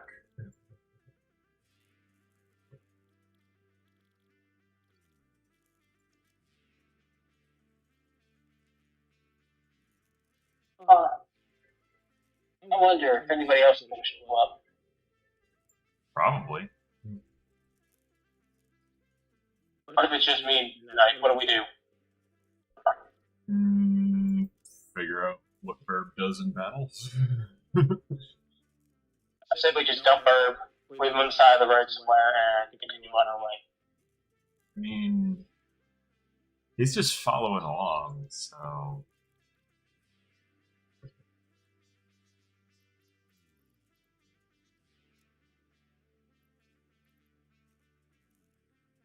Finally have 4 nobelisks. Fun, follow the leader, and it's kind of fun. The case complete. Is it blackball? Okay. Should be following blackball a lot. Enough to carry all this. Not enough to carry all of this. Darn it.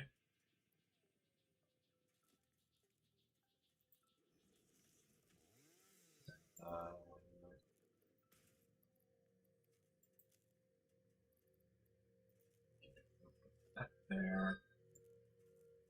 Bench. Just craft bench down. Start making a bunch of biomass. You know, I've been thinking. Did it hurt?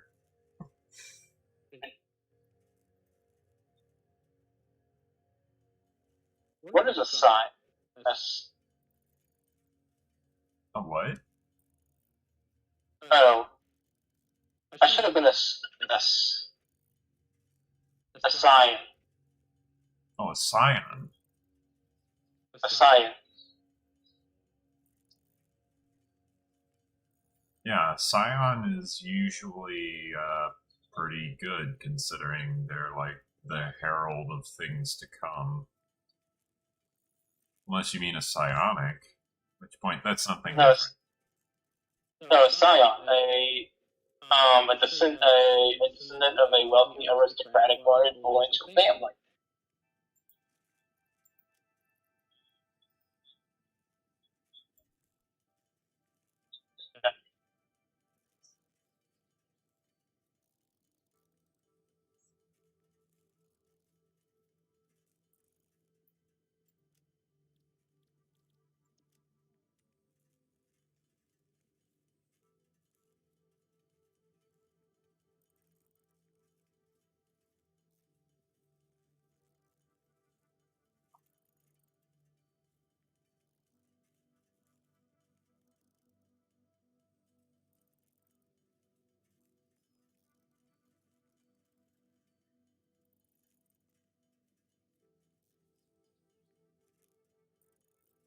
I'm currently handling inventory space management.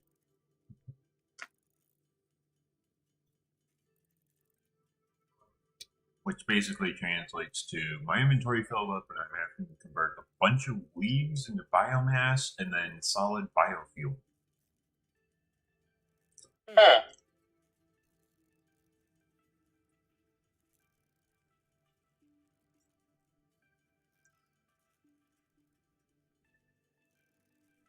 Yeah. Because otherwise I don't have any inventory space to carry stuff, you know?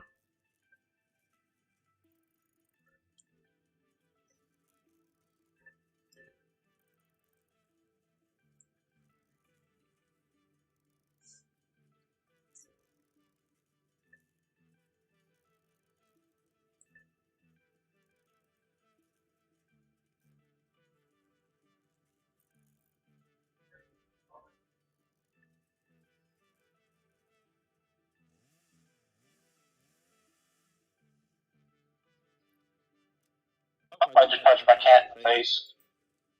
Why?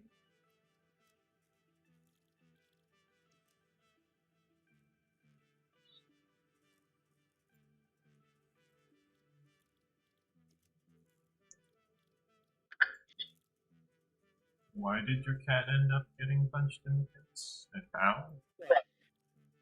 I punched it because I felt like it. Ah. Well, I'm sure YouTube is very glad to hear that. I'm kidding. You're not getting monetized in this video. Yeah, but I know 4chan's a thing.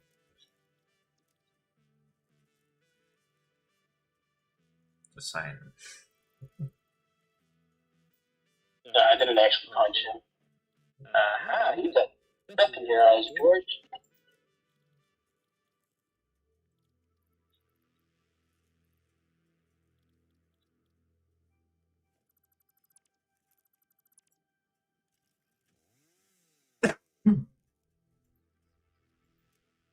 Still need 2 more inventory spaces.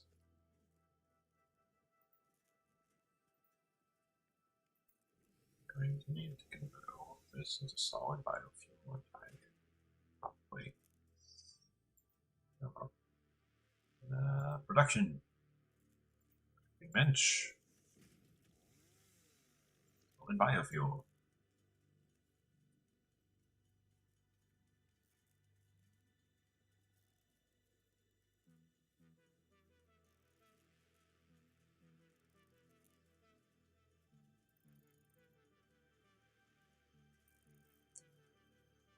I need to make a scar on my arm that's a U.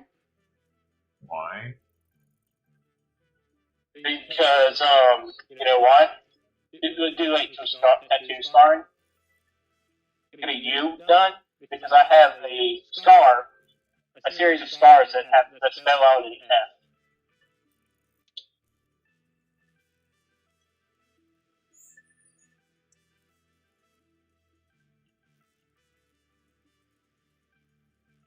Sounds like you should probably get a less dangerous lifestyle. I mean, it's fine. I got bled to death. Still doesn't sound very safe.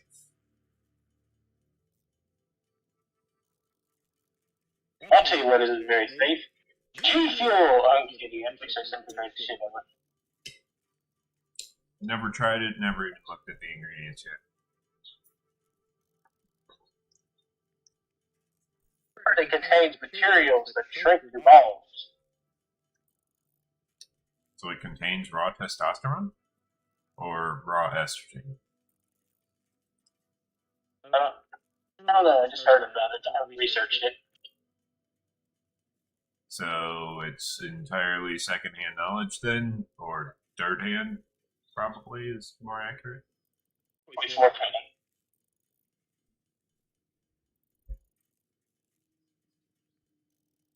Fourth hand knowledge would be you heard it from someone who heard it from someone who heard it from someone. And I did. That's extremely unreliable knowledge then. It's fine. What's the worst that could happen? Could have been that it actually was something that has absolutely nothing to do with your balls, and apparently you grow like a larger brain. But you wouldn't know because you heard it fourth hand knowledge, which is incredibly unreliable because of how much it changes. And this is why you don't know knowledge that other people tell you. Or instead, you look for knowledge and then you research everything properly by following all of the standard guidelines, such as what ingredients does it contain, what's the recommended daily value, what is the provided daily value, what does the FDA suggest, what does the European Union suggest, what does Canada suggest, what does Australia suggest? Because those three countries have some of the strictest food laws in the world, by the way.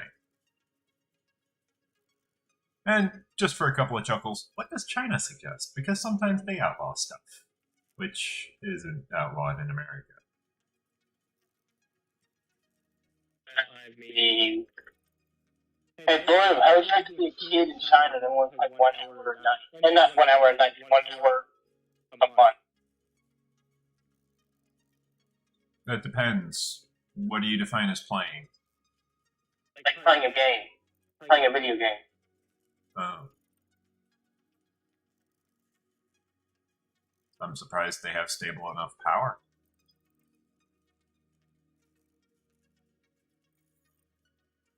I think it was like 1 hour a week or 1 hour a month.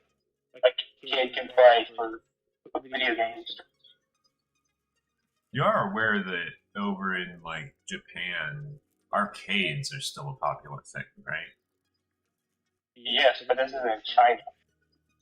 Yeah, in China it's entirely different. You're expected to go into the army at the age of 18 in China. Or was it 21? I forget which. Maybe it was 20. 14? I don't remember. But yeah, like, they make you go into the army in some of the countries over there. You don't have a choice. You're just in the army.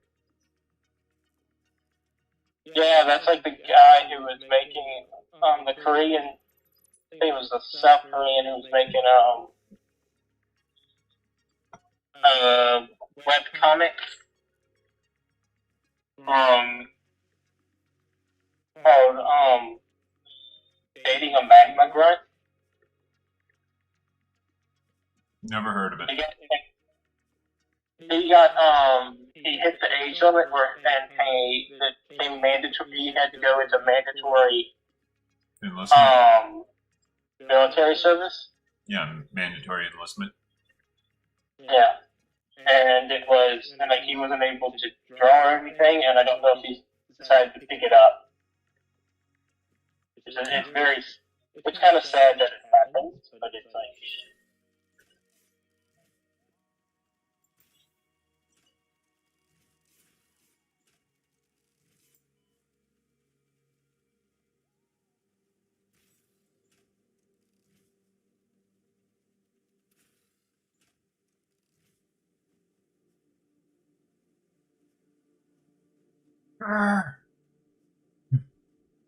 Not enough space for the alien organs.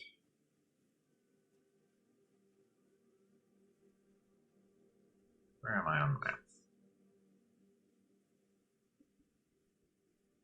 Okay, so this entire valley is just basically stopping over here.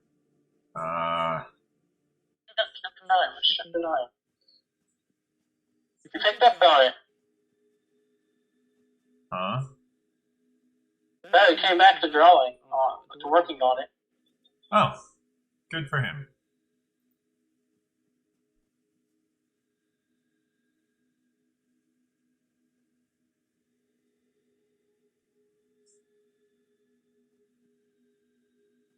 I'm trying to figure out how I'm going to build a gigantic path all the way up to here, basically.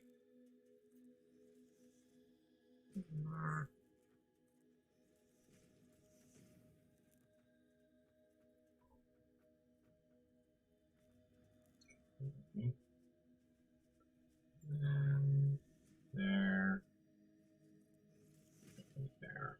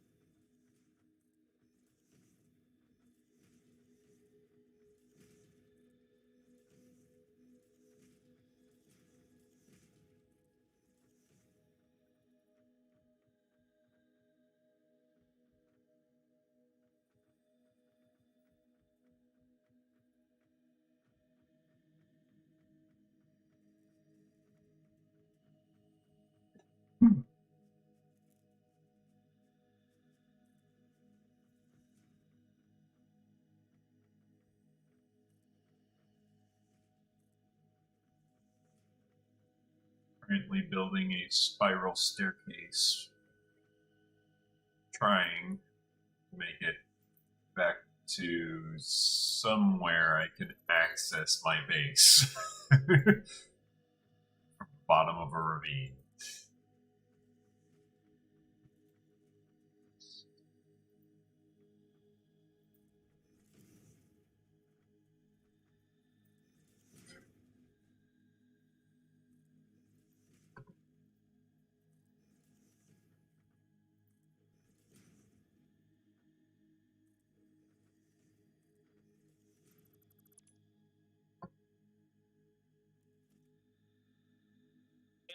It's very odd that I'm always the person to show up.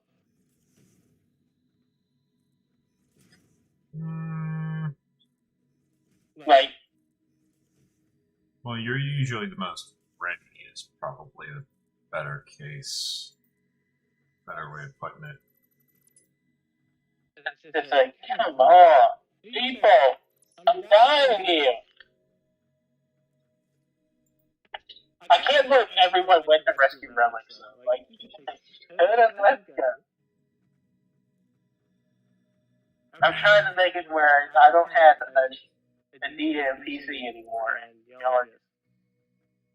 Nope. Why wouldn't we rescue relics? Y'all haven't noticed it at all? Okay. And? He's always taking glory. He's always doing messing up the enemy's little hospital for y'all. I have no idea what you just said. I just think he's very much damage. And I think it's taking away from y'all.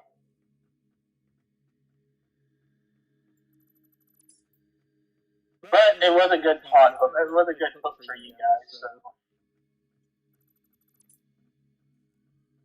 Shrug.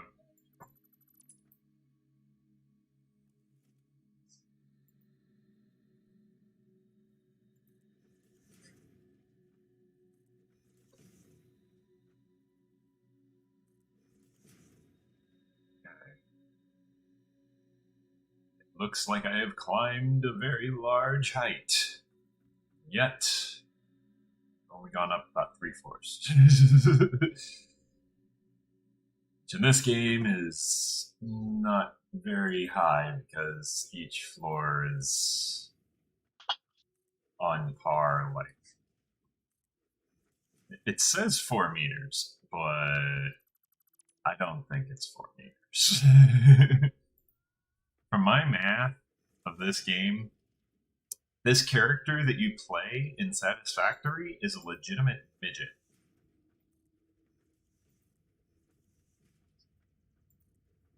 He's a dwarf! No, a dwarf would be bigger.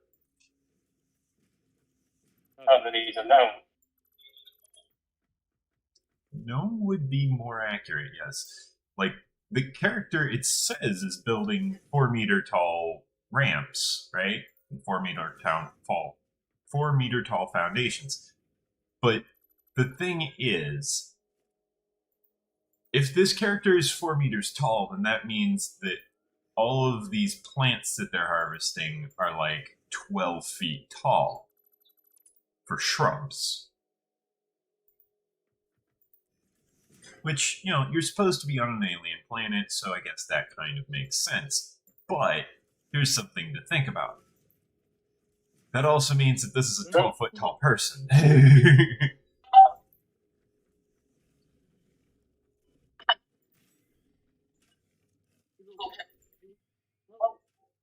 was going to.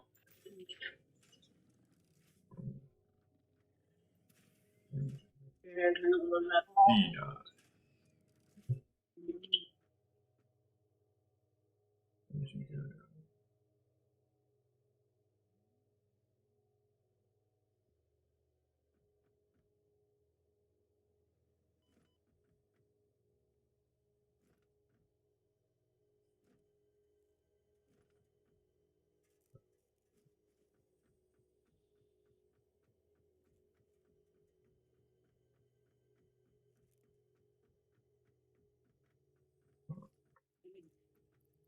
No risks. Detonator. I can use these.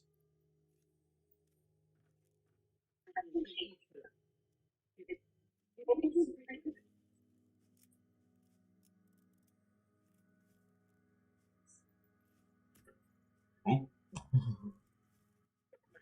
Just. Aha! What did I uncover? Some Deuterium. Ah. This is entirely useless in this form. Thank you.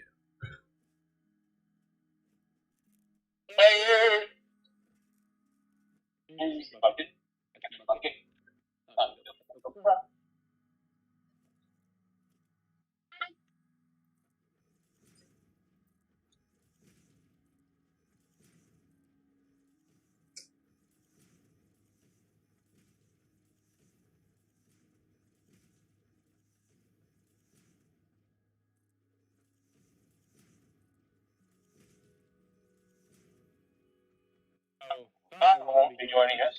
2 hours. Who? Kyle. Ah. That makes sense.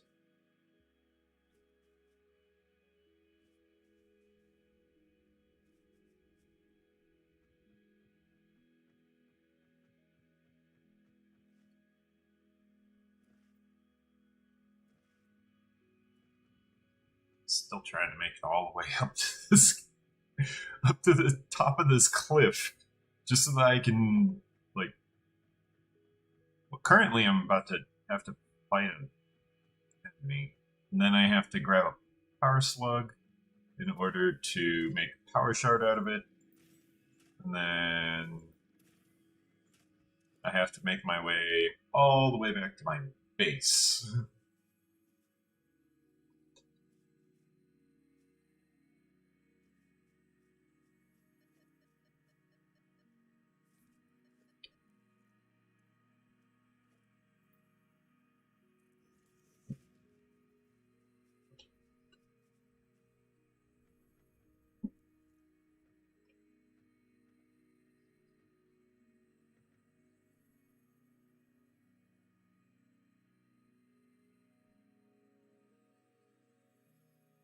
Make me green power slug.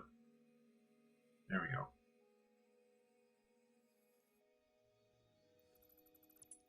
It's easier if you cut down the tree, but my inventory's full. Perfect. That being said, let's down craft workbench. Craft me some power shards. That way I don't have a bunch of power slugs clogging up inventory space.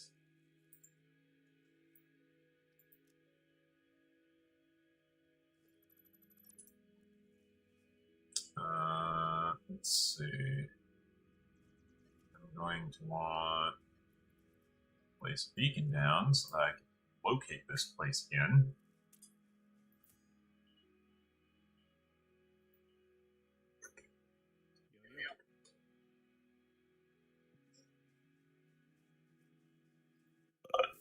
Use my inhaler to heal. Hello? Hi. Hey, Joe, how's it going? Good. Say hi to YouTube. No, I've already got it demonetized. I mean, that's pretty easy to do, considering I don't yet have 4,000 hours watched on my videos.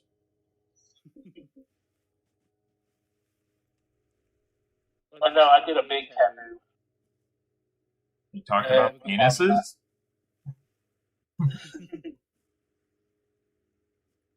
Blue loves a good penis. I do make breast dildos with this open character, so. I'm sure YouTube loves to hear about that. Because I'm live streaming. This isn't recorded. Yeah. This is live streaming. You're live. Yeah. Like, you can see the link in, I think, out of character. Who am I getting hit by? Kids. Yeah, like I am. I something to myself sometimes because I'm now trying to make breast dildos funnier. Like I might make musical instrument dildos for people. Have somebody ever told you to stop? No. I mean, you probably should at some point. It's just I'm trying to have as fun with this character I can have. Yeah, almost. This giant shrimp.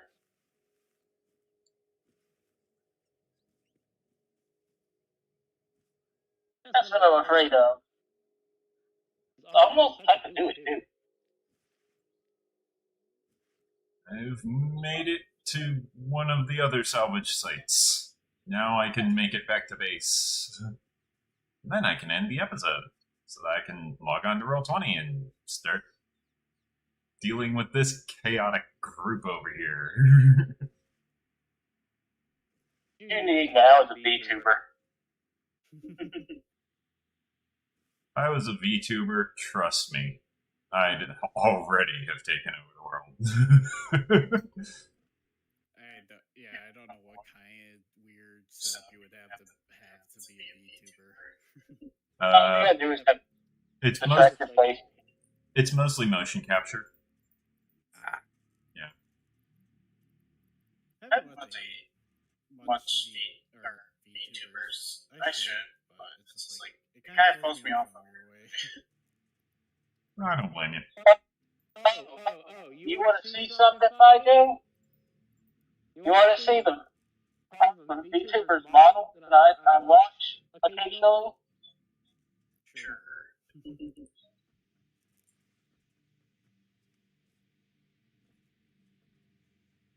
And then you wonder why you're such a weird person. I know I wondered why you're such a weird person sometimes, and then I look at that and I think, no, that makes sense. Look at that side, Joe. Yep, that's how people get their burning on. I mean, and she's on Twitch, and she occasionally shows off that part of her body very often.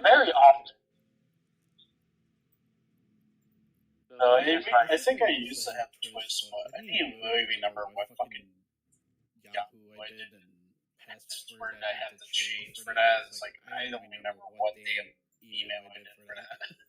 Don't worry, I'm sure the hackers could help you figure it out. Yeah. After all, they have the source code. I know, it's like, I can't believe they didn't have really good protection against that. Was Rick all high? What? Sorry, Kaiju. But I think Blue was one of those hackers. I wish.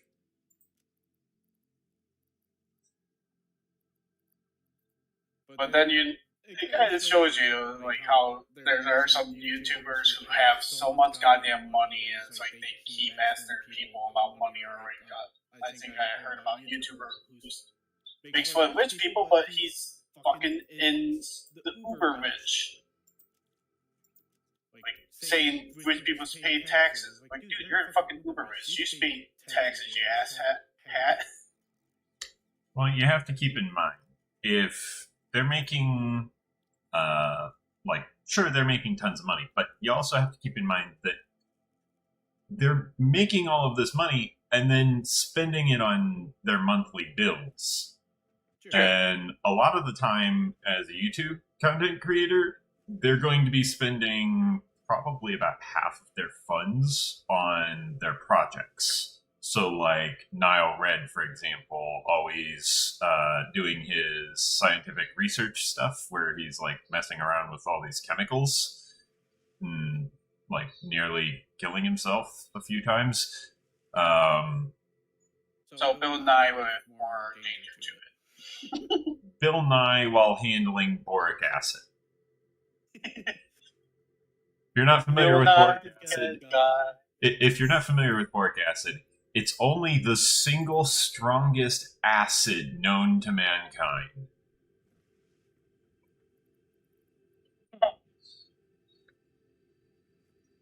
I wonder what would happen if you poured it on someone's forehead. They die within 3 seconds. Like, I mean, you just take a dropper and you drop. Drops right in the section of their forehead. Well, a single drop would take approximately, if it's pure boric acid, it would probably take roughly, I want to say, what would you say, a minute, 2 minutes for it to drill through their skull? Anyone's. It's boric acid. A single pure drop of boric acid. No, just right on their skull. Now I feel like doing one of those PSA scenes. Don't try this at home, kids! Ma'am? Okay, but you can hydrolyze it. I would probably grab Nick, but I kind of don't want him to do it. But how long would it take for the boric acid to go through the skull? Like 2 minutes? For boric acid? The strongest one?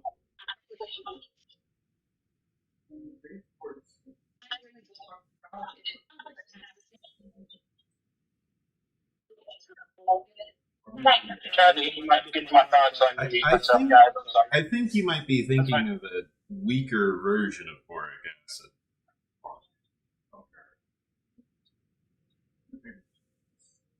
Yeah.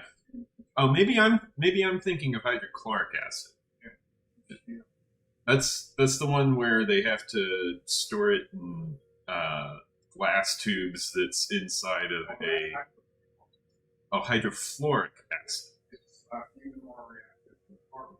Yeah.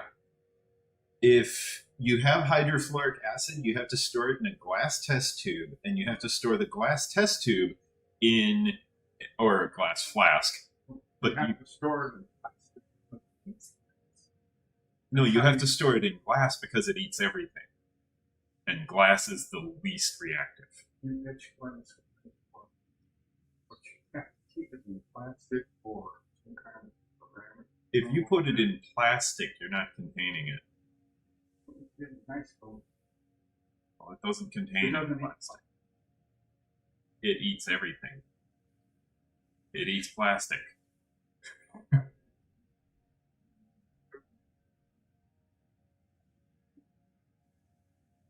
Yeah, it's called thick. Thick bottle. Because it eats plastic. It eats everything. It's acid. Pure acid.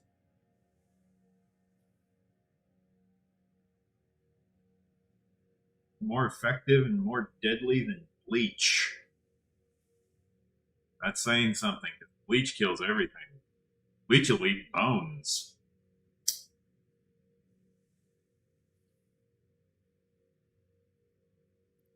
That was actually a episode of the show Bones, where the person that they had the body brought in, their body was dipped in bleach, and they only had 1 day to retrieve all of the information they could from the body, because after that 1 day passed, the body was gone. All the bones melted.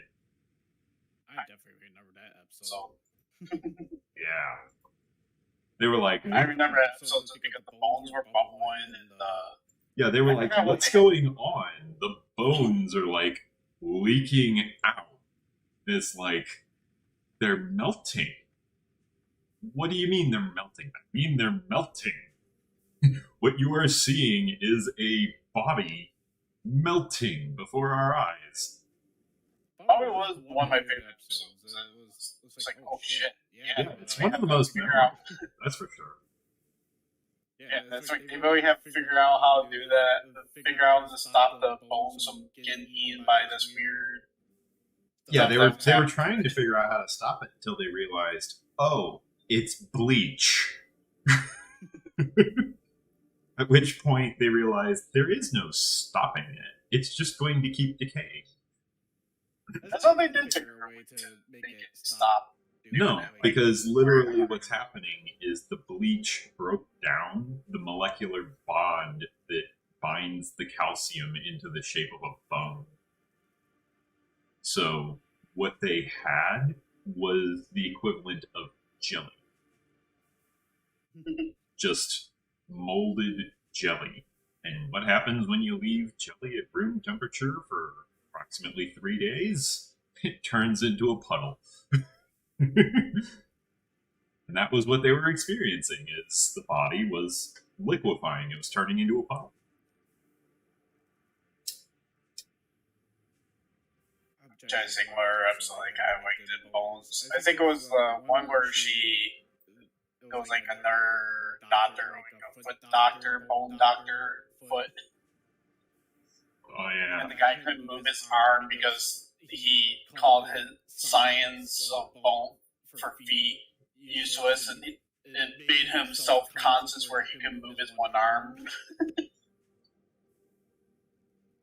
That doesn't even make sense. I didn't know. It was like a weird psychic scene, and then I think at the end of the episode, she announced his work, and then he can move his arm again. It was a stupid scene they did. But I found it funny. Like, how will you think of yourself that your arms stop working because some person discredit your work?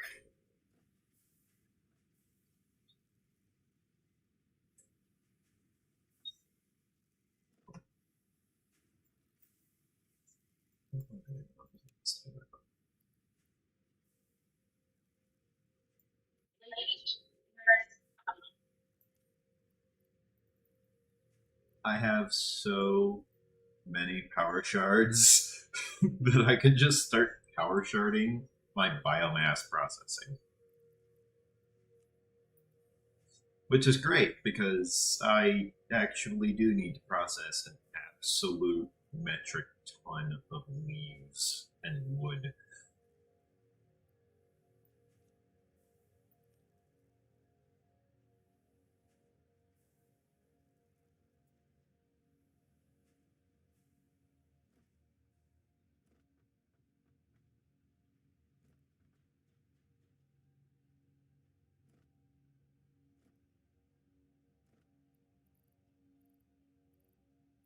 Hmm. Right, I had forgotten about this. Yeah, I remember. Huh. Yeah, yeah. Okay. Well, uh, hmm.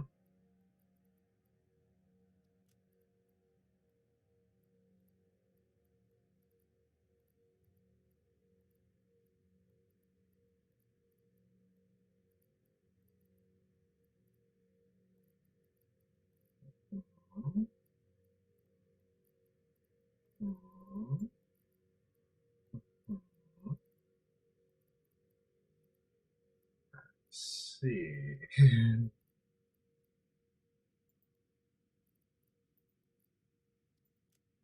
Oh god, I'm gonna have to automate battery production, primarily used as fuel for drones and vehicles. It's gonna be in the Caterium branch, I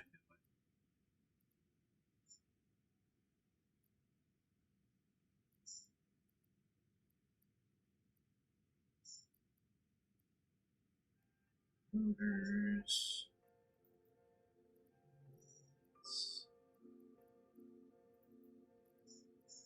Oh,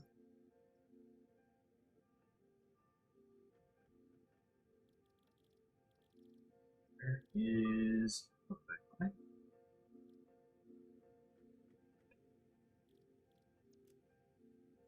There's nutritional containers. There we are, Nobelisks.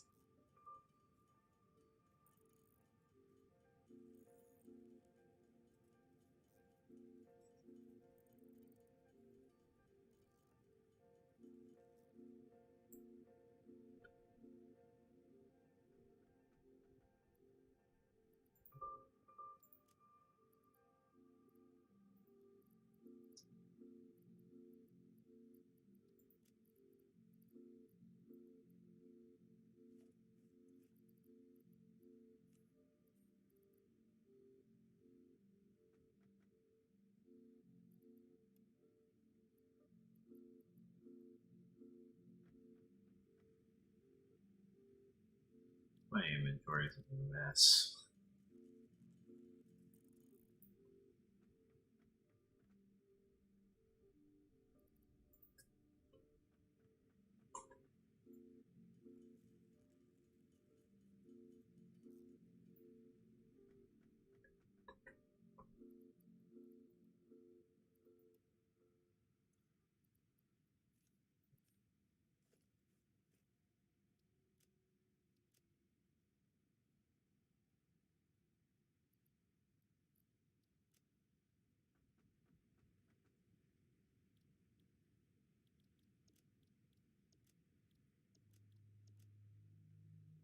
Hmm.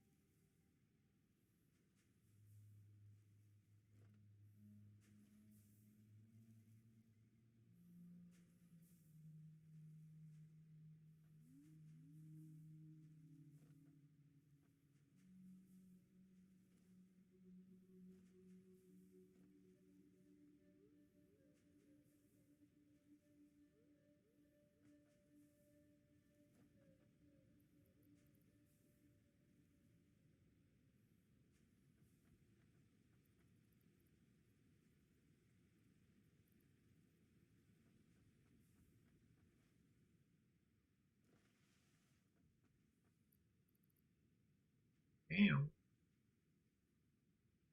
I added an extra industrial storage container of storage for the solid biofuel.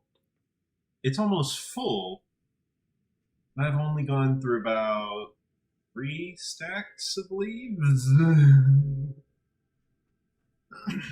would know anything about that game.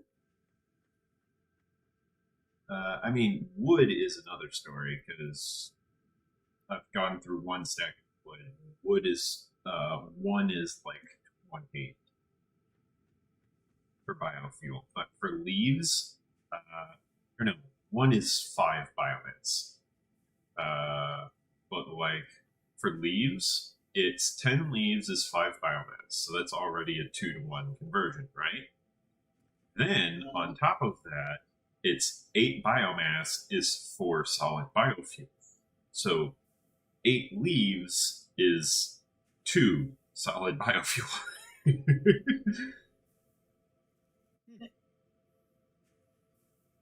So it's like 160 leaves is 10 solid biofuel.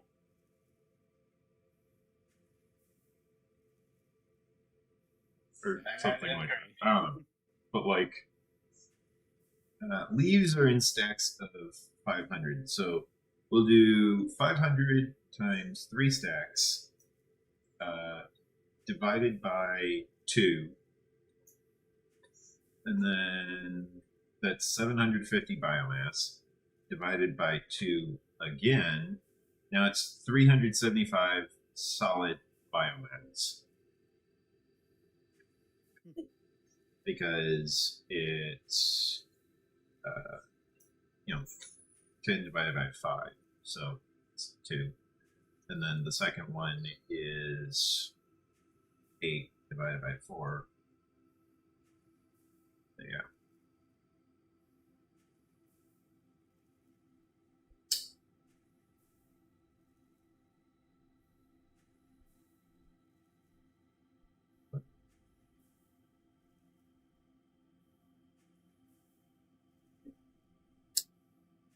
Hydrochloric acid must be stored in a tightly closed container made from either polyethylene, fluorocarbon, or lead. Cool, dry place away from other chemicals or materials. Questions?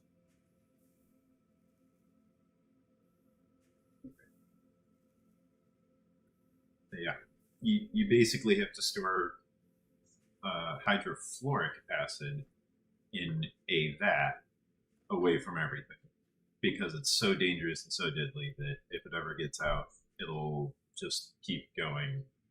It'd be like the elephant's foot over in what's that place in Russia? I don't know. The nuclear reactor. Oh fuck! What is that? Did you mean the abandoned city they have that? Yeah. Fuck! What is that place called? It's always right on the tip of my tongue every single time. I know. I always want to call it Hiroshima, but that's the wrong country. Yeah. Fuck! I can't remember that. Because I always hear a story about that city always being abandoned and like guarded by fucking military, so people don't chime in there. Not so much lately. Mostly, they actually don't even guard it anymore. They put up the fence and they just left. You know why? Because Putin's official stance on the matter is, I will be interested in it when it becomes profitable for us to go in there. Meaning, basically, when it's safe to turn it into a nuclear reactor again, we'll do it. Otherwise, we're not going in there. That's Putin's official stance on the matter. I love it because, while yes, it does seem cold and rude, it's pragmatic in a very appealing way.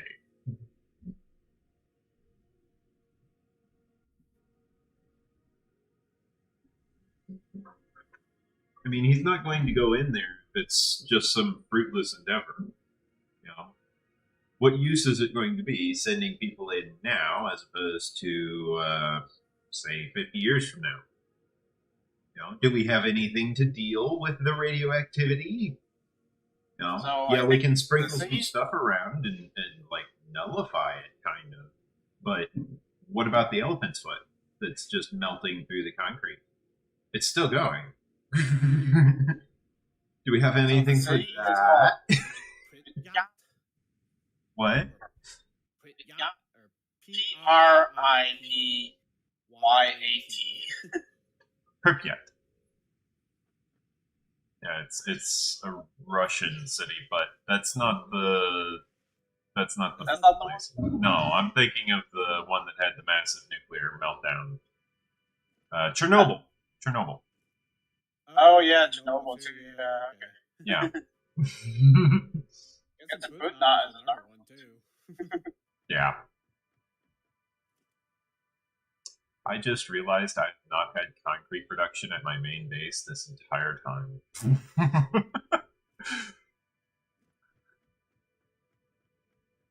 Like, this whole time, I've been out running around, scouting the place. I grabbed 3 hard drives that I can scan. I just started scanning one.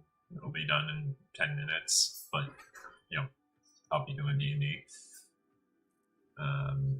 But, like, yeah, I went out, did all this, had no concrete production this entire time. None whatsoever. Chernobyl happened on April 26, 1986. Yeah. God, it was fucking important shit. Yeah. Good morning, Vietnam, right? How do you like your reactors? Boiling? Hope not.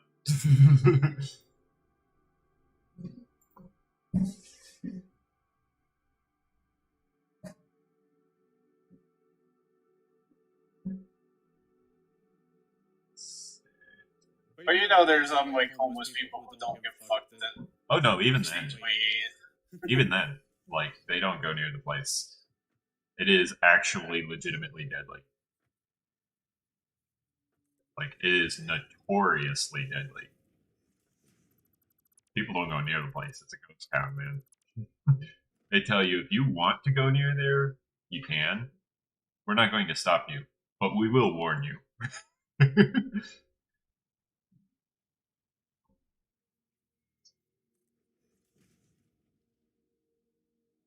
Like, they tell everyone that place is deadly.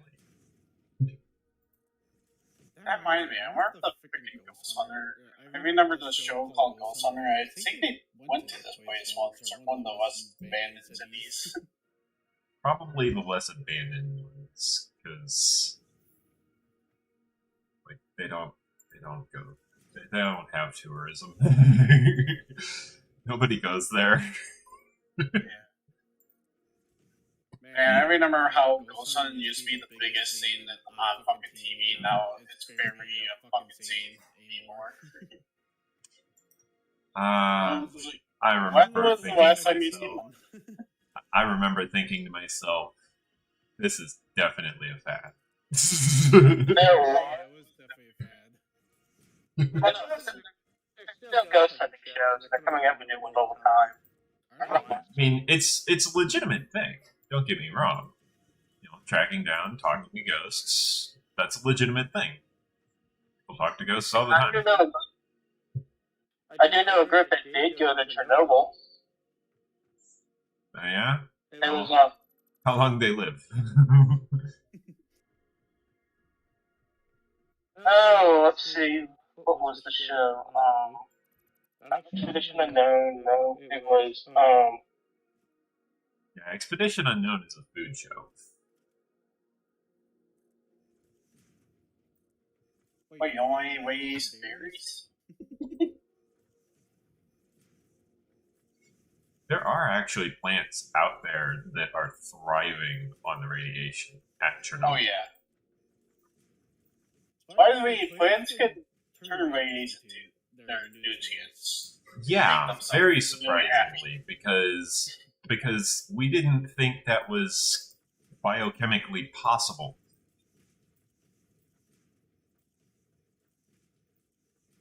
True. It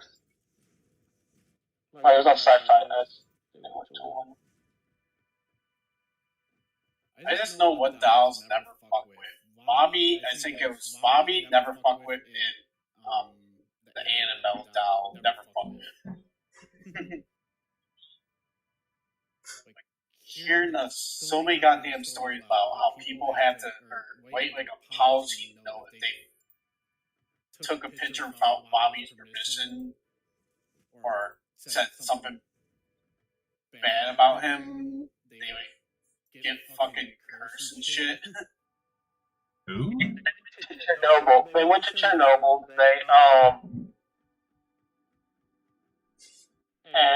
In season 3, episode 4. Of what? I just had it. Destination Truth. Ah, I hadn't seen that one actually. It doesn't have any new episodes, but the guy who hosted it does have new shows on the Travel Channel. That makes sense.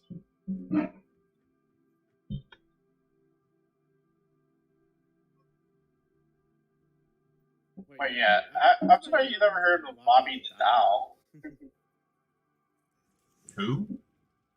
Bobby the Doll, or I think that's his name. Give me a second. He's a long doll name.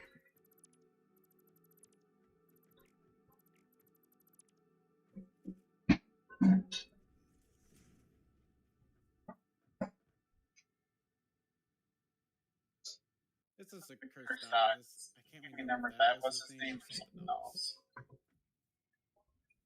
Robert Doll. That's what it is. I still have no idea who that is.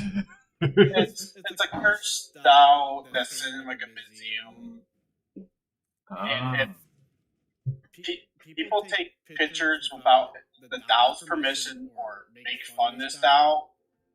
They have like there's deaths, suicides, bad luck. This doll will fucking curse you if you do something that pisses it off. And a lot of people wait the damn doll policy wears so they be uncursed. That's how cursed that doll is. I think that doll just hasn't met me yet. That's all. It just needs to meet me. Alright, the doll was donated to East Makataka Museum in West Florida. I'm gonna try and see. It's time to burn some grits. It's time to burn some grits. It's time to burn. Time to burn some grits. And I'm sorry what And happened you- to your game yesterday. Their pussy is going out of control. I don't know what's going on with him. It seems like he's getting more aggressive each game. I mean, honestly, it's bandits, and I can expect. And they did steal. They could kidnap a friend of y'all's. So he's kind of not in the mood for negotiation. True. So it's like that one was kind of understandable.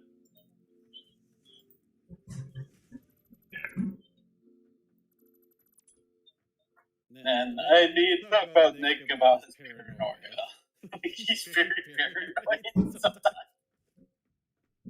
And he'll be very paranoid later on. True.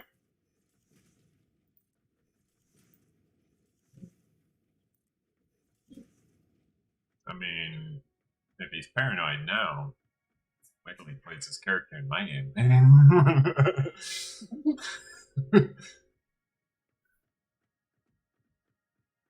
23 that Unburning got real big hits, real high damage. Yeah, I think if that I way could you do won't that get it. now. It comes time to have a fight and you're wanting them. Okay, good plan. Good plan. I think my plan is if I do get They to that demon. town, They I might set up like a stall to sell items and maybe try to experience by just selling and haggling with people. I mean, buying and selling items at the legitimate market is an actual option. You could just market economy if that's what you want to do. Then you could do market manager tycoon. No, at some point. Mostly just to get a little bit of experience on my character development. Yeah. I did. Well, the reason why I mentioned that is because, that being said, market manager tycoon would not be the best option for that. But if that is your choice, it's a good option. I remember in those games, I always pick up someone to join them because it's fun to do.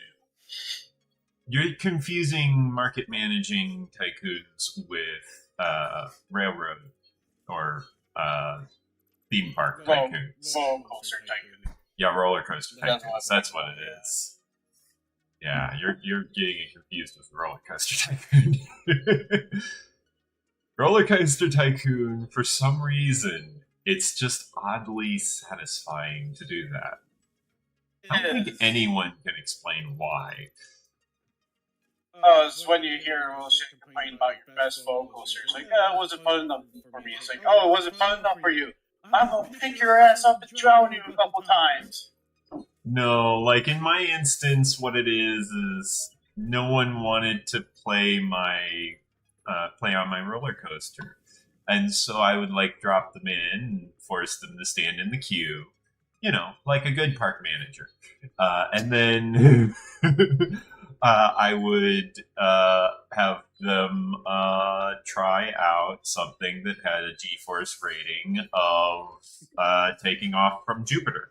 I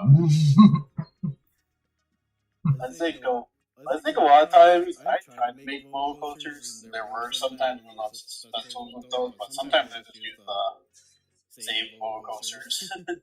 Yeah, I didn't use saved roller coasters. I made my own. Probably shouldn't have it dip underground so many times. More people probably would have wrote it. Oh my god, I loved when you fail to do the underground because there's a good chance they will hit the ground and blow up. No, what I would do is I would take it all the way to maximum height and then all the way to minimum height.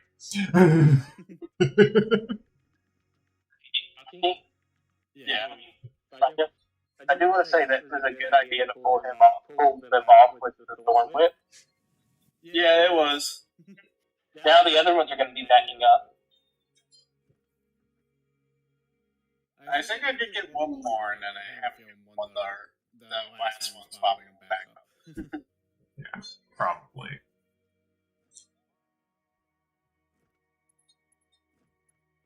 The cigar whose I did. I was thinking between Campbell if the wedge was weak enough, but then you said it was pretty Sturdy. sturdy. So I was like, okay, so Campbell's not gonna work the way I want it to. Yeah. That was my first plan because if it wasn't sturdy and I know they were close to the edge, my plan was Campbell to edge, have the cliff just falls on makes them all fall to the ground.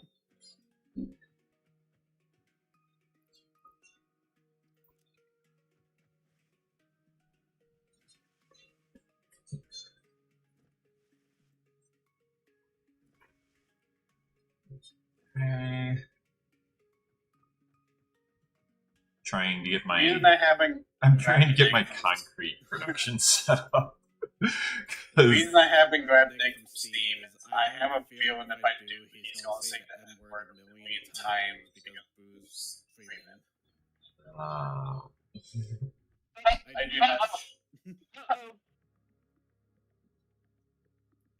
Travelers of the Multiverse just released. What's that? They just released. It's the new UA. Astral Elf. You know, Astral Elf, you know, has a trait called Astral Fire. You know, one of the following cantrips of your choice: Dancing Light, Light, or Sacred Flame. And you choose what between Intelligence, Wisdom, or Charisma for your spellcasting ability for it. And Radiant Soul. When you succeed on a death save, you can regain a number of hit points equal to your proficiency bonus plus your Intelligence, Wisdom, or Charisma modifier.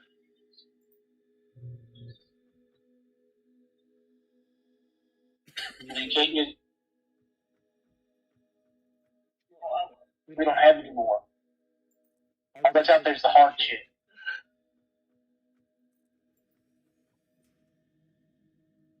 But yeah, there's. And those are the two things that separate the Astral Elf differently from normal elf. Oh, wait, trans proficiency. What? Trans proficiency. Whenever you finish a long rest using your trance trait, you gain 2 proficiency, each one with a weapon or a tool of your choice. Great. So you can be an even bigger Mary Sue. You mystically acquire these proficiencies by drawing them from shared elven memory, and you retain them until you finish your next long rest. That's actually canonically decent. You have the auto-gnome. The what? Yes, the auto-gnome.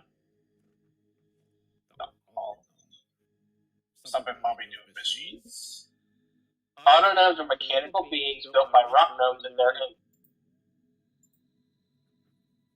So gnomes that built gnomes that were built by gnome gods. Gotcha. Not like that's going to be confusing at some point.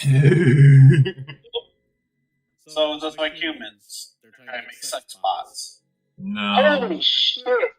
If you have a table that lets you roll, and you choose, like, and you take an auto-gnome, you're at level 1, your base AC, if you got lucky and got an 18 on your dexterity, your base, and you put your stats into dexterity, that's plus 2, you would have an 18 right off the bat at level 1. Because the armored casing, when you are encased in thin metal or some other durable material, while you aren't wearing armor, your base armor class is 13 plus your dexterity modifier. I don't.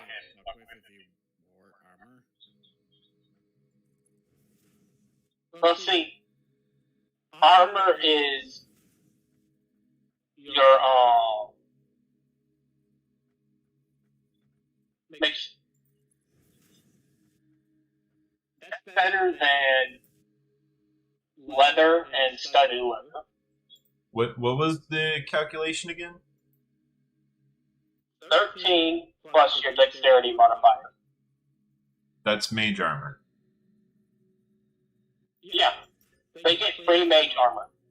Just constant mage armor. Yeah. That's not going to get nerfed. It actually wouldn't. Think about it. The barbarian. Yeah.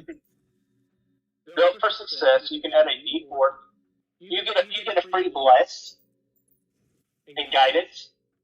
Yeah, that makes sense. to one attack roll, ability check, or saving throw you make, and you can use it after seeing the d20. Yeah. You can use this trait a number of times equal to your proficiency bonus, and you regain all expended uses when you finish a long rest. Mm-hmm.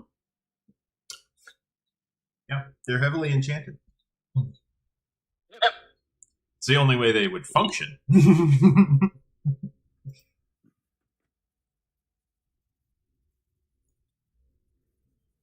Oh god, and now that we have GIF.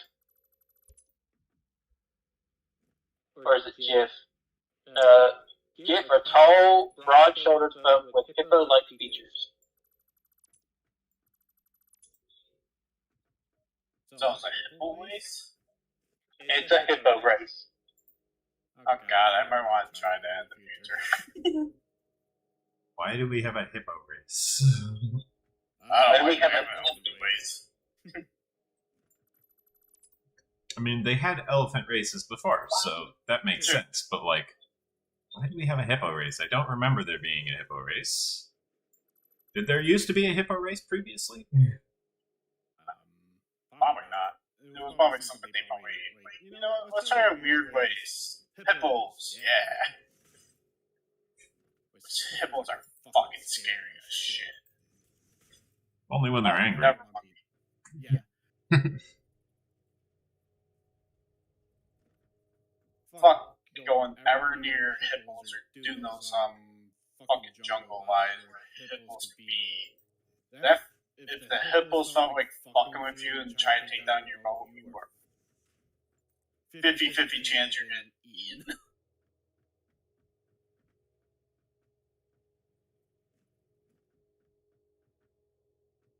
Seriously, they would just eat you in one goddamn bite too.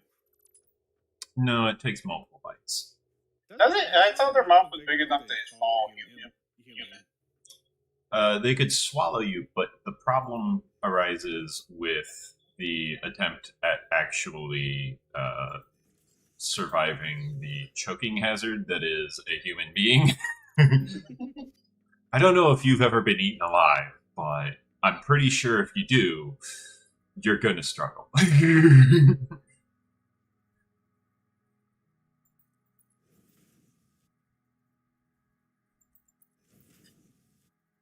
Like, you're going to resist. You're probably going to cause some massive indigestion at minimum.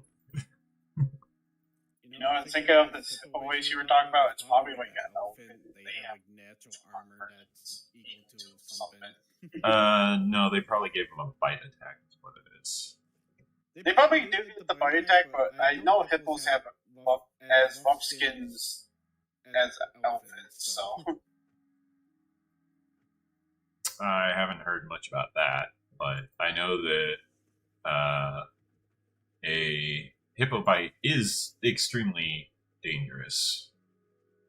Oh yeah, that makes me wonder what they would do for if you did have weight with that hippo race. Like, would it be more powerful compared to like bites people can do? Because I know, like, it's I forgot what their horsepower is with a bite, but it's really deadly. It is really deadly, yes. Basically, they are roughly the same strength as a crocodile for their bite. Roughly. I thought they might. They're a little bit I thought they had stronger, but more. they're a little bit stronger. But as far as an approximation goes, yeah, they're about that strong.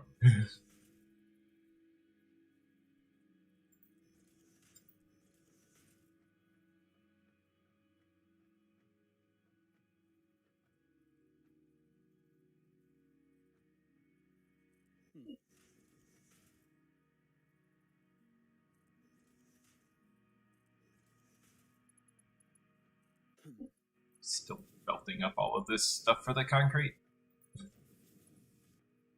Currently belting up the item storage for after the concrete has been made.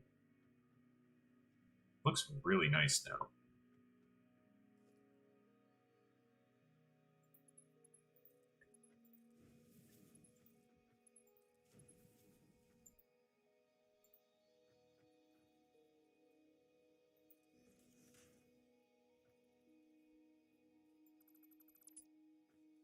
First of all, proper NEXUS.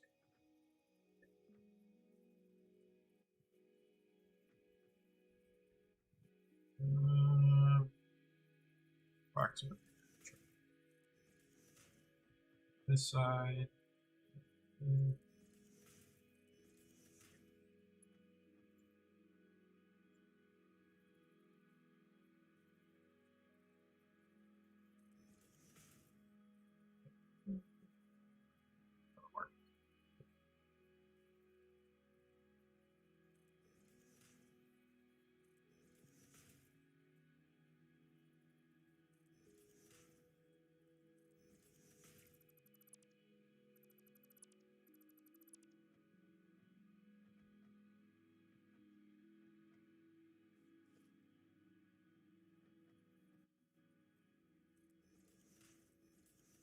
There, there,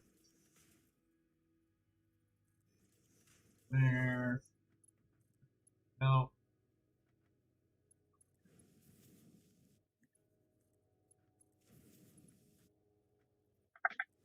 Okay, the gifts are okay. They are definitely going to get a boost somehow because you get a swimming speed. You can re-roll a damage die for a melee attack once if you roll a 1. Okay. And you have advantage on strength-based ability checks and strength saving throws. In addition, you count as one size larger, which is determining your carrying capacity and the weight you can push, drag, or lift. Okay. That's it. That's all they get. Sounds pretty balanced. They don't get like a light or anything? That's a point. That is a little surprising. Then we get Pedalsy, which are people who are monkey people. They're people with sentient features. The feet have opposable thumbs. So you're telling me they are related to a dowsy? I know, bad pun. But Dao is another name for monkey. Yeah, you get medium or small. Your walking speed, you get a climbing speed that's equal to your walking speed of 30 feet. You can take the use an object action as a bonus action. Nice. You can glide. When you fall, you can move up to 5 feet horizontally for every 1 foot you descend. When you take damage from a fall, you can use your reaction to reduce the fall's damage to 0. Just straight up reduce it to 0? Yeah. Guess what? That's broken AF. We do have an official ooze. We have an official ooze race. Oh, we do? Yeah, it's called a plasmoid. Oh, yeah, the plasmoid. I forgot they were introducing that.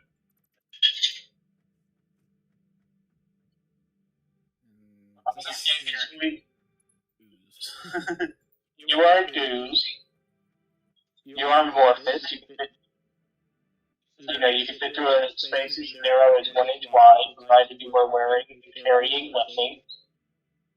You also have an advantage on ability checks you make to initiate or escape a grapple. You get dark vision. Okay. Hold your breath for 1 hour. Resistance to acid poison damage, and advantage on saving throws against poison. And you can shake yourself. So you can give yourself an arm, like give yourself a body, give yourself a hand, 2 arms, 2 legs, hands and feet, or you can revert to a limitless blob. Nice. And I guess what's coming back, Blue? Slim Shady? The Thry Cream. Those are already back? Well, as a playable race. Oh, as a playable race.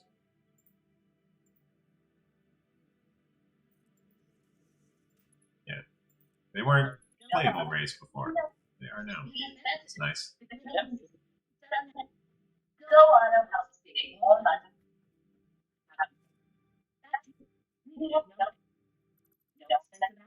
can use there. They get a 13. They get the mage armor, but you can change the color of it to match the color and texture surrounding you. Yep. Which give you advantage on dexterity stealth checks. Yeah. Dark vision, secondary arms. But they function like primary arms, except the secondary arm can wield a weapon that has a light property, but cannot use a secondary arm to wield other kinds of weapons. And you cannot wear a shield. Yeah. So you can use it as offhand, but you can't use it as main. Yeah. Cerebral swivel, visualization. Yep. You do not require sleep and you can choose to remain conscious during the long run, although you must still refrain from strenuous activity to gain the benefit of the rest. Yep.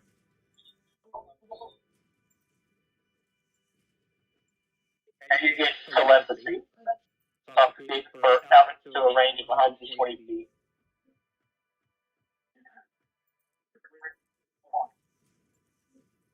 I'm surprised they labeled it as telepathy.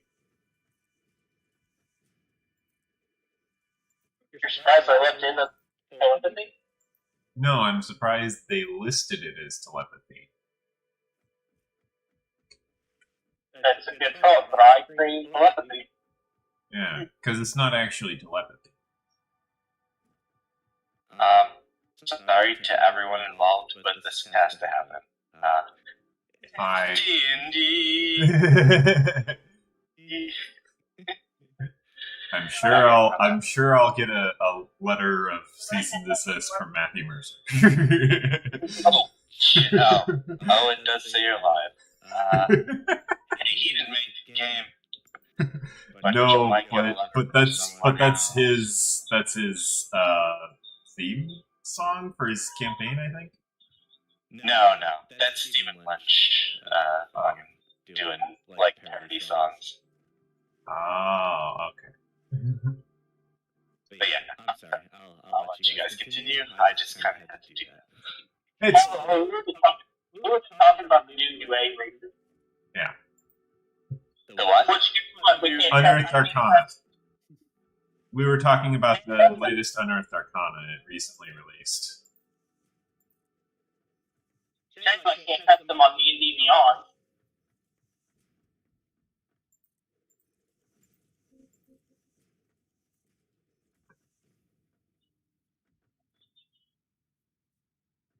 Because D&D Beyond is not going to be hosting the Arcana material anymore. Oh yeah. Why are you doing that? Because they're bitches. Oh. Money, I'm sure. Sure, No. it's money. No. Work. Think of all the work that they won't have to do.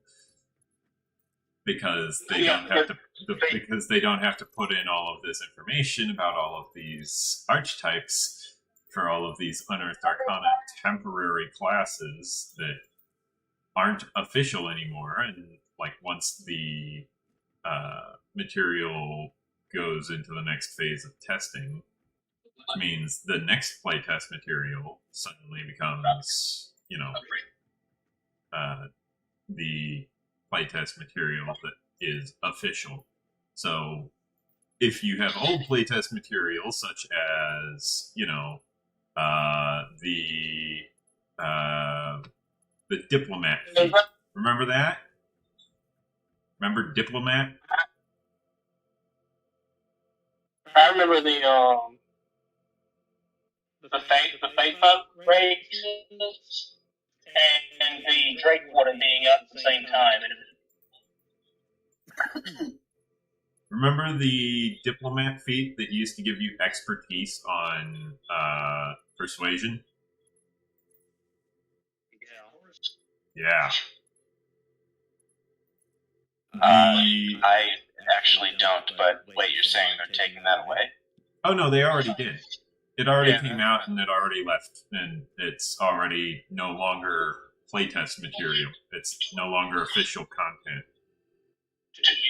So if you were playing it in, for example, Adventures League, it's no longer official content.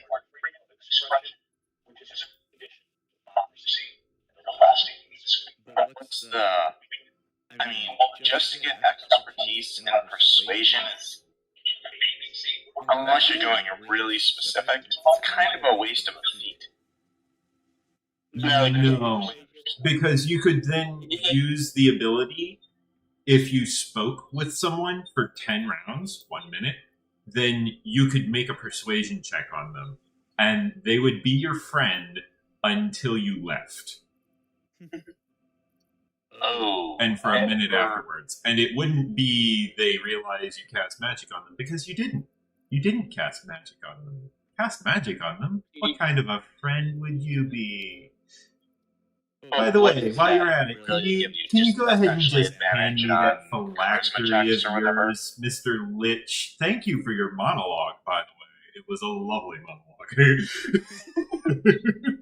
It probably gives you a bunch of allies. Like, say if you can convince like a bunch of warriors and you're like a fucking wizard in the background.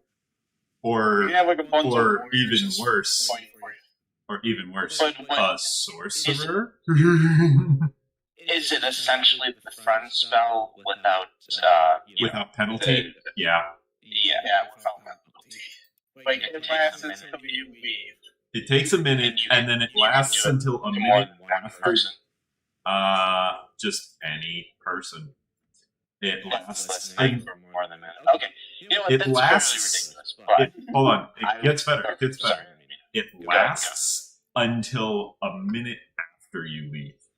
So they won't even notice until you've already had enough time to, like, teleport. I'm saying, and that's what I'm saying. Like, if you're addressing an audience or something, that'd be pretty nuts. All right. But This tier now. Oh, the Kyle has arrived. I thought you'd probably be around 720. Yeah, I didn't get your message until a minute from now. Kyle suddenly appeared. Yeah. Let's Pokemon jokes from 20 years ago. I'm watching the Pokemon Shiny Light hunt right now.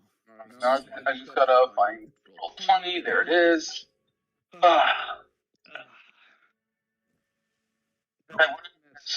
Who's dead? Some homeless guy named Biggest Dickus. Fun. He always dies. I have Yeah, a big boner. ruined friend named Biggest Thickest. Biggest Dickus. It's the Elder Earth, right? Yeah. Yeah. Yeah. It's weird you guys get his name wrong every time. It's actually Biggest Dickamus. Or maybe I don't know. That's I don't know if It's a family line or it's not that. I don't think it's Biggest Dickamus. No, Biggest Dickamus. Or that's the guy I'm thinking of. You might be thinking of a different guy who, is a similar sounding name, but a very similar name here. I'm thinking of. I'm thinking of the guy who sat there and went, "Well, sir, let me just tell you that my." Excuse me, sir. I totally got the accent wrong, by the way. What? I totally got the accent wrong. For For some reason, I instinctively went straight to Daffy Duck. Sir, let me tell you, have you heard of the latest life insurance policy? No? Well, you're in luck today, sir. I cannot put on my chainmail because my dickamus bigamus is too dickamus bigamus. And yet, here I thought for a split second you were doing your best Shaggy. I want voice, man. I really need to pee. Well, go ahead. No one's stopping you. Oh, you mean in the bathroom. What zoinks, yeah? Wait. Like zoinks, Scoob? Honestly, my Shaggy's more the, like, that OG Shaggy, like the first Shaggy. Yeah. But, Not even. that's what it should be. Yeah. The only voice I can do really well is Herbert. I can do Mickey. Boy, would you like to have like that? You like to think you can do me. Well, normally I can do voices better. Right now, my throat is bothering me, so I'm struggling. I will admit, my voices tonight are a little off. But, like, normally will get better. Wasn't too bad. Give me one more Mickey. Come on. Hold on, let me get some water. Ba-da-ba-ba-da-ba. No, Kyle, think about it. He said, give me one more Mickey. Okay, let me get some water.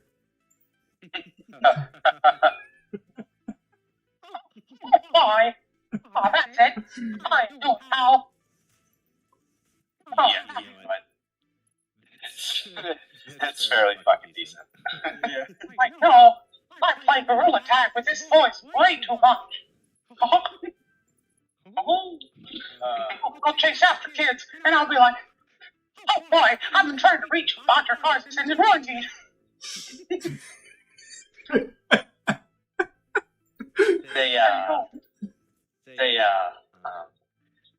I don't know what they were thinking about with that steamboat, because I was after children the entire time.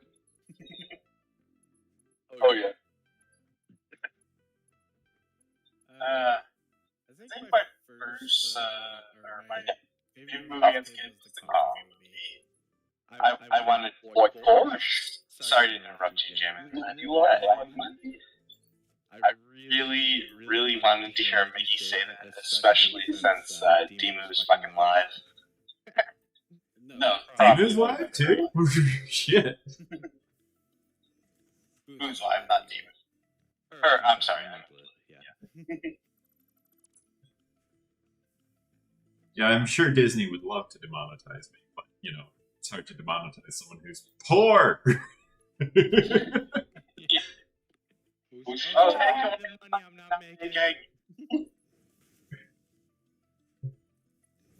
I'm sure Disney would love to sue me of all of this money I don't have.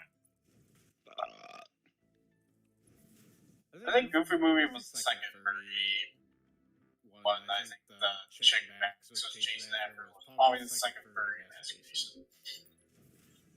Yeah, but I do Mickey's voice way too often. God. Oh, what place was he? Do you have a dog? I think.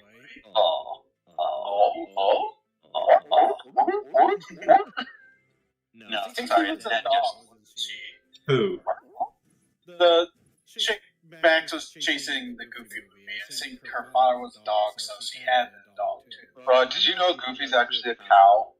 I was gonna say, is Goofy even a dog? No, Goofy is not a dog. I think did not people think know he's a Goofy dog, was but a cow. Yeah, a lot of people think he's a dog, but he's actually canonically a cow. So you kind of, like, to really tell, you have to watch some of the, like, the black and white stuff. yeah, I think in the back, like, he looked more like a cow, and then when they start to go color, I think they made him a dog. Like, say, Yeah, he definitely looks more like a dog, but... Alright. I thought you were actually... So, no. Goofy's legit a cow? Yeah, he's legit a cow. yeah, the whole black and white. He has a more cowish look in the black and white, but when you start noticing the color, he goes more looking like a dog each time. Interesting. Yeah, See, I don't know if you guys ever saw Donnie Darko, but they had a conversation about that. Like, well, if Goofy's, or I think it was Donnie Darko, but it, like, if Goofy's a dog, I don't think she wants to. Pluto's a dog, then, like, how comes Goofy is sapient and Pluto is a fucking dog? Well, you see, you want to know something fun? Yes. In one of the older episodes of Mickey, like of Mickey Mouse, Minnie actually sees a mouse, like an actual mouse, and like screams like it's a mouse. Meaning, canonically, there are animals, and they are sentient animals of similar species. So there could be a sentient dog and a real dog. Oh wait, that would, I think, probably imply stronger that they are mutants, like rodent, like Guys, you're forgetting something. Kingdom Hearts is a thing. humanoids. I'm forgetting Kingdom Hearts exists. Kingdom Hearts just kind of throws a wrench in like a lot of canonical stuff. Well, no, that's the best part about Kingdom Hearts, though, is Kingdom Hearts fixes a lot of the canonical stuff, too. I mean, it fixes half of it, breaks the other half, so, you know. Yeah, but that now makes me Hey, want they to play had to have a plot from something. that makes me want to play Kingdom Hearts again.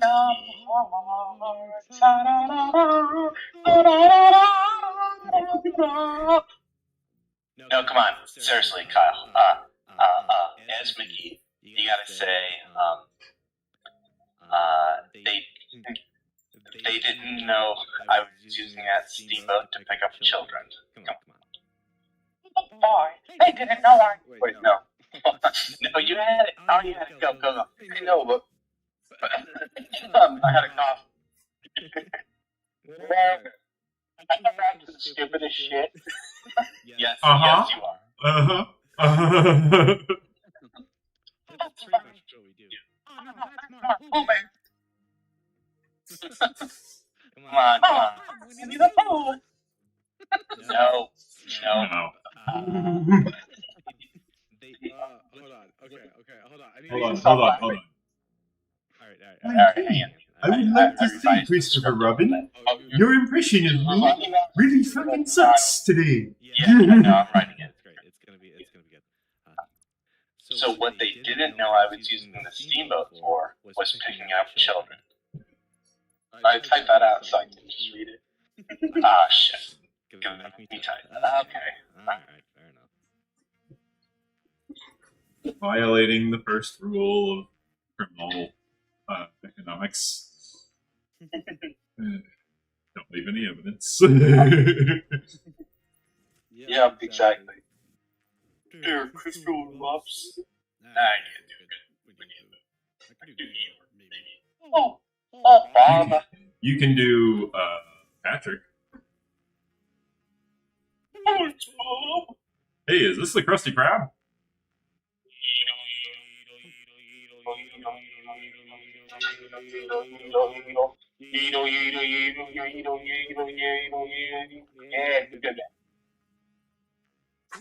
People fucking murky. Hey, enough about Burb's planned love life. No, I meant next to Berkey. I thought I heard like a moan for a second. Like, whoa, Oh. people are fucking their Berkey parking What? I mean, I want to put past people. I've seen weirder things on Pornhub. Anyways, Yeah, a little bit. I should probably go ahead and end this live stream at some point. What they didn't know. Wait. What they didn't know. I was using the steamboat for. Wait. Yeah, no, work with that. If you want to do a little improv, that's fine. It's fine. Come on, What they didn't know I was using the steamboat for was to pick up the children. Hail Hitler. That's voice. Hail Hitler and oddly satisfying. I don't know about that one. Come on, do it. No one likes Hitler. My AI tells me all the time. I can also do a Toad slash like Shrek Pinocchio voice. What? No.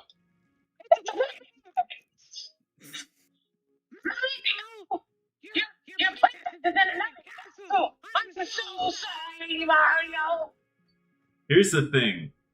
Because it's the crown that makes Peach look like that, that means that at some point, at some time, somewhere in the Mushroom Kingdom, there is a toad that sounds like that.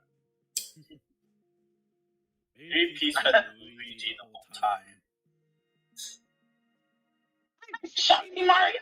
I'm sorry. All along. Yet here I am sitting on the shelf. Sitting on a shelf, do. Sitting on a shelf, do. Because now they use the super calm where that turns weird monsters into hot, sexy women. I believe that's called Rule 63. no, you're thinking of Rule 34. I was referring to, I believe that's called what's it called? I know the anime's name, but I can't remember the character's name. Is it when the Bender? No. It's that time I got reincarnated as a slime. Yes, that one. That's a good Yes. That's what I'm gonna name my memoirs. That time I was reincarnated as a slime. I forget you don't Don't want want to. to. Rita, Dear. fine. Got it. You what? That's the good one. Just like memory scenes in this. I'm not sure if that's 100% true if he has No, it's not true. Is it? Okay. Here it was. I never really got into the memory scene because I kind of got spin-off funny scene, mostly not anything serious. So Steam One, keeps sorry. updating it though. So you need to verify file integrity of Steam? What? So, Well, you said Steam keeps updating itself. So I Yeah, assume yeah. that means you need to There's verify sometimes that file integrity of Steam. like it keeps like I'll update it and then it'll pop up with the exact same update and be like, it needs an update. Yeah. Yeah. Verify your file integrity, and that should fix it. What? Either that, or you may just need to reinstall Steam. No, I didn't hear what you said the first time. Verify the file integrity, and that should fix it. Either that, or you just need to reinstall Steam. How do you verify the integrity of Steam itself? wait, sorry, real quick. Do you have, like, Pure Block on or something? No. Yeah, well. He's probably not that not a problem. advanced. He's Stop. engineer nerd. I'm tech nerd. So when are we gonna start? I'm depositing my reports. A D&D. Or... You told me to be here, so I'm here, and we're not started yet. Well, technically, I asked if we were going to be doing this thing tonight, and then I never checked for responses. Why do you not check? Fix your Discord. You like that was a mistake. No, you see, the problem is that he has Discord in streaming mode and is basically always streaming because he has stream software always open. So he never gets any Yeah, I didn't hear anybody join. You guys just start talking, and I have no clue. So you caught me entirely off guard, and you had no idea. Fucking 5 players here. I think. I mean, it's great. Oh, so you know what? I'm gonna say it again. Fucking whatever reason, I don't know if it needs to be magical or just narrative or maybe not make sense at all, but I think we should put the players together in the same area. And I'll leave it at that. It's up to you. Well, I mean, that's gonna happen shortly. Like, we're getting close to that point. It was just a few of us went off on our own adventure, without a reason. Yeah. Well, here's the thing. Dark Chaos actually is wandering deeper into the depths with you, Kyle. He's planning on going exploring. Yeah, the two of us are together, and then the rest of everyone else is together, minus the new people. Yeah. So, like, the new people will eventually get together, and then everyone will probably find us, because, we're just, not there right now. Yeah, they'll probably find you. Once they hear about... Once they hear another about... man 20. How much damage did I do? Once they hear about what happened, they'll probably go looking for you. Oh, what do you mean what happened? Nothing happened. Everything's fine. Well, I mean, nothing happened. Nothing happened yet. Yeah. 50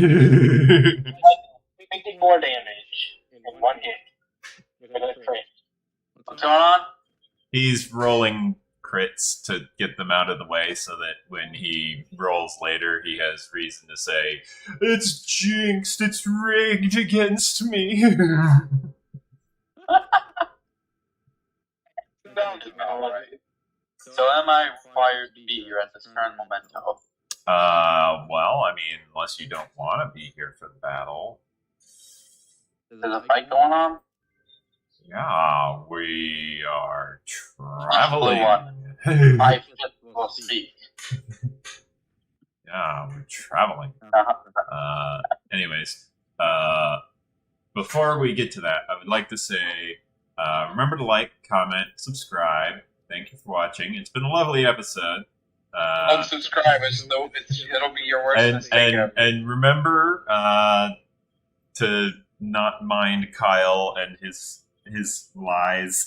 And on top of that, remember to check out my Patreon page and see if you want to send me money, because I could totally use a headset so I don't have this massive echo, and maybe I can actually listen to my phone at more than 50% volume in the background. Also, remember, everyone say something racial inappropriate on 3. Ready? 1, 2, 500 billion, 83,000, 94 quantum quarks. 64, stupid. No one did it. Come on. What do you mean? I said something super controversial. I mean, that may be true, but I would like to point out, nobody has yet to say